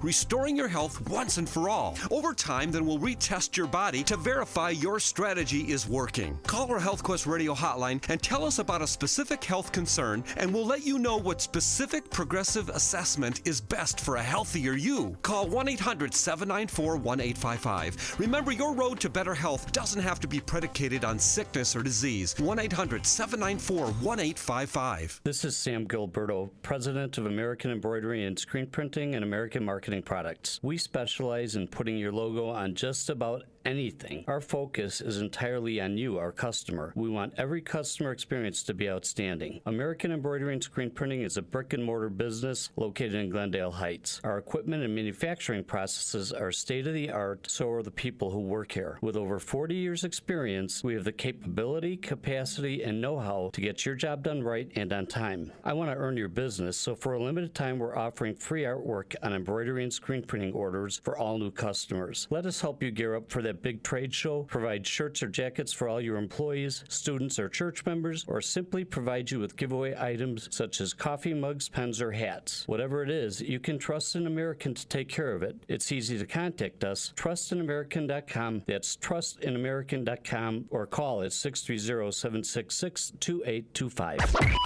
AM 560, The Answer. Dan and Amy, I have an idea for an interim Missouri University president. Who? Missouri University system president. Right. Brad Pitt. Oh, that's right. He went to Mizzou. Yeah. He was a Sigma Chi there. Big Hollywood liberal. Yeah. I'm sure he could get everything under control over there. Sure. Sam on the Northwest Side, you're on Chicago's Morning Answer. Amy and Dan, as I get older, I get more confused. I hear this about the faculty is a certain racial makeup, and I wonder, when I see a black teacher and I'm black, am I immediately supposed to say that teacher likes me better, understands me more? A white teacher, understands white kids more? Because I just don't feel like that. And I don't understand why young people immediately say that I have to have more black teachers. Or that the student body is a certain percentage. Isn't it supposed to be that you apply, you have good ACT scores, you show what you did well in high school, and you get in? Sam, you know what we call that these days? That's hate speech right there. Well, but Dan, am I immediately supposed to see, like, I get a new doctor and he's a black doctor, and am I immediately supposed to say, oh, well, you know what, he's a black doctor, I can't go to him as a white person? And when I see this idea that white people cannot be fair to black people, I say, well, does that mean that if you're a white person and you see a black candidate, you say, no way am I voting for him, he's not going to be fair to me, I'm a white person? Right. That's the corollary, isn't it? Thanks for the call, Sam. And obviously that's not the case, otherwise President Obama wouldn't be twice elected. Alex in Waukegan. Yeah, good morning. I'm afraid that this is going to happen at other universities. What would happen if the football players at the University of Southern California in Los Angeles took comparable action? Yeah. It's a legitimate concern because they were going to lose millions of dollars if they didn't play BYU this weekend. That's precisely the point. It's all about using the threatened loss of ticket sales that the university needs for the scholastic operations. Now the football players are going to run the universities. Thanks for the call, Alex. And the boosters already do. A good tweet from Iowa Hawk in this, too. The hilarity of an SEC school's football team not attending class. Football players not attending class. Ann in Bartlett. Yes, I was just hoping maybe you could keep talking about when one of these instances comes up with a university or a college, you say this is another college to add to the list of schools you should send your kids to, and I thought track. Could you set up a list on your website, a running list of colleges? Because when my kids get to that age, I really would like to have a reference point. I can't keep track. Thanks for the call, Ann. Actually, I have the list. Yeah. I do. We should post that. It's a good idea. Kent at O'Hare. Hey, good morning, guys. To coin Donald Trump's phrase, the president of that university is a loser. The guy didn't stand up for himself, and he was boxed into a corner unfairly. You know, I feel what's going on in this country is kind of similar to the 60s and 70s with the black militant movement, where white people are somehow at fault for the sloppy way as a society that, you know, the culturally black people live in. I'm not talking all black people, but I'm talking in general. And, you know, I'm sorry if people are offended by that, but that's the fact. I am not going to diminish my family's values or my lifestyle for the way other people live. That's their fault and their responsibility, not mine. Our leaders are stupid. The stories you need to know to start your day. This is Chicago's Morning Answer on AM 560. The Answer. Slow down, step back in time, and spend the night at the Schuster Mansion in Milwaukee, where history and tradition come together. The Schuster Mansion is not just a bed and breakfast. It's a private retreat created for you to rest, relax, and enjoy. Each guest room has been lovingly curated with period furniture, romantic decor, and antiques. There's a modern private bath for every room. Whether you're celebrating a special event or just want to escape from the everyday bustle, the Schuster Mansion has just the room or suite to fit your mood. Each overnight stay includes a homemade breakfast in the Victorian dining room and fresh chocolate chip cookies any time of day. Be sure to reserve a seat at the table for high tea, featuring a buffet of flavored teas and a variety of savory scones and sweets. Call Laura Sue to make a reservation at 414-342-3210. 414-342-3210. It may be Wisconsin, but why stay in a cabin when you can stay in a castle? SchusterMansion.com. The Gun Safety Guy's mission is pure and simple: to help good people safely enjoy recreational shooting and improve their ability to protect themselves and their family responsibly. This is what Pastor Ed Bryant, the Gun Safety Guy, has built for you and your family. Pastor Bryant's background and experience enables him to communicate with all of his students, no matter what their age, gender, or ability. New shooters learn the fundamentals. Experienced shooters develop their skills. Above everything, all shooters are taught to value safety first. Family-friendly firearms instruction is the core of the Gun Safety Guy, and I took his pistol class. It was excellent. This is not just ad copy. Gun safety is the centerpiece of Pastor Bryant's instruction. Very, very good class.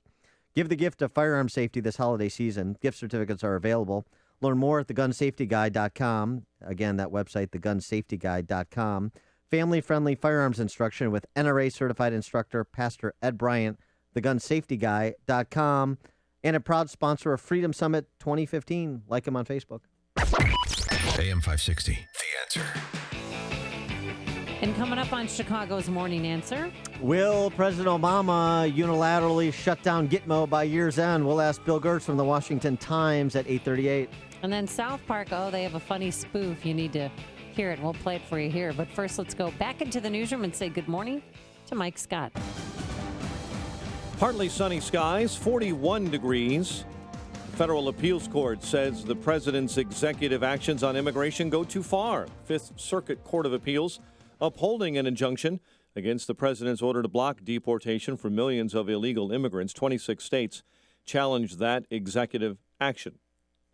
Questions facing the University of Missouri, like what's next? As protesters who pushed hard for the university president, Tim Wolf, to resign appear very much less clear about their next steps, as Wolf admits yesterday he didn't do enough to calm racial tensions at the school and step down. I take full responsibility for this frustration, and I take full responsibility for the inaction that has occurred. The NSA is about to cut off its sweeping phone data collection program. Reuters reporting the NSA informed Congress yesterday it will stop the mass collection of domestic call information later this month. A $607 billion defense policy bill expected to get final passage in the Senate today would also ban the president from fulfilling a campaign promise to close Gitmo. Illinois lawmakers set to convene in Springfield later today to deal with an issue spawned by the budget impasse. Legislation restoring funding to a child care assistance program is expected to come up during the session today. Family and friends will be gathering on the south side as Tyshawn Lee is laid to rest. A funeral for the 9-year-old will be held at St. Sabina Church. Closing arguments could begin today in the murder trial of Reginald Potts Jr. He's accused of strangling his ex-girlfriend Naila Franklin in 2007. And for those of us of a certain age, we know what happened 40 years ago today. The SS Edmund Fitzgerald, an American Great Lakes freighter, sank in a Lake Superior storm November 10, 1975, with the loss of its entire crew of 29, traveling from Wisconsin to Detroit. Disappeared in a storm on the lake. It's continued to be bolstered by mystery. After 4 decades, experts still cannot agree why the Fitzgerald sank. Chicago sports, NFL last night. Bears look good on the West Coast. They beat San Diego 22-19 in Monday Night Football. NBA, Bulls over Philadelphia 111-88. The news, a service of the City Colleges of Chicago. Work in the city, study at City Colleges of Chicago at their low Chicago resident rate wherever you live. City Colleges offer a variety of classes right by your work at prices right for your budget. 773 College or visit ccc.edu/suburban. A check of traffic and weather on the way next on AM 560. Mike Gallagher believes in forgive and forget. With a guy like Quentin Tarantino, who is reportedly about to apologize for calling cops murderers, are you inclined to forgive him? The way I see it, we should have our hearts open to somebody who's willing to say they're sorry. If we fail to forgive when somebody says, you know what, I blew it, I'm wrong, then we're no better than the left. The Mike Gallagher Show, weekdays at 9, right before Dennis Prager at 11, on AM 560. The Answer. Listen to AM 560 on your mobile device. Now available on iHeartRadio. Online at iHeartRadio.com. I'm Lex, CEO of Balance of Nature. At Balance of Nature, we believe in real communication. Whether you call into the office or hear a success story on the radio, you can be sure it's real, unsolicited, and unscripted conversation. I had anemia. That's when I got on to Balance of Nature. Then when I came off it, I got anemia again. That's one of the reasons I got back on it. I said, you know what, let me call them up and let me start doing the right thing. I made a mistake by getting off it. I think this is a good product, and I'm going to just stick with it.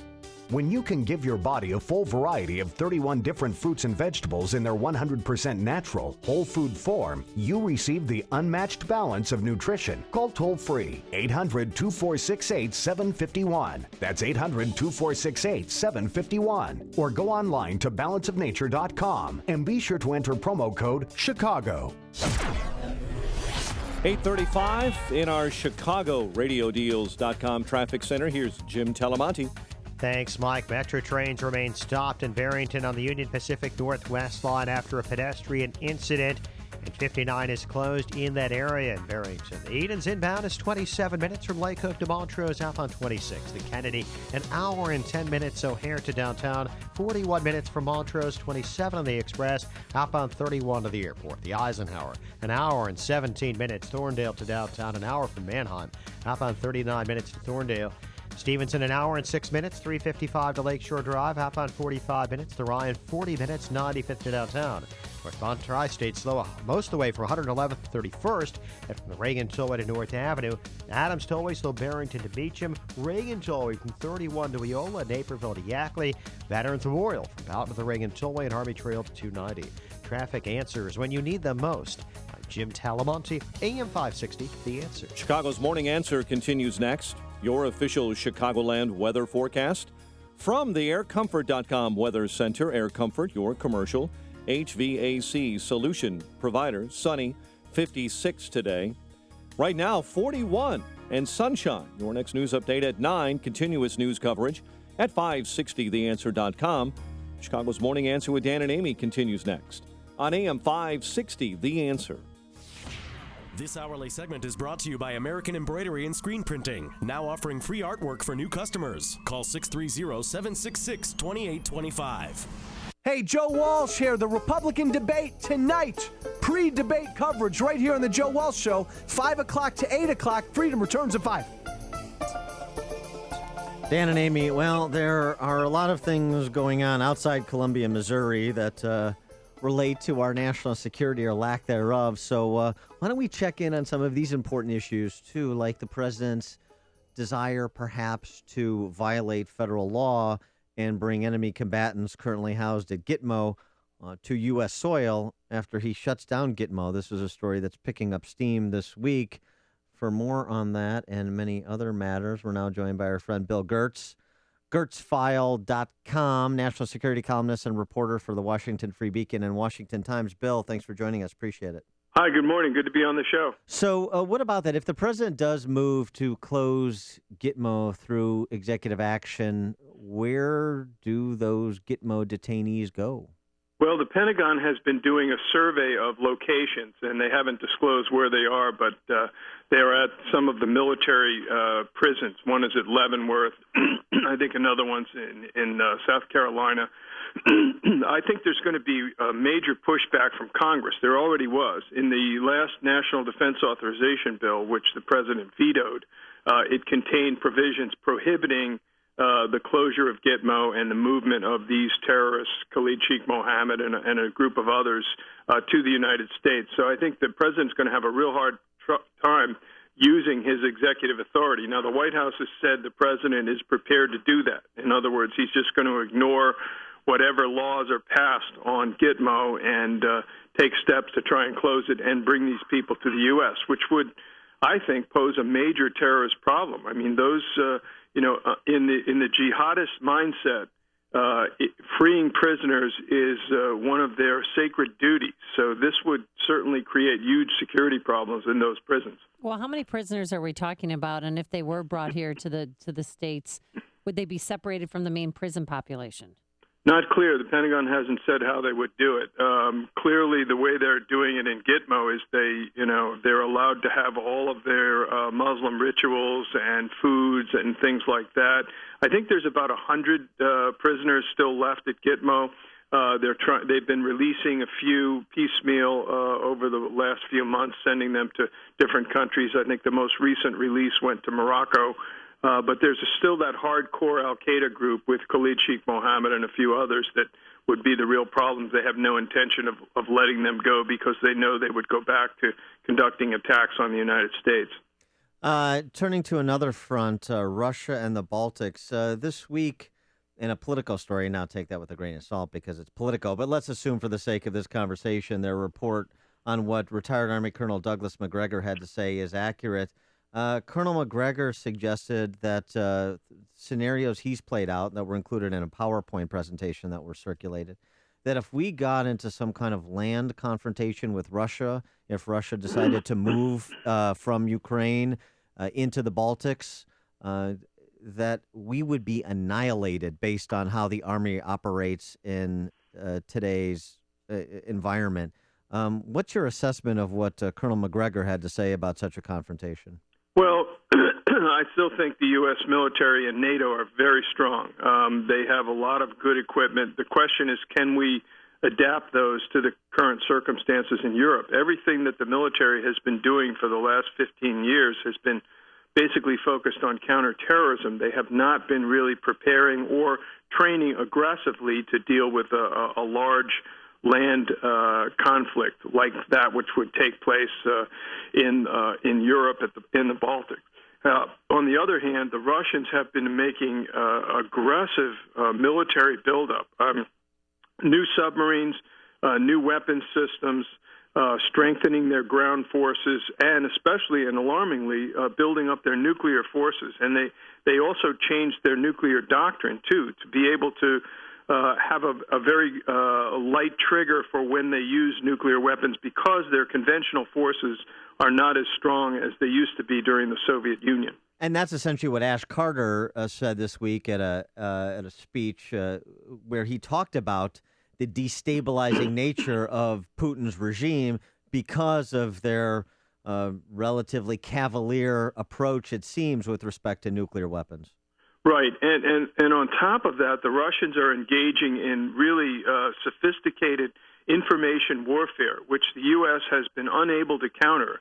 And we've got to do that. We've got to step up the ability to counteract lies and disinformation. We see that in this plane crash in Egypt, where the Russians immediately claimed it was technical, and it looks like it was a bomb on board. So there really needs that. A warfare in the 21st century, in my view, is shifting to the information front with cyber and propaganda and things like that, and the U.S. is way behind in that field. Bill Gertz, do you believe that the Metrojet was brought down by an ISIS bomb? It looks that way, but it's still too soon to tell. And like I say, there's a lot of disinformation out there, especially from the Russians. They have a vested interest in playing it down.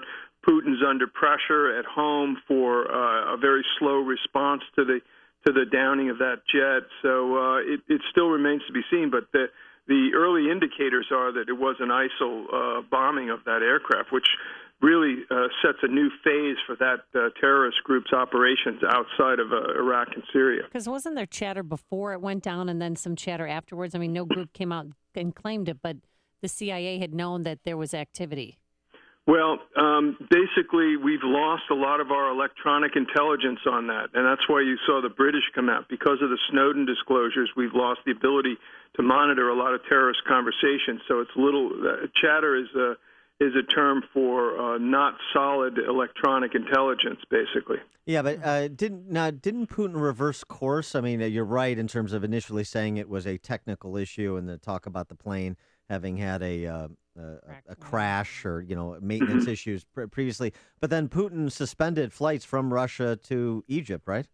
Right, and that was clearly a signal that they have some suspicions that it was a bombing. But again, they're still kind of pushing this idea of a technical failure on it. So when you essentially say if it was an ISIS-engineered bombing and whether it was, maybe they paid off somebody on the flight or however they were able to get a bomb on board, lack security, like we apparently have at TSA per some recent exercises to see if you could get weapons through TSA in this country.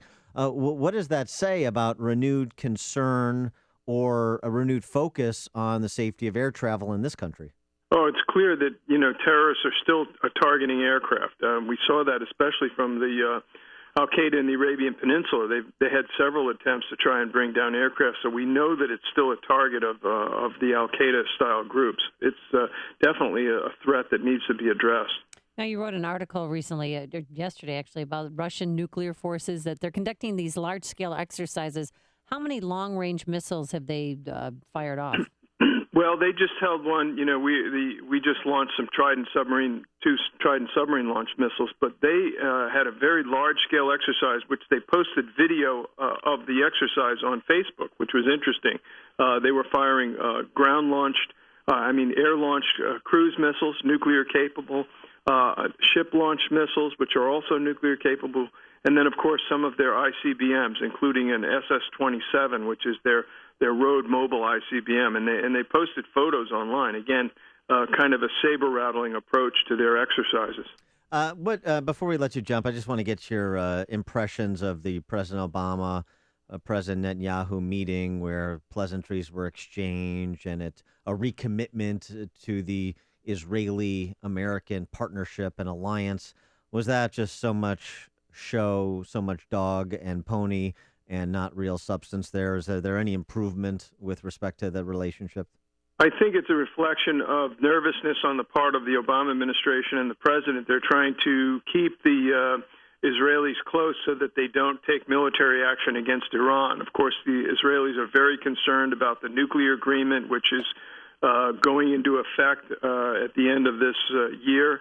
And, of course, there's a lot of concerns in Israel that this is a sham deal that's going to end up with Iran having nuclear-tipped missiles. And, of course, they've also threatened to wipe Israel off the face of the map. So I think that's kind of the politics of the Netanyahu-Obama meeting. He is Bill Gertz. You can get his insights at gertzfile.com. He's a national security columnist and reporter for the Washington Free Beacon and Washington Times. Bill, thanks as always for joining us. Thank you. And he joined us on our turnkey.pro answer line. Tonight at 8, the Republican candidates debate the issues. Tomorrow morning, you debate which candidate won with Dan and Amy starting at 5 on AM 560. The Answer. Plenty of sunshine to greet you this morning, a high of 56 degrees. Then tomorrow, a little bit of changes coming our way. It's going to be considerable cloudiness by the afternoon and a chance of rain. Warmer, a high of 63. Let's see how the Adams Tollway is shaping up. Here's Jim Telemonte. Thanks, Amy. It is stop and go on eastbound I-90 from Barrington Road to Meacham. Then the inbound Kennedy is really heavy. An hour and 10 minutes. O'Hare to downtown. Outbound, it's 31 minutes. Eden's 27 minutes to get from Lake Cook to the Kennedy. Outbound 23. The Eisenhower, an hour and 21 minutes. Thorndale to downtown. Outbound 36 minutes.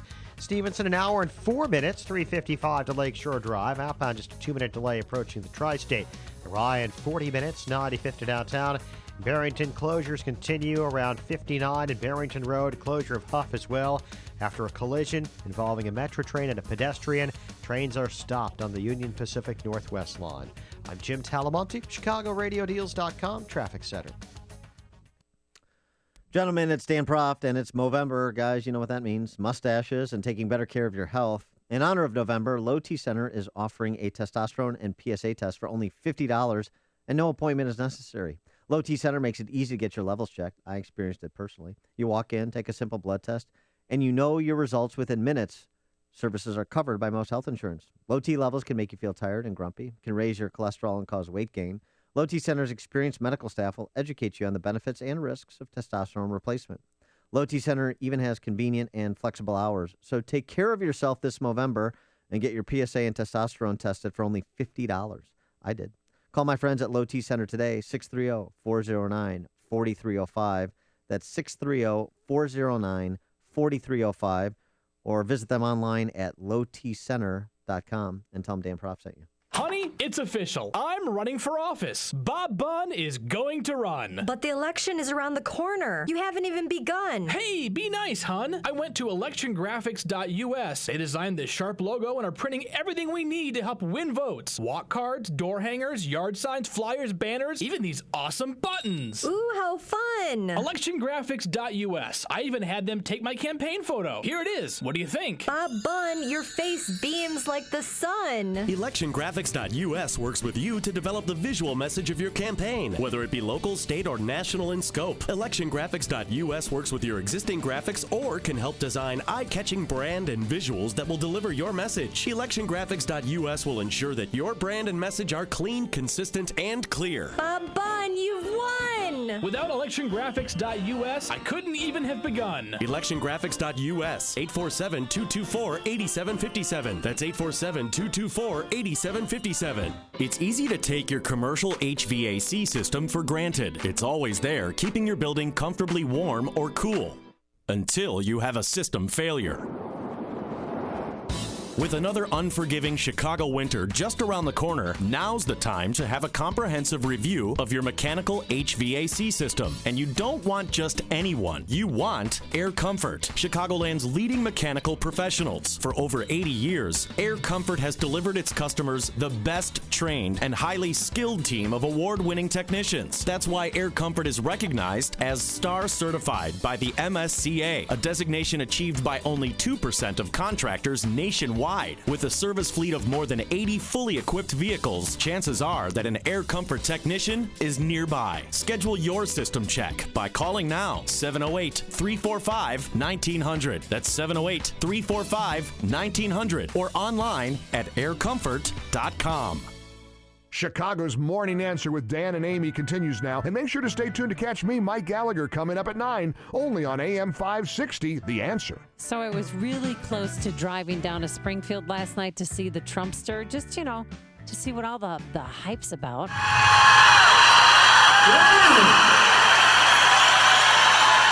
Unbelievable. What a place, what people. There is a movement going on, folks. I hate to tell you. You get the deal, but they expected anywhere from 3,000 to 5,000 people. 10,000. Yeah. 10,400 people showed up at the Prairie Capitol Convention Center last night in Springfield, and they saw some, pre-debate fireworks. He talked about Ben Carson and China and how they're stealing our jobs. But the story of the day, Dan, was Starbucks. I have one of the most successful Starbucks in Trump Tower. maybe we should boycott Starbucks. I don't know. Seriously. I don't care. By the way, that's the end of that lease, but who cares? Yeah, who Yeah, there you cares? go. It's just money, money. Starbucks is taking Merry Christmas off. No more Merry Christmas. I will tell you, lots of big things, lots of little things. You can call this anything you want. But if I become president, we're all going to be saying Merry Christmas again. That I can tell you. Well, if Trump does take Starbucks out of Trump Tower, good for him. I'll applaud that because Howard Schultz doesn't want conservatives patronizing Starbucks. So, let the market operate and let conservatives make their own choices about Starbucks. Did comment about his Saturday Night Live appearance, saying that that skit where the president of Mexico handed him a check for the wall, that's really going to happen, Dan, when he becomes president. I believe it. So Trump is taking on Merry Christmas and Starbucks. South Park, one of the last bastions of good parody, and they've done a great job, frankly, parodying political correctness. Now they've moved on to parodying the anti-cop mentality that exists in some circles that are given disproportionate size platform. And so here's South Park taking on police violence. We don't take kindly to folks who impose their authority on the underprivileged. Now look, not all cops are racist, trigger-happy Really? I'll bet you don't even know what farm to table means. Guys. Wow. We've only had a Whole Foods for a month and already we don't need cops. Yeah, after... So cool. After Randy Marsh says, you probably don't even know what farm to table is, the police officer lowers his head and just meekly walks out. Like, he got me. But the episode that's airing tomorrow will be the citizens of South Park decide they no longer need a police force. As the first American town to get rid of their cops, they plan to celebrate their advanced sensibilities with a politically correct carnival. So that's must-watch TV. I'm actually looking more forward to that South Park episode than I am to tonight's debate. I can't take it anymore! You've made the switch, and it feels so good.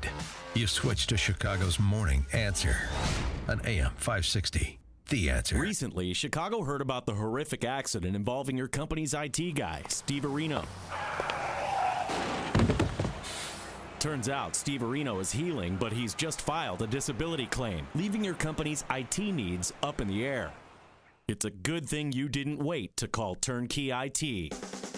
Turnkey IT immediately lifted the burden of monitoring and securing your company's networks. And as a result, your business didn't lose a beat. The giant question mark created by your lack of IT help was answered with one phone call. Turnkey IT is there no matter what happens to your computer system, with pros that provide live guidance and support. There's never been a question of if your company needs help. It's always been when. Instead of feeling anxiety when facing technical difficulties, you rest easy knowing that Turnkey IT handles it all. That leaves you to focus on the one thing that matters most, your business. Visit turnkey.pro and end your computer and network issues once and for all. That's turnkey.pro. My skin feels great, all thanks to Chamonix. A lot of people wish that the bags under their eyes would just go away. And you know what? If that sounds like you, you're not alone. Bags and puffiness under the eyes are a problem for millions of American men. That's right, you men out there and women, until now. Genucel Serum with plant stem cell technology from Chamonix is the best product you can put on your face. They take the plant stem cells from a Swiss apple, and the results are amazing. Your skin will glow. The bags under your eyes will slowly disappear. And with its instant effects, which is a separate product, you'll see results in the first 12 hours or your money back. They guarantee it. So call now and save big on Genucel's risk-free introductory offer, 800-525-8323. That's 800-525-8323. Call now and you'll get the amazing Esotique face cream as a special gift simply by placing your order. That number again, 800-525-8323, 800-525-8323. Which American president first signed legislation declaring Veterans Day an American holiday? The answer after this. Now, more than ever, choosing a real estate agent to sell your home is one of the most important decisions you can make. I'm Ed Lukasik Jr., owner of RE/MAX Professionals. I know what it takes to sell your home. The Wall Street Journal ranked Ed at 88th in the entire country for closed listings. I know that there's no gimmick to selling your home, just a strategic marketing plan and the confidence needed to make your transaction successful. Chicago Agent Magazine recognized Ed as the #1 rank in Will County. You can hire anybody to list your house, but you'll need the local market knowledge that I have to sell it. When Ed saw market trends change, he was ready and promptly received a RE/MAX of Northern Illinois Trendsetter Award. Sure, it takes awards, but it also takes a lot of effort. So why would you try to sell your home with a we'll sell your house or buy it from you kind of agent? If an agent has to promise to buy your listing, then something's seriously wrong. Call Ed Lukasik Jr. of RE/MAX Professionals, 630-679-5454. That's 630-679-5454. Sell your house with the professionals, RE/MAX Professionals. On June 1st, 1954, President Dwight Eisenhower signed legislation changing the name of Armistice Day to Veterans Day. Armistice Day was first observed on November 11th, 1919, as a way to recognize the sacrifices made by veterans of World War I. On Veterans Day this year, we remember the sacrifices made by all of our veterans. From RE/MAX Professionals and AM 560, The Answer. 10 seconds remaining. Down by 1. The ball is in your best player's hands. Dribble, drive, crossover, step back, elevate, release, rotation. These moments are everything. On the Husky Sports Network. Tune in Friday, November 13th at 7 p.m. as the Huskies take on the Cal State Northridge Matadors. Right here on AM 560, The Answer. I think America is dying. The Joe Walsh Show. Everybody came here to be free. Everybody came here to strike it out on their own. Everybody wanted government to stay out of their hair. Everybody wanted to be free. Not today. We have way too many people in America who no longer want that America. The Joe Walsh Show. Weeknights starting at 5. Right after Sean Hannity at 2 on AM 560. The Answer. Well, don't forget, if you're in your car this evening, please listen to the 4th GOP debate right here on AM 560, The Answer, beginning at 8 o'clock tonight. Our thanks to David Stripling, the technical director, and Marcus Brown, our program director, who is sitting in for Cesar Perez today. Shake and bake. And we'll see you back here tomorrow morning at 5 a.m. Again, don't forget the debate on live on AM 560, The Answer, starting at 8 o'clock tonight. Now let's go back into the newsroom and say hello once again to Mike Scott. Amy and Dan, a Chicago boy killed last week to be laid to rest this morning at St. Sabina Church. Cook County Board President Tony Preckwinkle continues to push a 1% hotel tax. Illinois fires its athletic director. Bears get past the Chargers, and the Bulls keep the Sixers winless. Sunny skies, WIND.